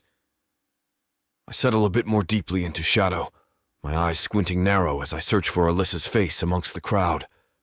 I don't see her. I do spot another black timber X erected beside the one holding Alyssa's father. I feel a stab of pathos at his bedraggled appearance. The sun has burned his skin red to the point of blisters. I pity him, but I must wait till the time is right to strike. Then I see movement by one of the oval-shaped mine entrances. Lucius steps out into the sun, his hair a shimmering silver mane. He holds a leash in his hand, which connects to a wooden yoke. I don't have to see her face beneath a stifling leather hood to know that's Alyssa they're dragging out to the middle of camp. She doesn't appear injured, save for her pride, yoked and chained like livestock. I'll not forgive this indignity, Lucius. You may count on that. Lucius steps up onto the back of a wagon, lifting his hands in the air as if calling for silence. I don't know why he bothers. You could hear a mouse squeak at the moment. "Good citizens of the Orthani Empire," he croons, a look of extreme sadness on his eye patch-wearing face. "It pains me to do this, but I'm afraid that we have detected yet another seditious traitor in our midst. He grabs the hood and unmasks Alyssa. She blinks in the sunlight, then glares at Lucius. While the rest of you labor graciously for the good of the Sorcerer King, this woman seeks to lead you down a path of lies, a path that has but one destination: death. The price of disobedience is always death. His eyes swell with an approximation of kindness. At the very least, he thinks he's being kind. Now I know that if any of you had heard her poison pill, you would have reported it to an overseer immediately. I trust in your loyalty, but in case there are any seditious traitors who can hear my voice, let them take heed. His eye narrows dangerously, and he sweeps his monocular gaze over the crowd as if daring them to defy him. You will not succeed. We will endure the burden of our glorious purpose, and we will prevail. The people of Blackskinner Cove are good, decent, loyal. It's Skillet. Black Skillet Cove, Alyssa snaps. You puffed up idiot. She raises her voice to parade ground levels. Listen, we outnumber them 20-1. If we all just bum rush them now. Lucius snatches the discarded leather hood and balls it into his fist. With a smooth motion, he buries the hood in Alyssa's mouth and then stomps on her leash. Alyssa is driven hard to her knees, a muffled grunt of agony all that escapes her lips. Defiance meets death. Think on that while we hang your would-be savior out to dry into jerky like a fish in the sun. They mean to crucify her, just like her father? No, I will not allow it. I abandon all stealth, standing up to my full height in the bright sun. I reach up and snap the leather strap holding the bundle of javelins on my shoulder. It clatters to the ground, drawing stares from humans and dark elves alike. I firmly strap the atlatl to my wrist and snatch up the javelins one by one, burying them point first in the dirt. I don't hear a general alert. They have not detected my presence yet, though I know that they soon will. Already sentries make their way up the slope to investigate the noise I made in dropping my javelins bundle to the ground. I snatch one of the fire-hardened spears in my hand and set the base into the groove of my atlatl. My eyes size up the distance. The fine fur on my skin feels the shifts in the wind. I take a breath, hold it, then let fly as I exhale in an aspirated burst. The javelin hisses through the air, arcing down toward the slope. My aim is a bit off, as the tip descends and buries itself in the thigh of a dark elf while he's mid-stride.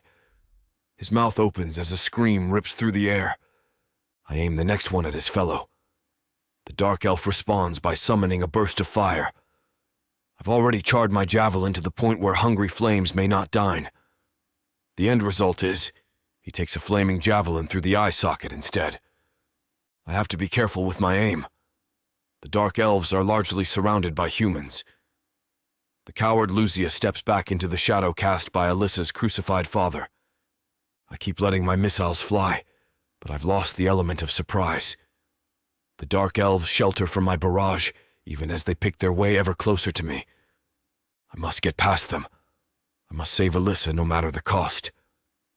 As I let the last weapon fly, I take up the curled warhorn I found in the burial chamber. I let out several bleats which echo over the valley. Then I drop the horn and rip my trident from its holster and bellow my challenge. Come forth and die, point-eared scum. Keep your eyes on me, that's it. Give Alyssa a chance to escape. A chance to live. I pray to my goddess to keep her safe as I charge headlong into death.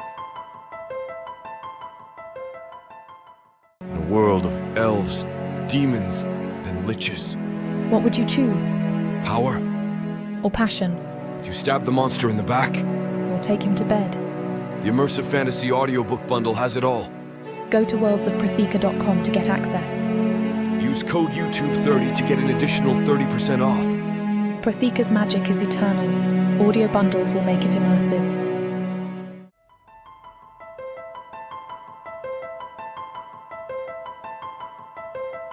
Chapter 18. Alyssa. My lord, there are Minotaurs attacking us from the cliffs. Lucius sneers up the slopes, where his men struggle to gain ground on Romos. I only see one of them. It doesn't matter. He'll have to come down and play with us sooner or later, Why is that? Lucius scowls at the other Dark Elf, a man dressed nearly as opulently as the commander himself. Because we have what he really wants, don't we? Lucius turns his gaze on me and grins. I have wondered how you were able to survive out in the woods all on your own, dodging my sentries and my best efforts to track you. You had help all along, didn't you? I would tell him to go to hell if my jaw weren't painfully pried apart by this leather hood. Lucius turns back to his lieutenant. Nail her to the execution platform. Her screams and blood will draw our foe down where we can cut him down. But Lucius, he is a Minotaur, our sorcery. You have Shadowslayer at your side, do you not? He points at the black sword sheathed at the lieutenant's side. The cross guard features stylized bat wings, the pommel shaped to resemble one of the sinister flying creatures as well. The lieutenant grips the sword and nods curtly. Lucius draws his own blade and then bleeds into the shadows of the mine entrance. Put her up, the lieutenant snaps, his eyes not on me but on the slopes. He seems to fear Romos a great deal. I try to draw some measure of comfort from that. 3 Dark Elves unclasp me from the yoke and then drag me over to the X. I spit out the wad of leather in my mouth and try to make it a fight. I scratch, bite, kick, and spit until one of them strikes me with the pommel of his sword. I go down in a heap, my vision growing dim around the edges. Here he comes, the lieutenant says. He lets go of the hilt of his sword and turns to the other Dark Elves. You 3, prepare to flank the Minotaur should he breach our defensive line. I'll see to her crucifixion myself. She seems suitably pacified. My vision begins to clear, but I continue to loll on the ground as if dazed. The lieutenant grasps me by my hair and drags me to my feet.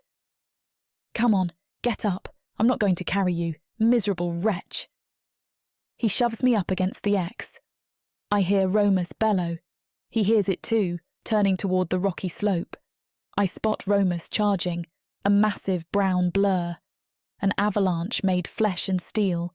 He skewers a Dark Elf on his horns and then tosses the dead man aside with ease. His trident catches a Dark Elf sword, stopping it cold.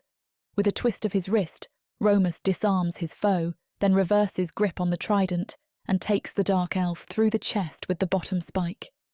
He's death on 2 legs, poetry in motion, and the poetry is all dark. I've never seen anything so magnificent in all my life.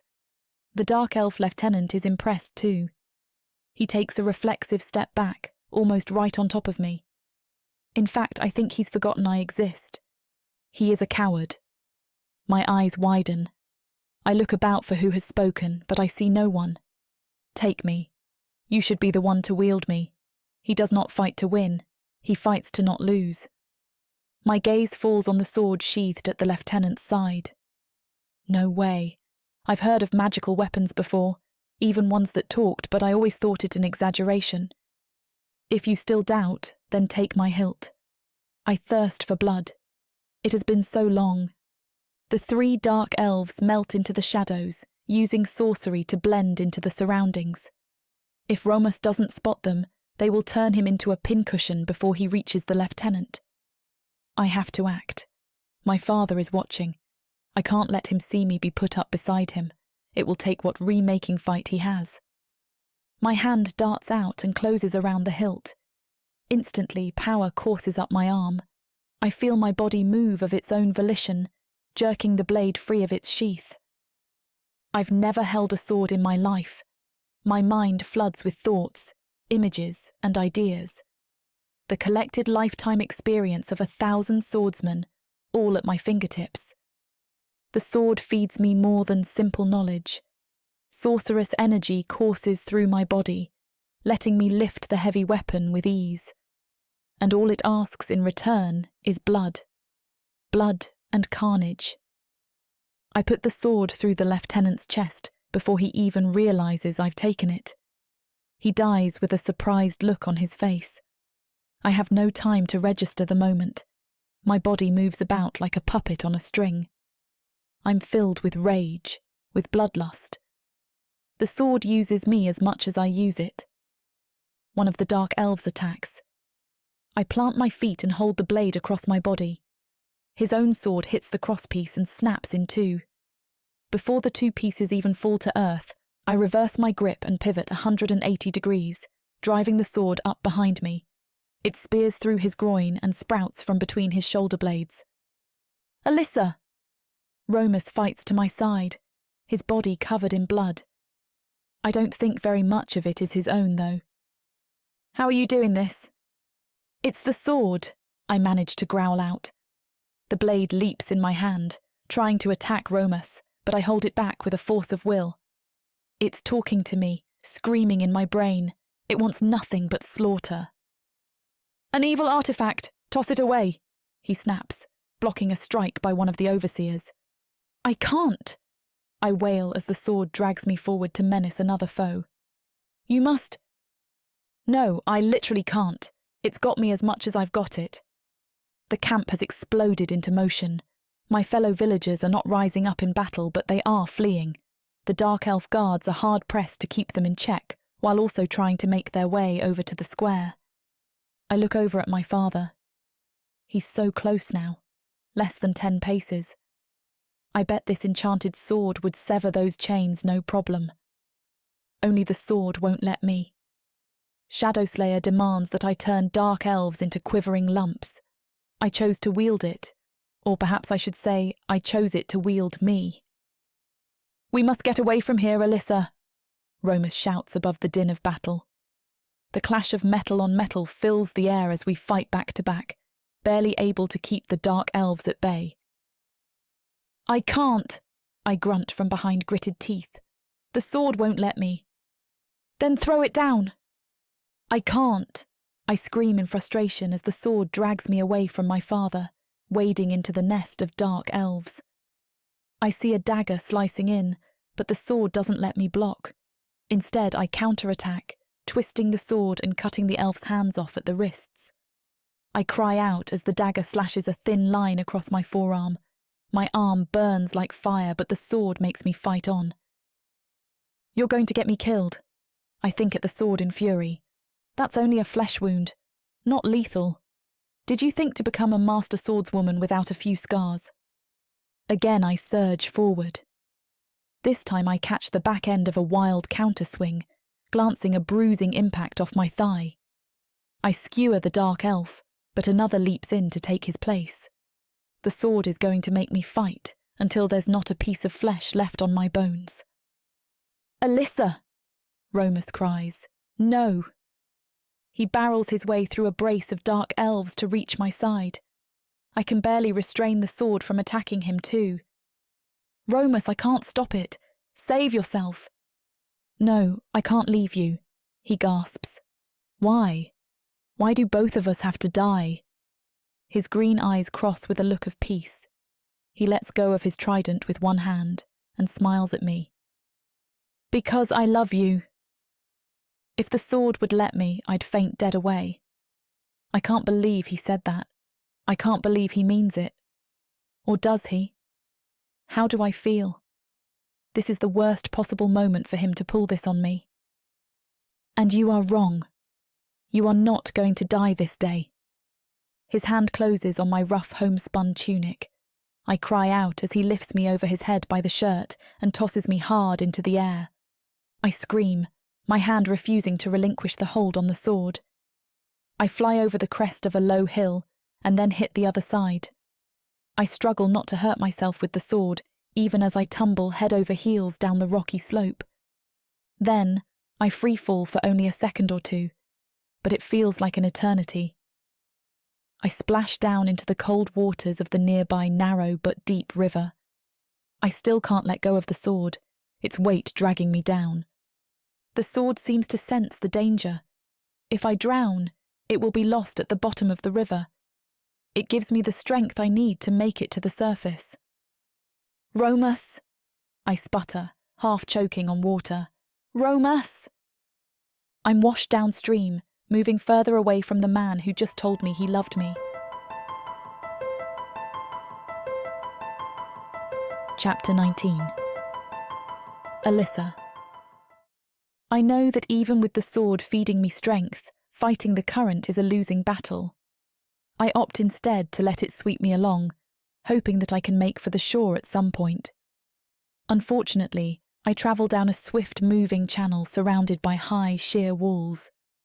If I tried to swim to either side, I would be dashed against the rocks. I bob up and down in the swift-moving current, struggling to stay afloat with the heavy sword dragging me down. It won't allow me to relinquish my grasp. I can't blame it.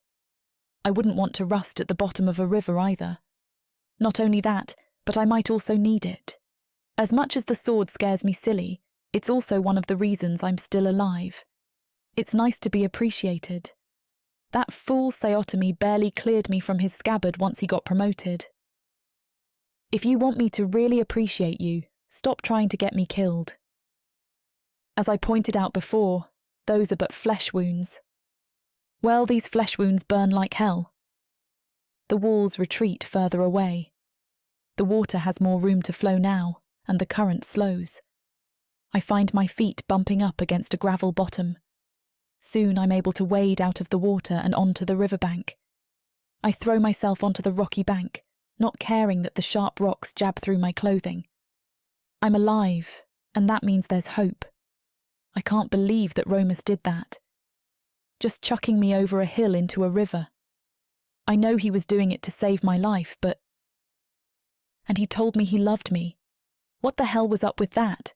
I love you, chuck, splash, see you never? I have to hold out hope that he was able to escape. Without me getting in his way, he might have succeeded. Romos had been nothing short of brilliant, as graceful and fast as he was big and strong. I could see why the Minotaur were regarded as such fearsome warriors in the legends. So maybe he escaped. Even if he did, then he's going to need my help. I can't believe I'm thinking this, but the sword is a game changer. Yes, return to the camp. I thirst for more blood, more screams of anguish. Use me to turn your foes into nothing more than the red smear on a butcher shop floor. An image flashes into my mind. I am atop a mountain of dark elf skulls, formed into a throne. Black armour encases me head to toe, only my eyes sticking out. My hand lingers on the sword hilt as I stare out at the entire world of Protheka. I have made it a blasted, sundered landscape, and there is nothing left to slay. A flash of Romos's green eyes staring deeply into my own, then my whispered name. Alyssa. My eyes snap open. I let go of the sword hilt at last, staring at it as if it is a poisonous snake. The sword gave me a vision, something it thought to tempt me with. It almost felt as if Romos pulled me out of it. I tear off a bit of my tunic, making my shirt into a halter top, then wrap it around the naked blade until not a strip of metal shows. Then I thrust it crossways through my belt behind my back. I hope I don't have to use it again. I might not be so lucky to escape its influence again. Now that I'm free of the sword, my thoughts are my own again. I'm free to reel from the fact that Romos told me he loves me.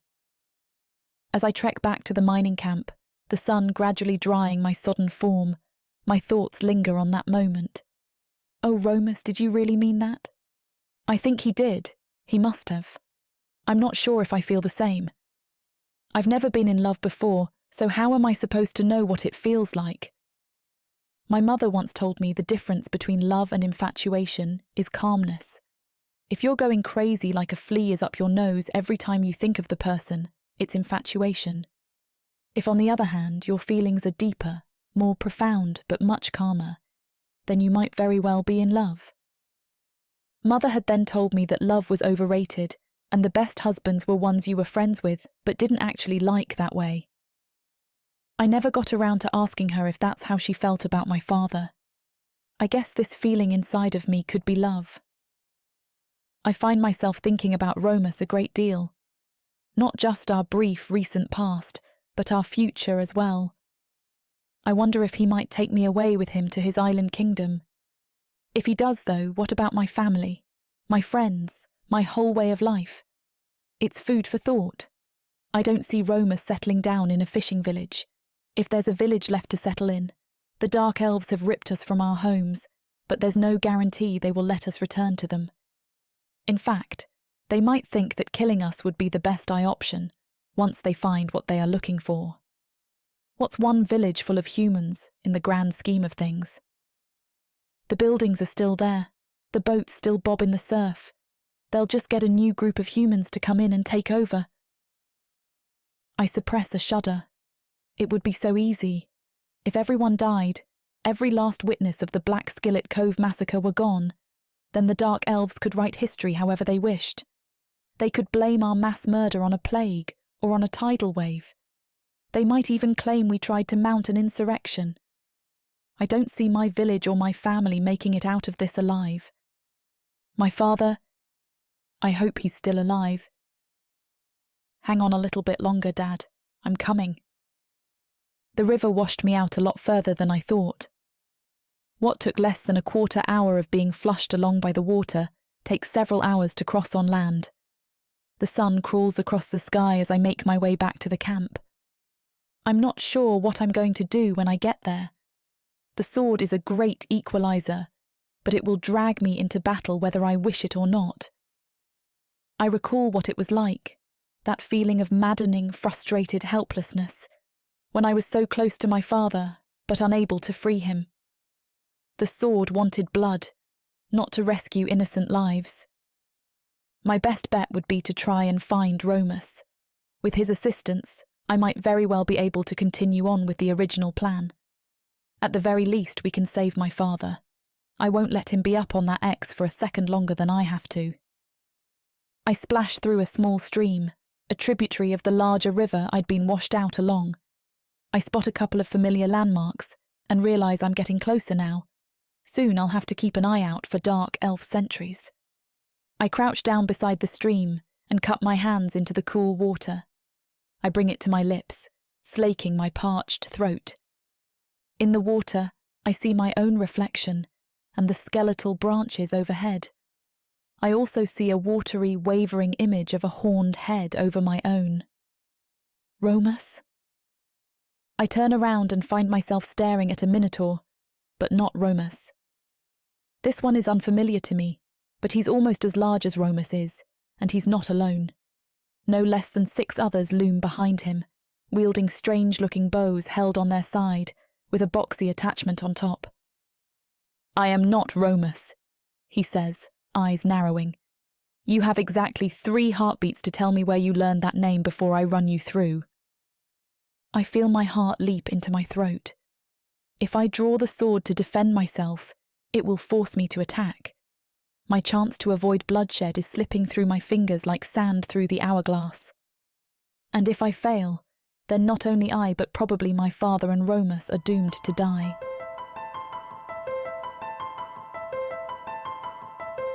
Chapter 20. Romos. Alyssa clears the ridge and I hear her body splash into the river. It pains me to think of her rough tumble down the slope. Better bruised than dead, though. And she would have died had I allowed her to remain.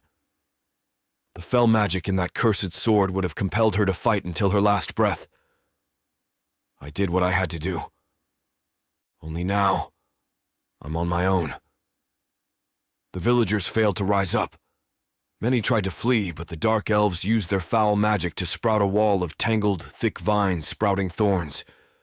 The thorns oozed a thick sap which caused incredible, if short-lived, pain to any who touched them. The humans have been corralled, and I am the only one still fighting.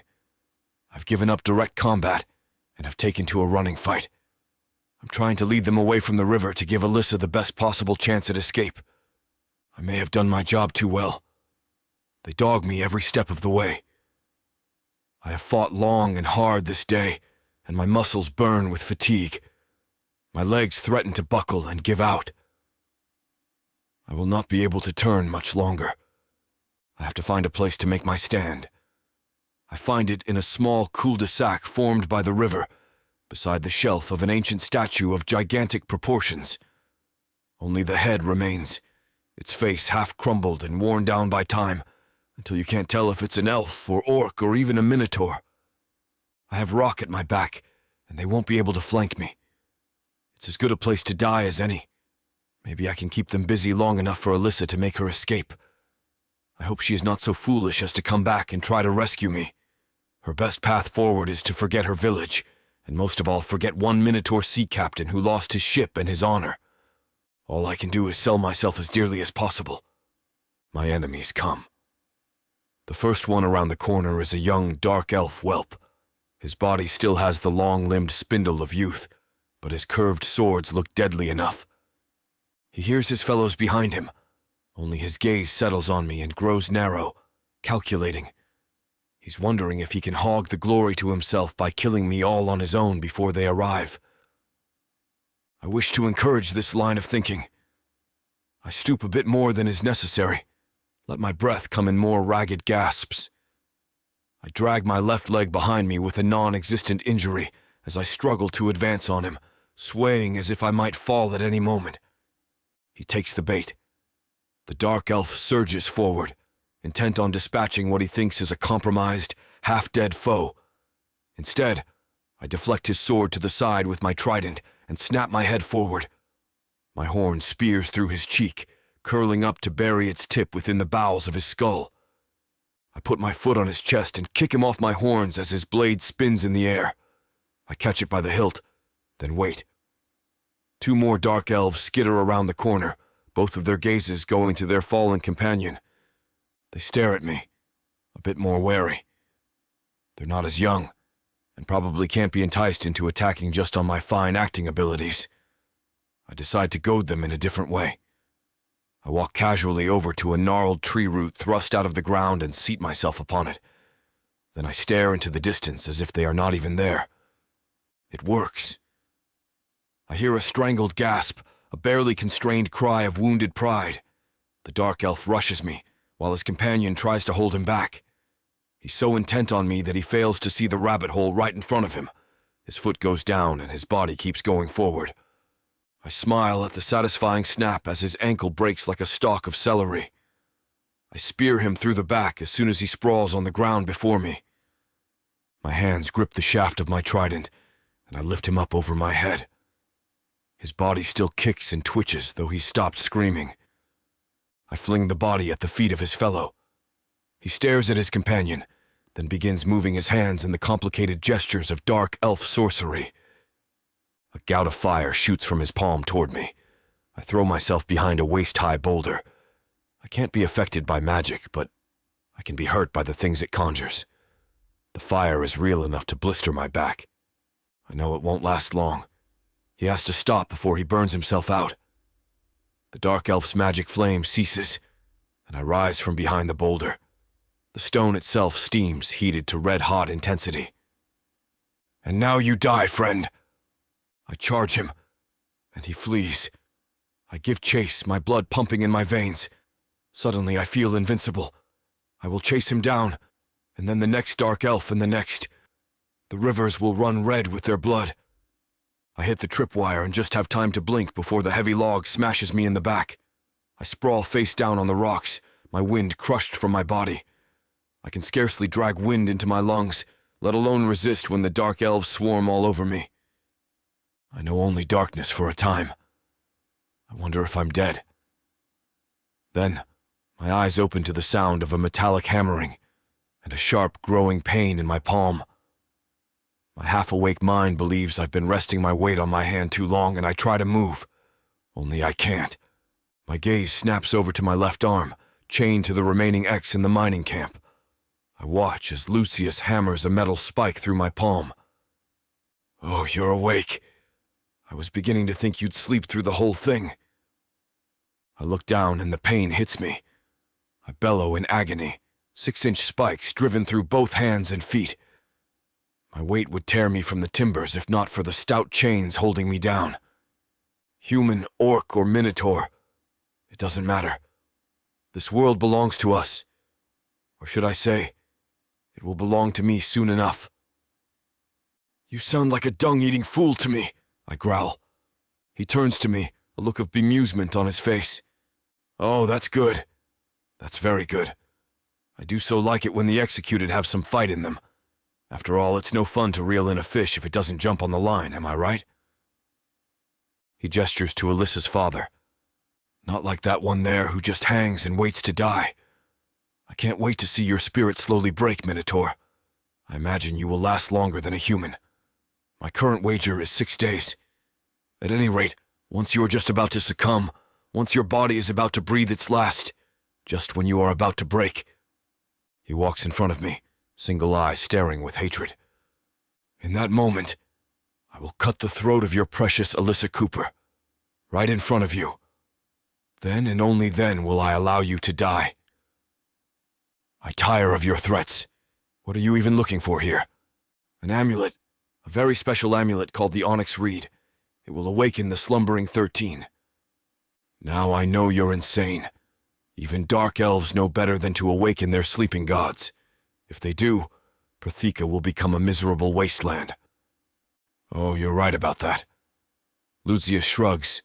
It will be a blasted, horrific, miserable world, but I will be the most important mortal in it. He turns and leaves, as if he's forgotten me for now. Perhaps he has. I turn my gaze to the side and find Alyssa's father looking at me. You protected my daughter. His rasping voice isn't asking a question. He's stating a fact. I nod. I tried my best.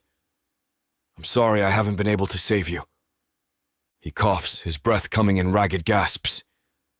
I heard you tell her that you love her. I feel a shock pass through my body. I see no point in lying to a dying man. I do love her, sir. I'm Romos, once a mighty sea captain. I bite my lip, realizing something. In Minotaur, it is customary to ask a woman's family permission before making them your life mate. I would ask that favor of you, as soon as we escape, of course. I mean to encourage him, but he only looks very tired. Escape? His voice is weaker than ever. No escape. Not for me. Too late. Romos, take good care of my daughter. He sucks in one last ragged gasp of air, then lets it out in a slow sigh. His body sags against the X, and then he ceases to move at all. Rest well, sir, I say, bowing my head. At least your daughter is safe. For that much, I am grateful. A great blast roars through the twilight, a sound I had not thought to hear again in this life. The sound of a Minotaur battle horn. Chapter 21. Alyssa. It turns out that Minotaur have an excellent sense of smell. In my case, it saved my life. I'd been covered with enough dark elf blood that they knew I wasn't a friend to the pointy-eared devils, even after a dunk in the river. The Minotaur I spoke to initially introduced himself as Protheka. He's the first mate to Romos's captain. All I know is, I'm very, very happy to see him, and the 5 burly Minotaur he brought with him. Once we worked out that I was Romos's friend and not a foe, Protheka and I got on the same page very quickly.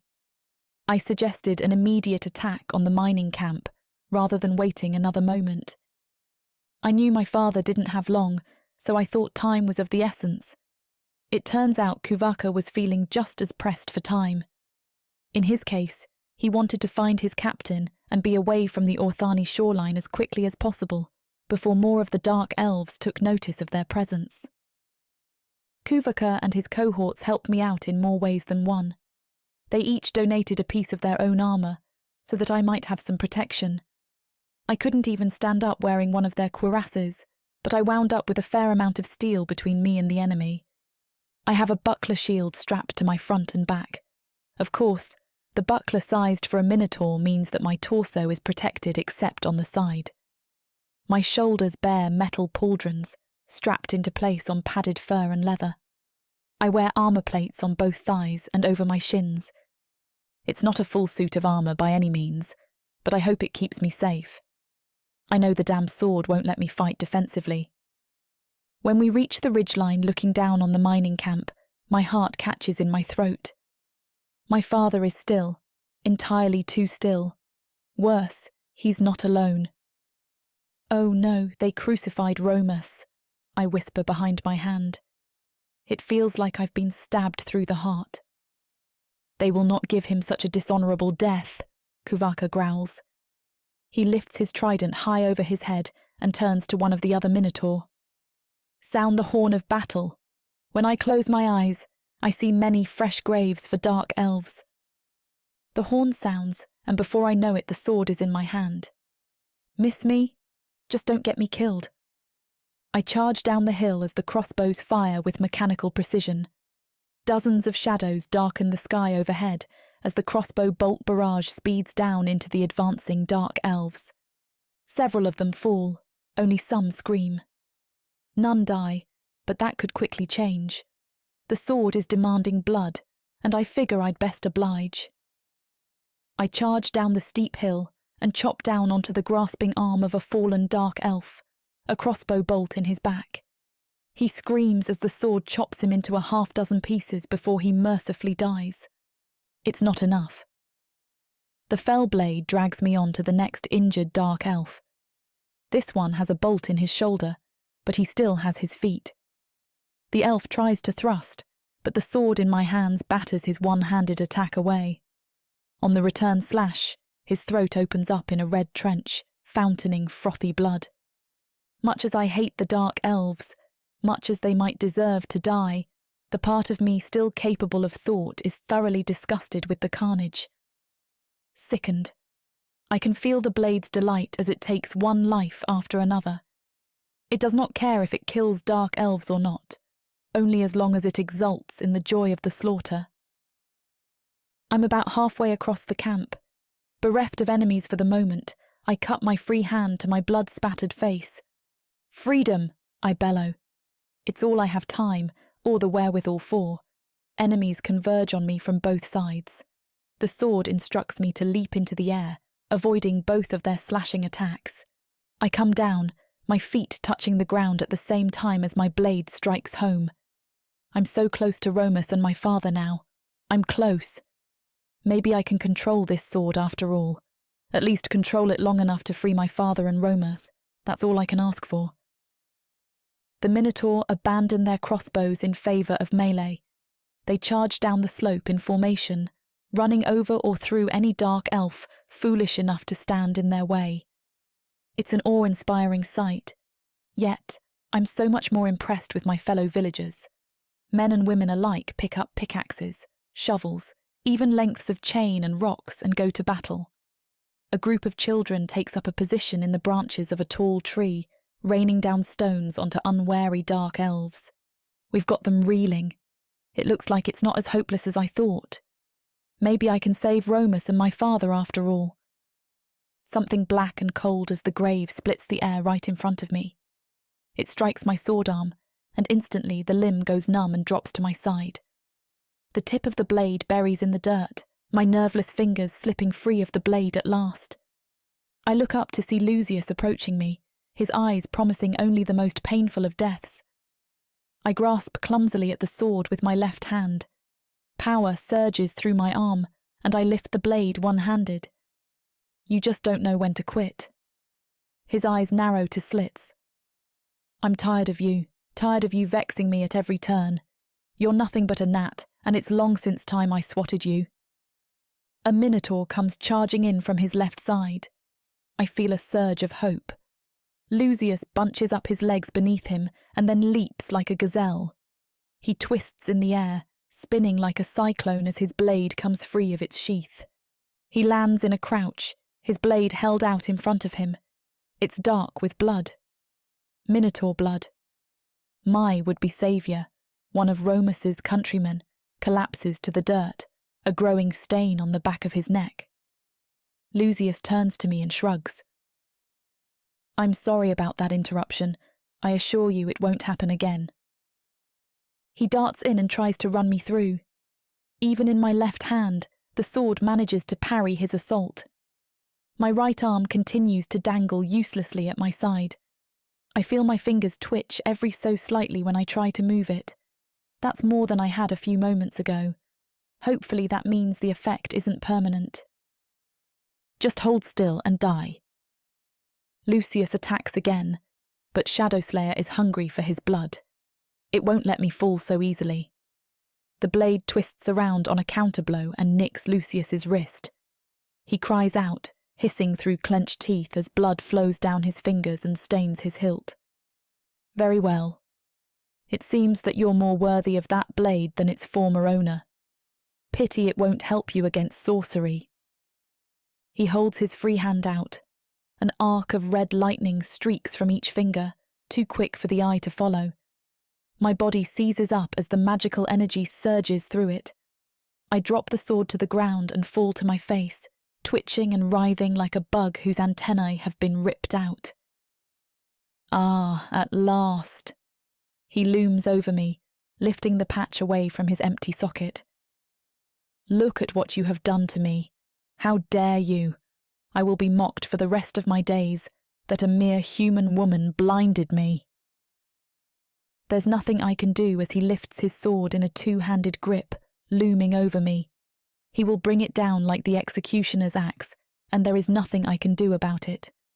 My last thoughts are not for myself, but for Romos. I pray that he will live to see another day, even if I know that I will not.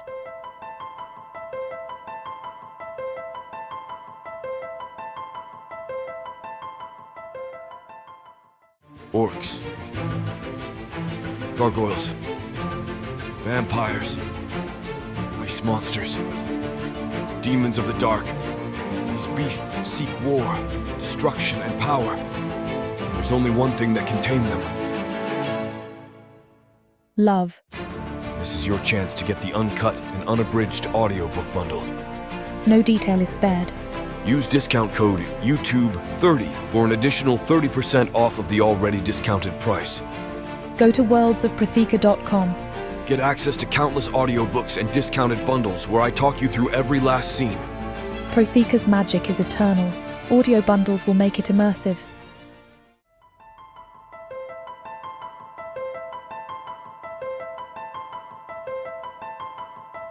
Chapter 22. Romos. Alyssa is about to die. Lucius stands triumphant, his sword lifted execution style over his head.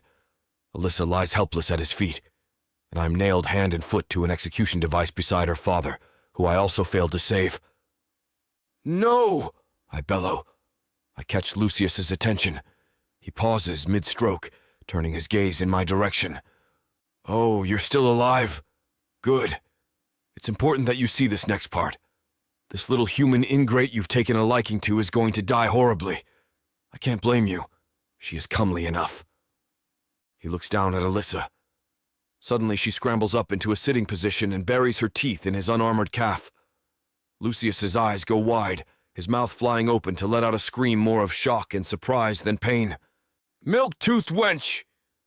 His knee collides with her jaw and Alyssa flops onto the dirt. My word dissolves into a red rage. I know only that I must keep him from hurting her further, and I must make him pay for hurting her at all.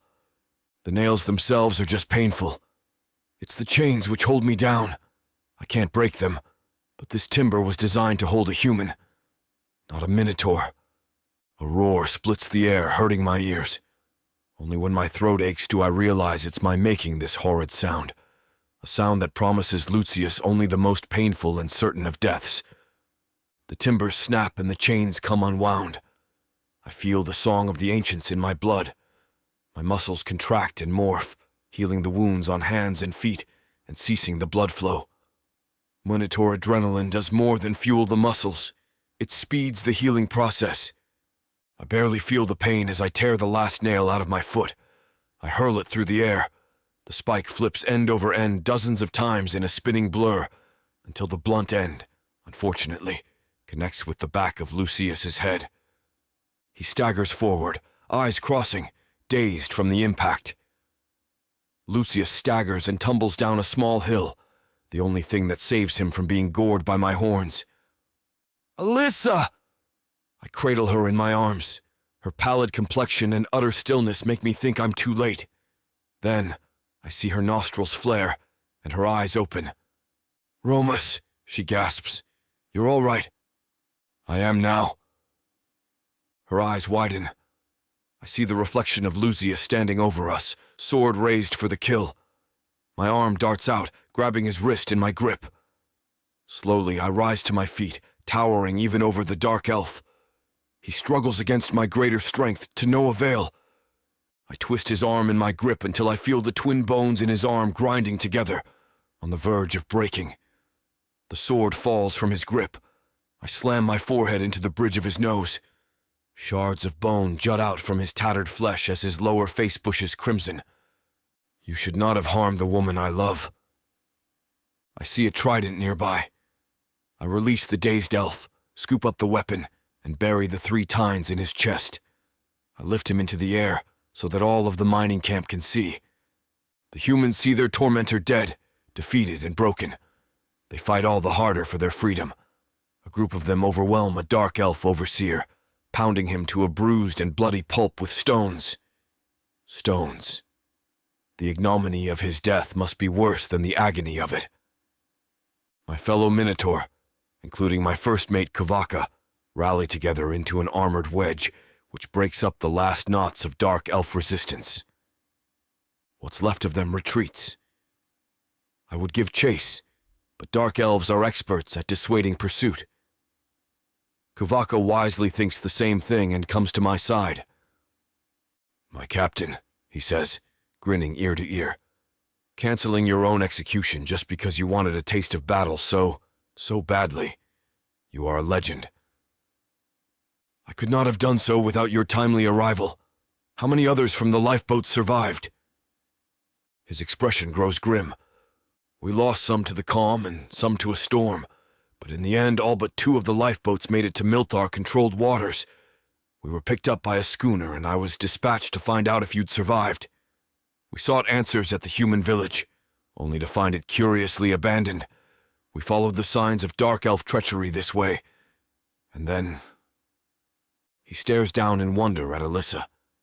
She struggles up into a sitting position, holding the side of her head and looking pained, but she's very much alive. I'm grateful for that beyond comparison. And then we met this honorable, fierce, and somewhat sharp-tongued human woman. She suggested an all-out assault on the Dark Elves, that the humans were close to breaking out in open rebellion. I'm glad that it worked. You did well, Protheka.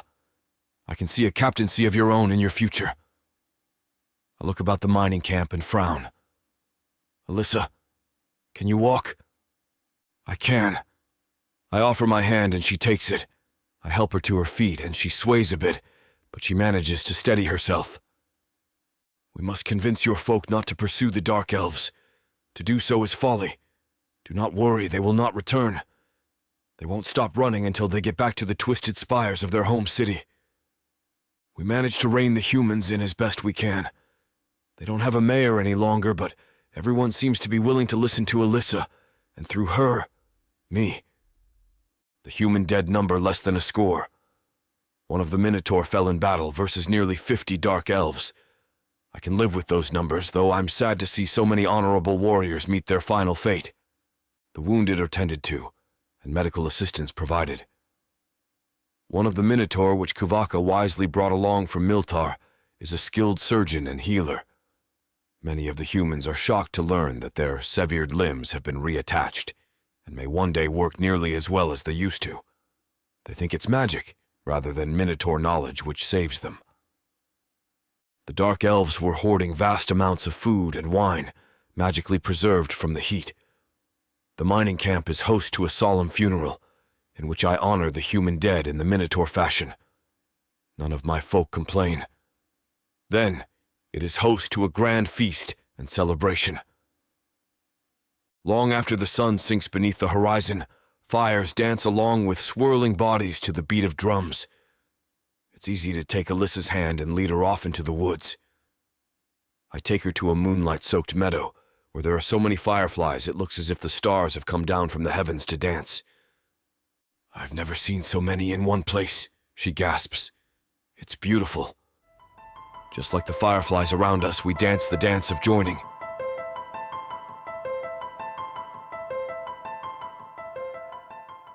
As much as Samara and I want to finish what these 2 characters have started, looks like this chapter is about to get too hot for YouTube to handle.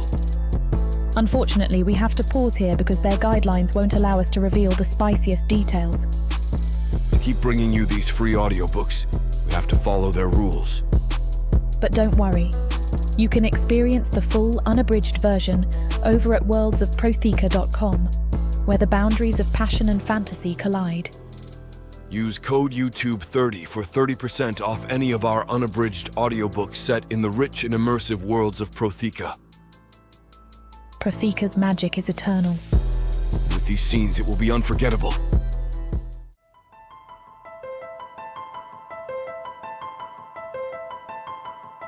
Chapter 23. Alyssa. The next day, we returned to the village. All in all, not much has changed on the outside, other than the mayor's house is now empty, even of furniture. It could never feel as empty as my home does, though, now that my father is gone. My mother and I hold each other for a long time, crying silently as we sit in front of his spot at the fire. Everyone makes an effort to go back to the way things were, but it's not an easy road.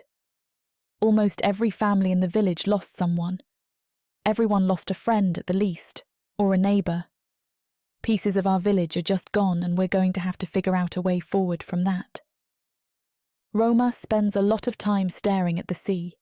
He remains near my side as much as possible, but I can tell he's lost in thought. When it's growing close to time for the evening meal, he takes me into the backyard for an intimate conversation. Alyssa, I spoke to your father before he died. I nod, figuring as much. It still kind of hurts that I didn't get to speak to my father again before he died. I promised him I would take care of you and your mother. Romos heaves a long sigh. I'm not sure I can keep that promise if you remain here in the cove. Where else am I supposed to go? You can come with me to Milar. All of your folk can, the entire village. They will have to serve 7 years as an indentured servant, save those too old or feeble for such a thing, but then they can join our society as freedmen. Just uproot the entire village? I'm not sure if that's going to work. I mean, a lot of people have their lives here. Romos looks out at the dark hulks of fishing boats bobbing in the ocean and sighs. I know that it's hard to pull up stakes and leave. I also know that you likely have little choice. He gestures to the north, toward the Orthani Empire's seat of power, he's told me. Lucius may have been a disgraced former noble, but he had connections and power all the same. The Dark Elves have no choice but to make an example of your village, Alyssa.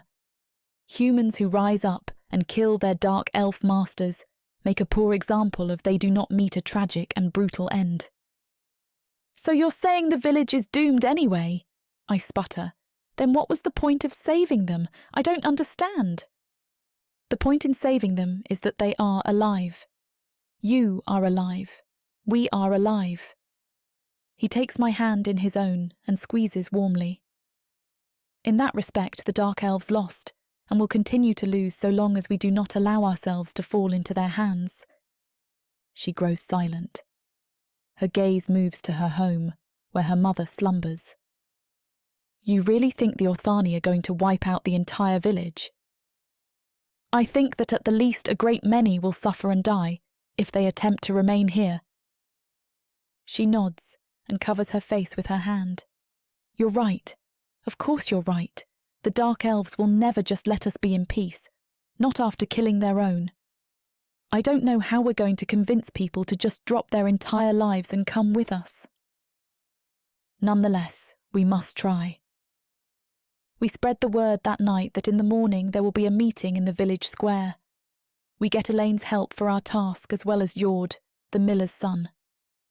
Planning the meeting is the easy part. Figuring out what to say to the people so that they make the right decision is going to be the hard part. I don't get much sleep that night, and not in a good way. I lay awake in Romos's arms while we discuss different tactics to convince my fellow villagers we have to abandon everything. Well, not quite everything. Everything but our lives. I hope that's enough. The next morning, we head to the town square to find it already teeming with people. I notice that the people have factionalized. The fishermen all stand together, as do the blacksmiths. I don't think they understand that it's not about us versus them any longer. It's simply about survival. I can see trouble brewing already. Whoever stands the closest to the mayor's old podium is apparently the one held in highest prestige. Some shoving and pushing happens between the masons and the fishermen until a brazen Minotaur steps right in between them. I step up onto the podium and raise my arms. Please, let's have some calm. There is much to discuss. Nobody listens. They mostly shout insults at each other. I hear a farmer boasting that he fought against the Dark Elves, while accusing his cobbler neighbour of having cowered under a rock until the battle was over. This will never do. I turn to Romos. He steps up onto the podium and blows his curved horn.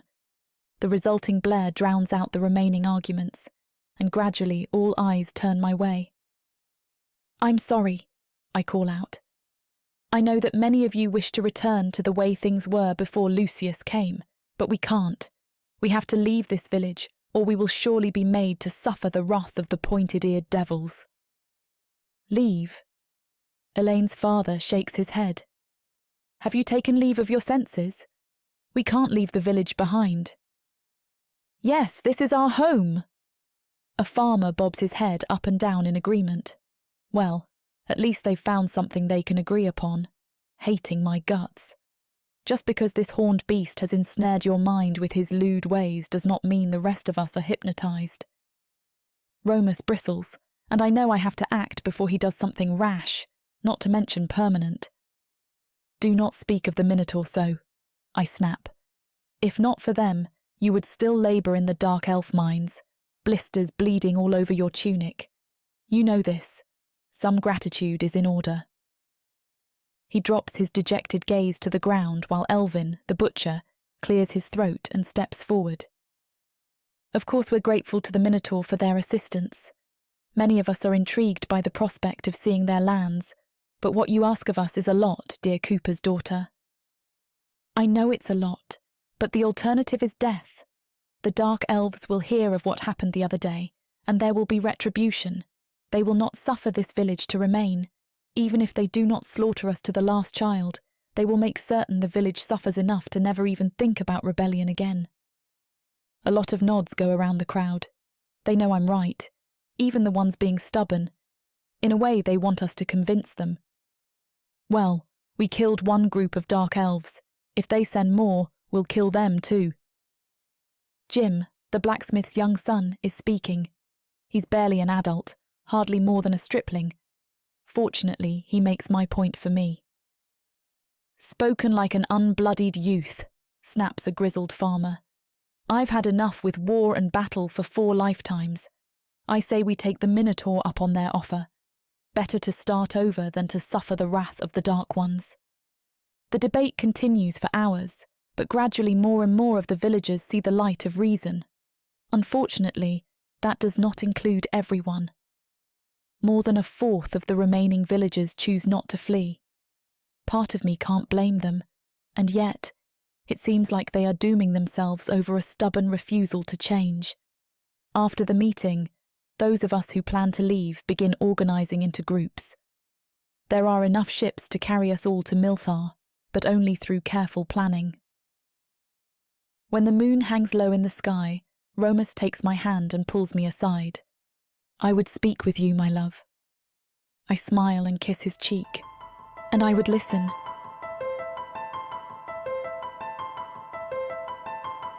Chapter 24. Alyssa. I wept the morning we set sail for Milar, not just for my father, or for leaving the only home I'd ever known behind. I think I wept for my childhood, which had come to an end long ago in so many ways, yet I had never quite let go of it. My tears didn't last long. The voyage over the ocean proved relatively peaceful. There was a bit of a squall on our 3rd day, which threatened to capsize some of the smaller human fishing vessels, but we got through it with no casualties. Finally, on the 7th day, I stand on the sun-soaked timbers of the Minotaur warship and stare at a growing dark line on the horizon. Milar, island nation of the Minotaur. I feel Romos looming behind me, his hand resting on my shoulder as we gaze toward shore. For me, it will be the first time I lay eyes on the land of Minotaur. For Romos, it will be his first trip home in some time. the first thing that comes into focus I take for a siege tower or other structure.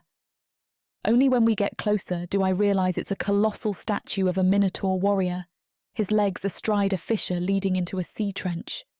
The old harbour entrance to Corona, the capital city.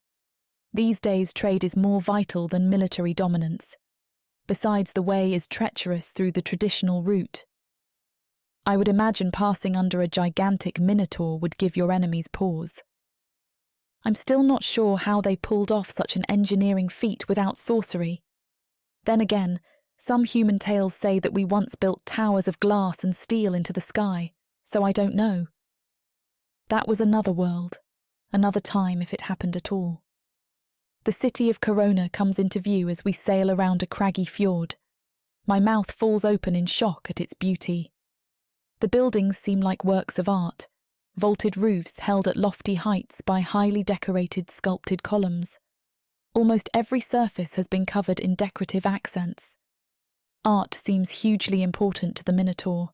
It's everywhere, splashed over their buildings and their boats and their clothing. Even the vessel we're on has eyes and teeth painted on its bow, with other fishy accents here and there. The city is beautiful, I say as we join an array of ships with white sails like a sea of low flying clouds. The other villagers join us on the decks of our fleet, eyeing their new home. So, what happens now? I look up at Romos. His eyes grow sombre. Now, I must make certain sacrifices at the altar and prepare myself. For what? For our lifemate ceremony, of course. You do still want to go through with it? Of course I do. I put my hand on his arm and squeeze. I just didn't know there were so many, rituals to complete. Am I supposed to do something? It's traditional for women to burn their maiden girdle as an offering to Zukiev in exchange for fertility. I don't know what a maiden girdle is, let alone own one that I can burn. I want to honour your people's ways, though. I'm sure that your honour and valour is more than enough for our goddess. You have nothing to prove, my dear Alyssa. Not to me, and not to anyone else. He takes me in his arms and presses his lips softly upon my own. I sigh into his mouth, melting into his embrace. Being here with him feels right, even if the city is strange. I'm not sure I can get used to living here. Where I come from, the trees are taller than the buildings. Here, many of the structures dwarf even the bounds of my imagination. I spot a great domed structure akin to a rising loaf of bread, only composed of white, gold-gilded stone. That has got to be the arena. I can't imagine how many people can fit inside of such a thing at once. We grow closer to shore, and I spot more details. Towering Minotaur move about the docks, most of them bare-chested and barefooted. They either work to load or unload cargo, or stand staring out into the harbour awaiting the next ship. I see a surprising number of humans as well. Most of them seem to be deckhands as well, but I see a few ships where humans are not only part of the crew, they are the only crew. As near as I can tell, they're treated by the Minotaur maritime authorities the same as the other ships. I've never seen so many big ships together at once. I shake my head, baffled at all that I see. It beggars the imagination. It is not even a very busy day at the harbour, my love. He gestures out over the waves at the sea of sails. I have been here on days when you cannot even see the bay for all of the ships sailing upon it. So many ships that the tides themselves are somewhat stilled. That's incredible, Romos. Can we see your house from here? He grins and points up onto one of the high, scrub-covered bluffs overlooking the city proper. I follow his finger to see what I first think is some kind of temple, with its stout columns and highly decorated architecture. That is my home, though I am seldom there. Most of my time has been spent on the sea. It's a beautiful house, I say with a sigh. I can't wait to see it. We have to wait for several hours. Romas is an important man, but the harbour is quite busy as well. By the time we work our way to the front of the line, the sun has sunk low in the sky. Long shadows cool the hot, still air of the harbour, providing some relief at last. When I finally set foot on land, it feels strange. I've become so accustomed to compensating for the roll and pitch of the ship's deck, I almost feel clumsy. Romas speaks with numerous officials, more Minotaur than I can possibly remember. Many of them wear armour, but others are adorned in great, voluminous off-the-shoulder robes. They appear to be statesmen, and their primary concern with the former cove villagers is how best to classify them. I suggest to Romas that they classify themselves. That way we don't have some blacksmith trying his hand at being a potter, and vice versa. That solves a lot of problems, and I soon find myself elected to the task of trying to keep some semblance of order among the refugees. A lot of the villagers rankle at the idea of being indentured. They are not slaves, but they also aren't allowed to quit their positions for 7 years. It's going to be a hard lot, but it's not really much different from the system the Dark Elves had in place. With one exception, of course. It actually ends at some point with the Minotaur. It takes most of the afternoon and much of the night to get all of my people squared away. My mother is an exception. I'm told that since she's going to be the mother-in-law of an important sea captain, her citizenship is guaranteed from the start. And as for me, well, I'm finding out that being Romas's wife is going to entail a lot of paperwork. In their culture, the woman is the one who manages all finances and allocates resources. I'm shocked at the number of things that he owns, or partly owns. With a fraction of his income, I could have bought the entire village lock, stock and barrel. The Minotaur are certainly affluent, that's for sure. It looks like my people will be safe after all. My mother still misses my father, as do I, but I hope that this can be a new beginning for her as well. When we finally visit his estate for the first time, well after midnight, I'm taken in by its stark, open-air beauty. The whole house has been designed to take advantage of the cliffside views. Almost every major room opens up to the outside, via terrace, garden or balcony. Even where it does not, huge glass windows offer a spectacular vista. My mother and I will be quite comfortable here indeed. It's not the ending I expected at all when I slashed at Lucius's face. I'm not sure I deserve this kind of happiness. As if reading my mind, Romas hugs me from behind and gives me a kiss on top of my head. Maybe I do deserve it after all.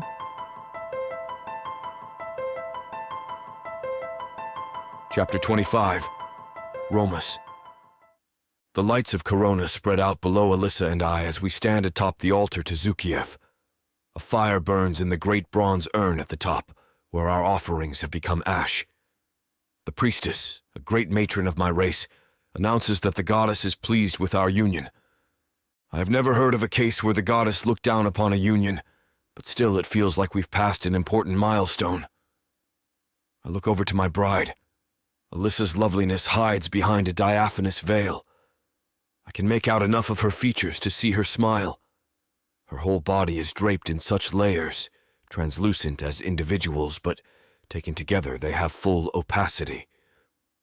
We ascended the steps of the temple as separate beings. We descend as lifemates. I'm bound by honor as well as love to take care of her, for as long as she shall live. I have never been happier to take on a task before in my life. We reach the end of the temple steps and climb into a litter. I lift the first of her veils away, the one concealing her face. "Aren't you supposed to wait until you get me home before you start taking these off?" she teases, pulling the veil back down. I can't help myself. To deny myself the beauty of your countenance, the warmth of your smile, the dancing lights of your eyes, is to deny me the very air that I breathe. Her smile widens and she plants a warm, wet kiss on my cheek. "Well, I'm not going to anger your gods, mister, so you'll just have to wait. I thought you Minotaur had such great discipline."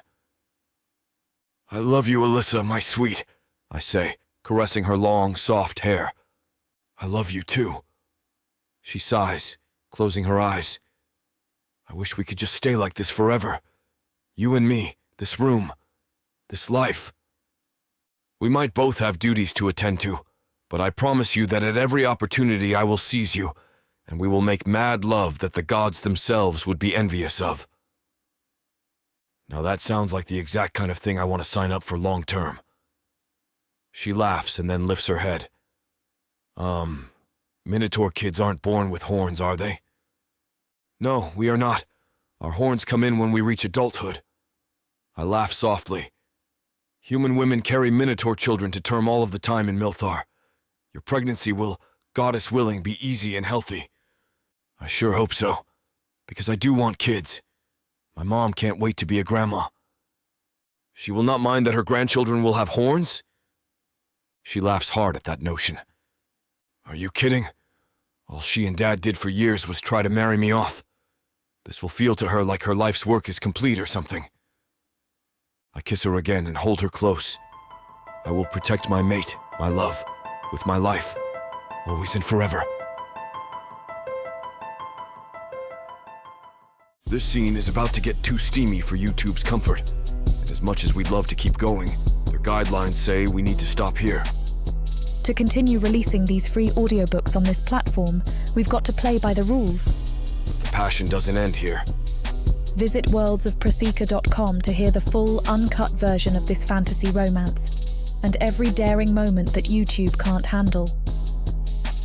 Use code YouTube30 for 30% off unabridged audiobooks in the worlds of Protheka. Don't let YouTube hold you back.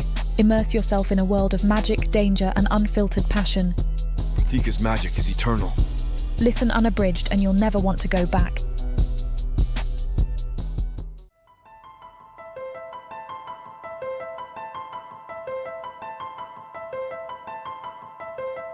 Chapter 26, Alyssa. Sorry for the interruption. I know you were gearing up for a steamy scene, but it's way too hot for YouTube. If we want to keep sharing our stories for free, we have to abide by YouTube's guidelines. To get the full unabridged audiobook, go to worldsofprotheka.com. Browse through unabridged audiobooks, countless ebooks, and bundles offered at a discount.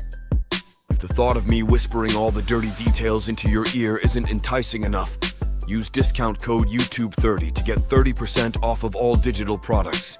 Story after story, audiobook after audiobook, the worlds of Protheka are waiting for you. Protheka's magic is eternal. But unabridged, it's unforgettable.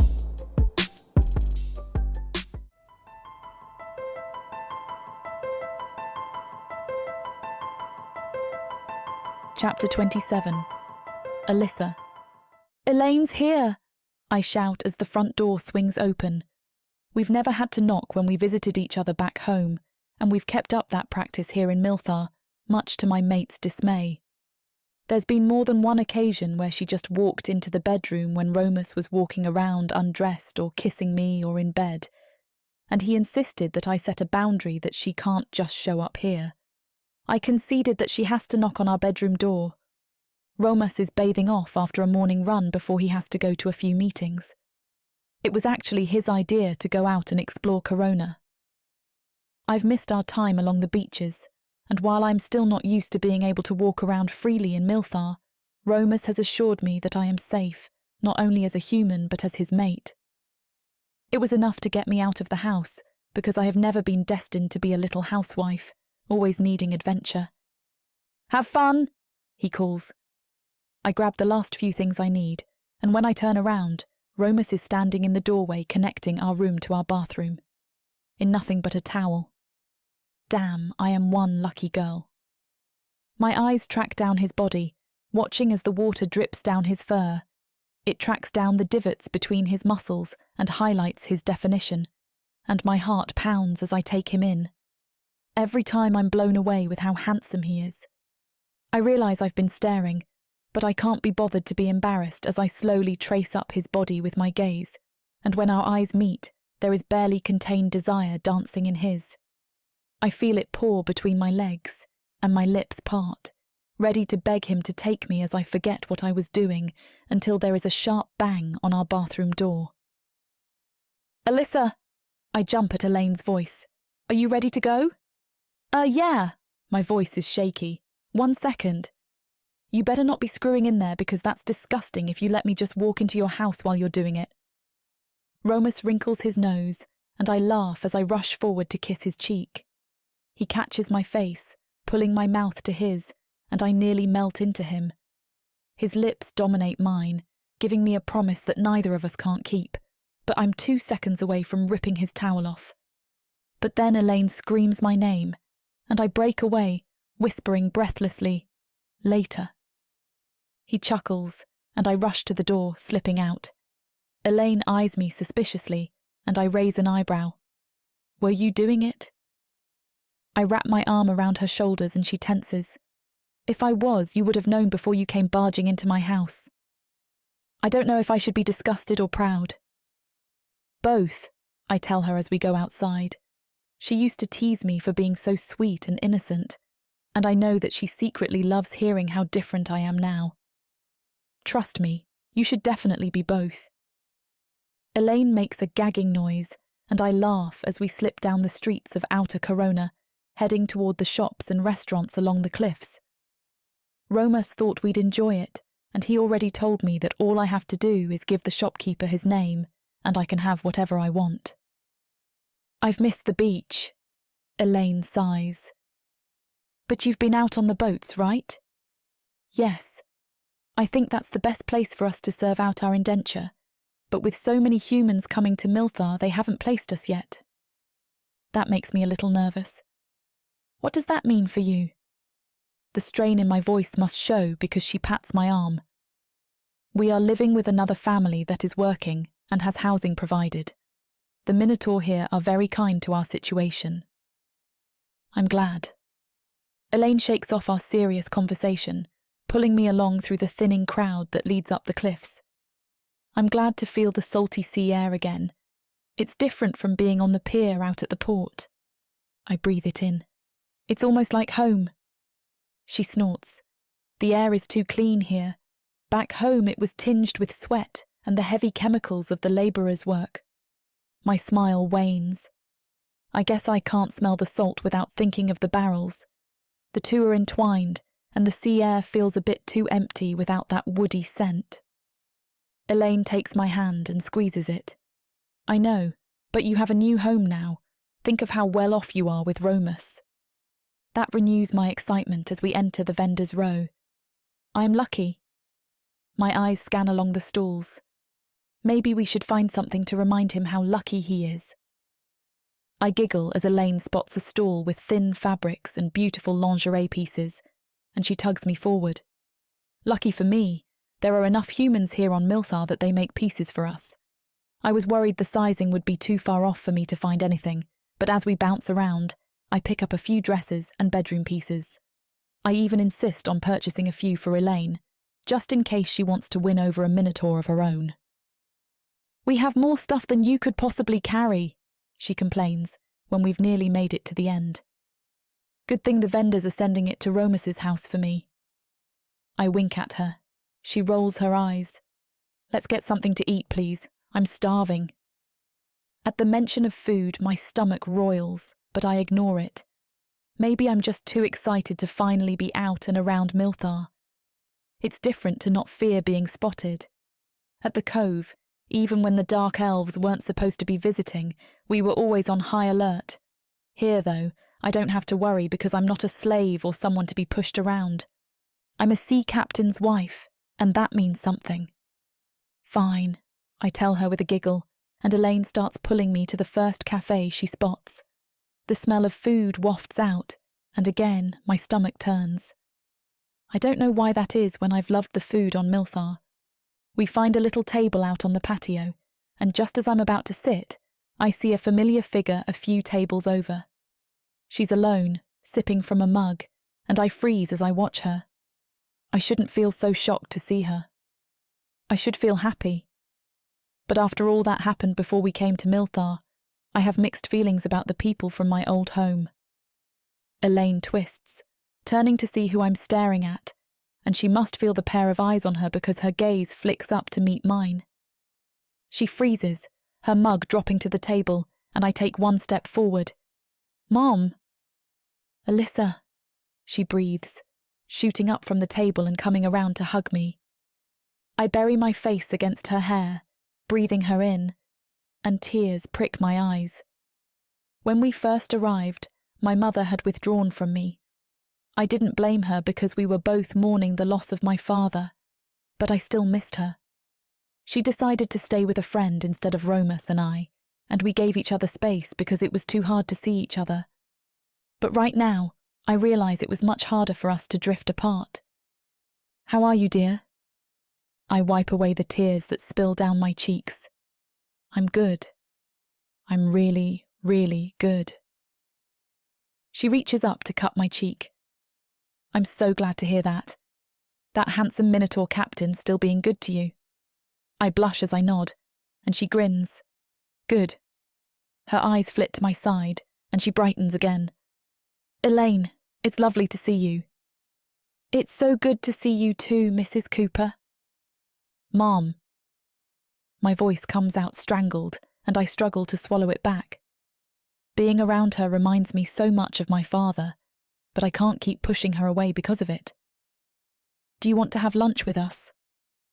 Her shoulders relax a little, and I realise she was just as tense as I. I would love to. She goes to her table to collect her things, and I take my seat as she comes up beside us. Elaine orders a massive meal, and I pick a light soup and tea. My stomach is still a mess, and I don't think I can tolerate it anymore. I sip on the broth and try to enjoy my time with my mom and Elaine as best as I can, but the longer we sit here, the more I feel like something isn't right. I try to hide it, but it doesn't take long for either woman to look at me. Alyssa, are you all right? Elaine asks. I nod, lifting another spoonful of broth to my lips, though my body protests it. My mother scoots closer, examining me with worried eyes. You're looking awfully pale. I open my mouth to assure her that I'm all right when I leap from the table, my stomach finally winning out against my mind as I rush toward the bathroom. Alyssa! They both run after me, and I'm sure the whole restaurant is staring at me, but I don't have it in me to care. I keep going until I make it to the toilet, my meagre stomach content spilling out. My mom holds my hair back as Elaine pats my face with a towel in the bathroom. Neither says anything until I am finished, and then they get me cleaned up. Obviously not in a state to go back in there, Elaine tells the waitress that we will be leaving, and my mum brings me outside. Alyssa, I think we need to get you to a healer. I press a hand to my stomach and nod. They both watch me worriedly, but I don't fear why I am sick. The suspicions have been growing for days, and I've just been too afraid to confirm them. But now I have to face the reality. I only hope that Romas can too.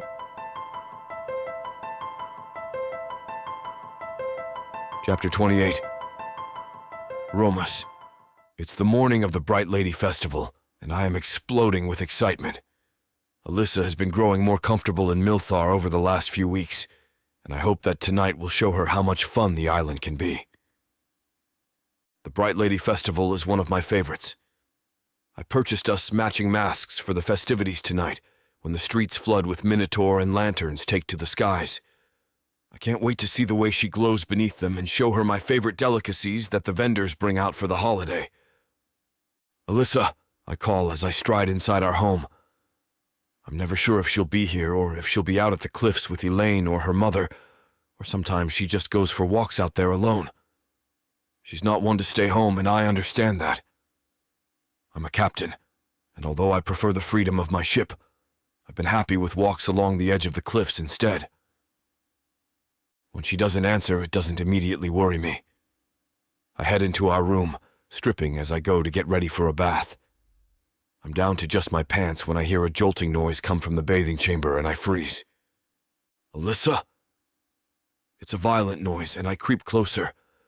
The doors to our bedroom, bathing chamber, and the standalone toilet had all been closed, so I hadn't heard it initially. I ease open the door to the large bathing room and pause. Again, I hear the noise, and this time I recognize it. She's vomiting. Alyssa! I rush toward the last door, pulling it open to find my mate lying on the cool floor. Her eyes are half closed, but they snap open when I hit the ground next to her. Romas! She pushes up so that she's sitting. I didn't hear you come in. I want to reach for her, but I don't want to make her feel worse by jostling her. Are you sick? She waves me off. It will pass. That only worries me more. I'm calling you a healer. I stand, going back toward the door, and Alyssa clambers up behind me. No, Romos, wait! I turn around in time to see her lurch toward the toilet again.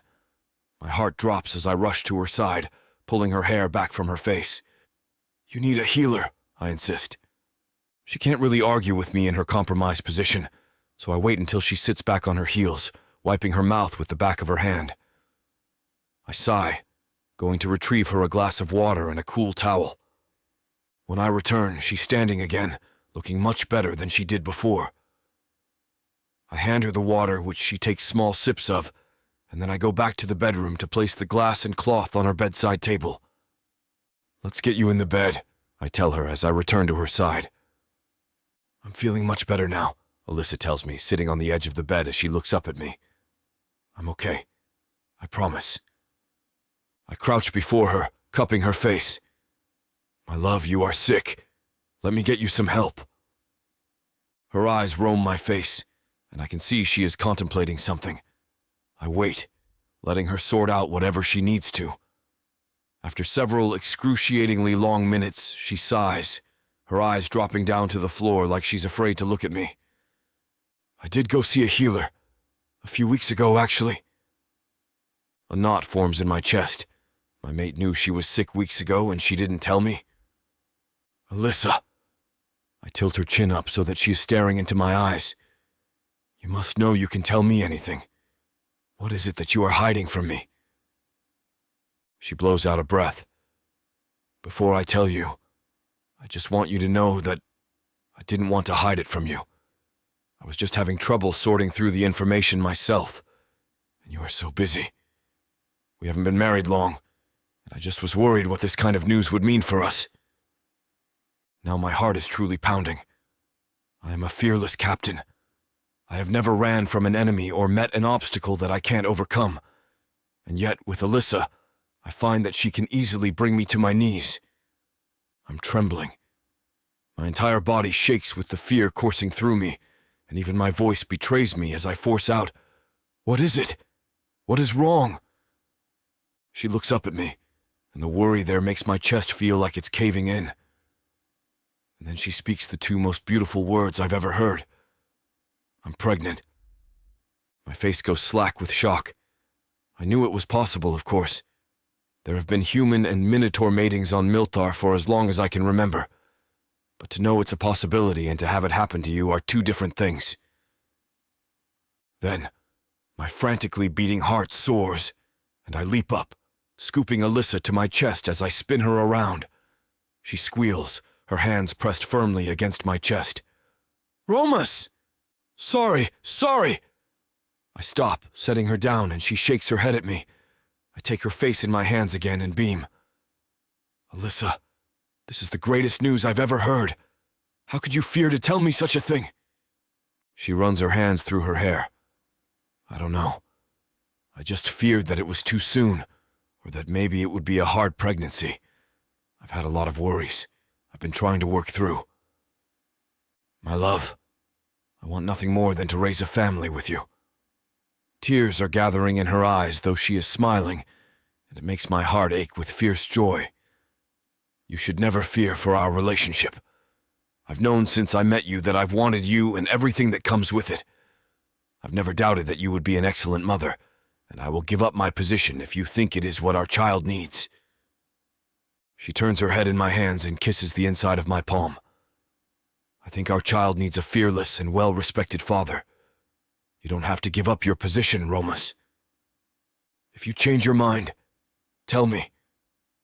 I lean down until our noses are nearly brushing. I will give up anything for you and this child. Anything. Our lips meet, and I pour all my passion into the kiss. I let her feel how much I mean it, because I feel each word with conviction. I've always wanted a mate and a family, and now that I have one, I will truly do whatever it takes for them. Chapter 29. Alyssa. Time has a funny way all its own. My father once told me when you're eating a fresh buttered biscuit right out of the oven, the moment seems fleeting no matter how you try to hang on to it. On the other hand, Eat a cold, dry biscuit only 10 feet from a well, and those 10 feet will last for an eternity. I suppose that my life is like a buttered biscuit now. I won't say it's utterly stress-free, but it's a different kind of stress I can easily manage.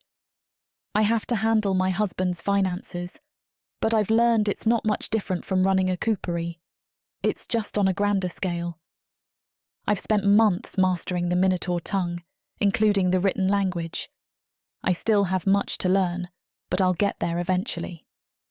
Romas is a wealthy, important man in Milthar. This comes with something called multiple revenue streams, which means a lot of the time I have more money than I know what to do with. I was going to buy my mother her own house and keep her with Roma's blessing, but she surprised us both. She married a widower human freedman, a jam maker if you can believe that. She's very happy, even if she does miss my father sometimes. I know I miss him. I can't help but feel like he's watching me from the afterlife and smiling in satisfaction at how happy and complete my life is now.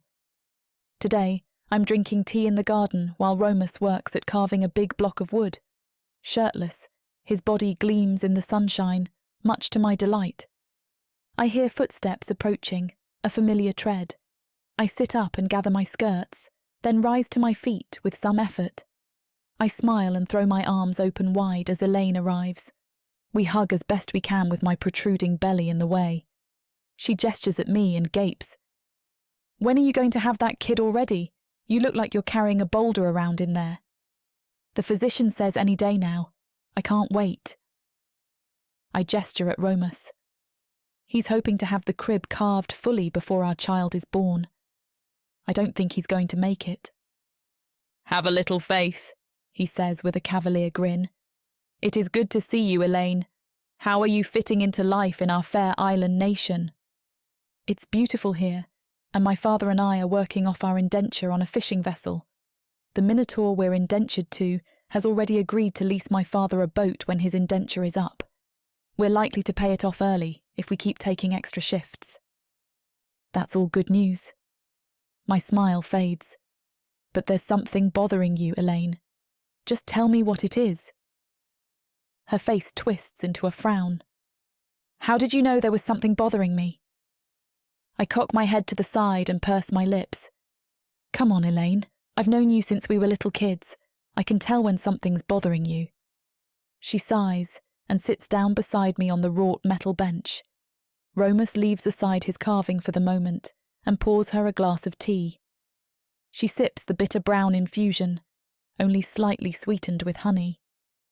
"You remember how Lucius had us all digging, looking for something he called the black reed?" "The onyx reed," I say. And yes, I do. Thank goodness he never found it, because from what Romos told me, it's really bad news. Not the sort of thing you want to be in Dark Elf hands. "Or any hands for that matter," Romos growls. "Such black magic is a bygone relic, best left buried from the light of day. Far from the light of day." For some reason, what Romos says seems to pain her. "I was afraid you were going to say something like that." She sighs and reaches inside of her dress. Her hand disappears inside, then returns, holding a pendant.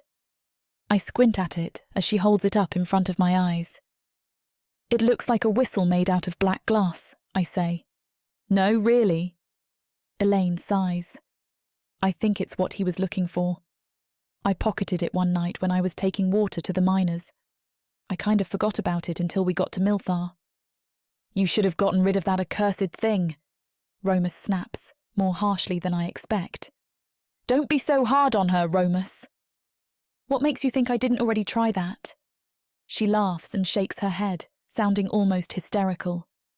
"So far I've thrown this thing into the ocean. I've smashed it with a blacksmith's hammer. I've melted it down to slag inside of a furnace. And yet every time I wake up, it's always around my neck again. Always." "Foul magic indeed." Romos shakes his horned head. "There must be some way to free you from this curse." "I should hope so." I nod and smile reassuringly at Elaine. "Don't worry, Elaine. The Minotaur may not be able to use magic, but they still study it, and its effects. I'm sure they can figure out a way to save you from this thing. I'm not even sure what it does, she says with a sigh. I've thought about just blowing it to see what happens. No, Romas bellows. You must not do that, not ever. Never blow that whistle even if your life depends on it. Romas, you're scaring her. I turn to Elaine. But maybe don't blow on it all the same, you hear? We accompany Elaine to the royal palace, where she's taken off for study by the wise men. I lean into Romas's shoulder and sigh. You think she's going to be okay? I have a feeling she will be just fine. He laughs softly, his rumble comforting against my face. The goddess has selected her for a unique fate. Elaine is destined for a grand adventure, and I think that she will not be the same once it is over. But I do think she will be alive, and all the stronger for it. I hope so, because she's going to be the godmother to your daughter. I pat my belly. Or son, he says. Or both. God, I hope not. I hope it's not twins. He laughs, and then escorts me back to our home for my afternoon bath. My life is more perfect than I ever could have imagined. I would not change a single thing.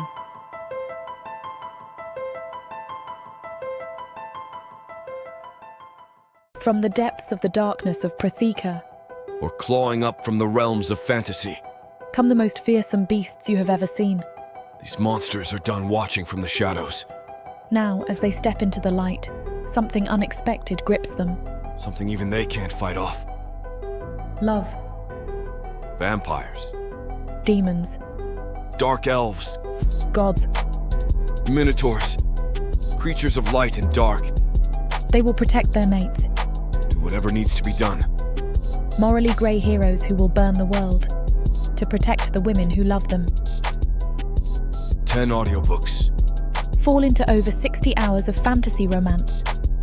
20 ebooks. Over 1 million words of these brutes who will protect their women.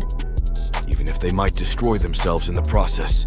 Get the immersive Protheka Fantasy Romance Bundle. For 80% off, right now, dive into Protheka at a once-in-a-lifetime discount. The first bundle to offer both ebooks and audiobooks on worldsofprotheka.com. Protheka's magic is eternal, and this romantasy bundle will make it endless.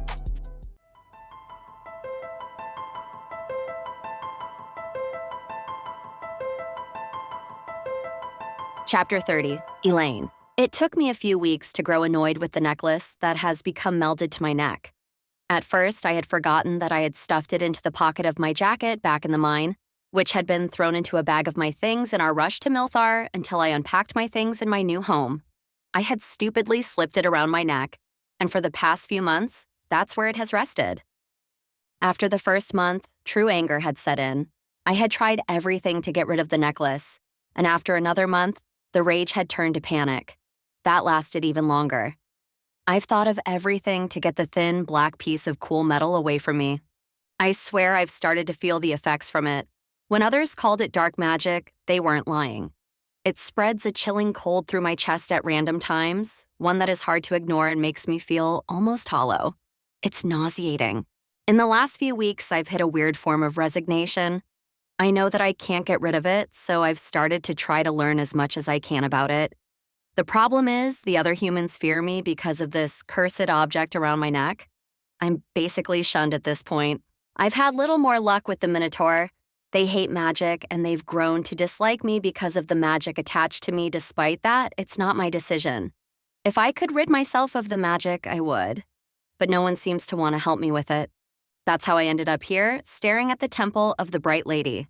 I have nowhere else to turn to, and even though I was never a religious person, I can only hope that the Minotaur's goddess can help me. Growing up, I rejected the 13. They were the deities of the Dark Elves, and I despised those creatures more than anything. Why would I treasure the gods and goddesses that created them? Bless them. At least with this goddess, I don't hate the race that is devoted to her. The Minotaur are a kind people, and I can respect them, even if they won't help me with my problem. I take a deep breath as I enter the temple.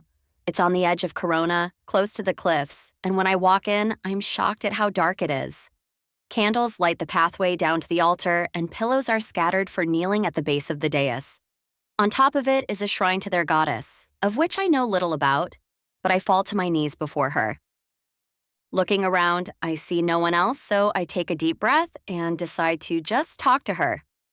Hi, I'm Elaine, and I know I'm not one of your people. I was just hoping you could help me. I'm not one for prayer, so I hope this is okay. I suck in a deep breath, trying to hold in how stupid I feel. I have this necklace. I found it in a mine where a dark elf worked a bunch of us to death, and I hid it from him. I feared what would happen if he saw it. I didn't know that anything bad would happen to me if I took it since I don't have magic, but now I can't get rid of it. I keep letting the words pour out of me, feeling much better to get it all off my chest. I can feel something coming off of it. I don't know how it works or what any of it means, but I know that it's bad news. I can feel that much, and others don't want to go near it. I don't know what to do. I hang my head. What does it look like? A voice calls out from behind me. I jump with a start, turning around to find a prelate standing there. I push up to my feet, trying to hide how my face flushes with embarrassment. Well, it's like a black whistle. I reach into my shirt and pull it out so that the prelate can see. He comes closer, looking only with his eyes. I can sense that even he doesn't dare touch it. I've seen this before. You have! My heart leaps with hopefulness. It's called the onyx reed. He shakes his head. No, the Dark Elves call it the onyx reed. It's an ancient necklace from one of their 13, though they know so little about it. To us, to those who study the ancients, it is known as the Shriek Amulet. I swear I feel something pulse from the little whistle when he says that. His eyes dart down to it at the same time, and I take a step forward. Do you have magic? Did you feel that too? He shakes his head. I do not have magic, but I do know of a tome that once spoke of the shriek. It may be able to help you get rid of the amulet that plagues you. Where can I get it? I know I sound too eager, but I want this damn thing off of me. The prelate leads me to the rows of seats before the altar. It isn't here, it's on an island far away with a Minotaur who is not easy to work with. I huff, slumping back. Of course, I'm given a way to rid myself of this thing, but it's too far out of reach to actually get it. He shakes his head. I didn't say that, I just said it will be difficult. I throw my hands up. Then how do I get it? There is a Minotaur here in Corona, a champion of the arena that should be able to help us, but he too is difficult to work with. I snort. Who isn't? I know I shouldn't be so sarcastic, but I can't help it. Come. The prelate stands and says to me, this champion is your only chance to get rid of the amulet before it takes hold of you. He's our best chance. And since I have no other option, I follow him. I just have to hope this stubborn Minotaur will actually help me before the dark magic engulfs me whole.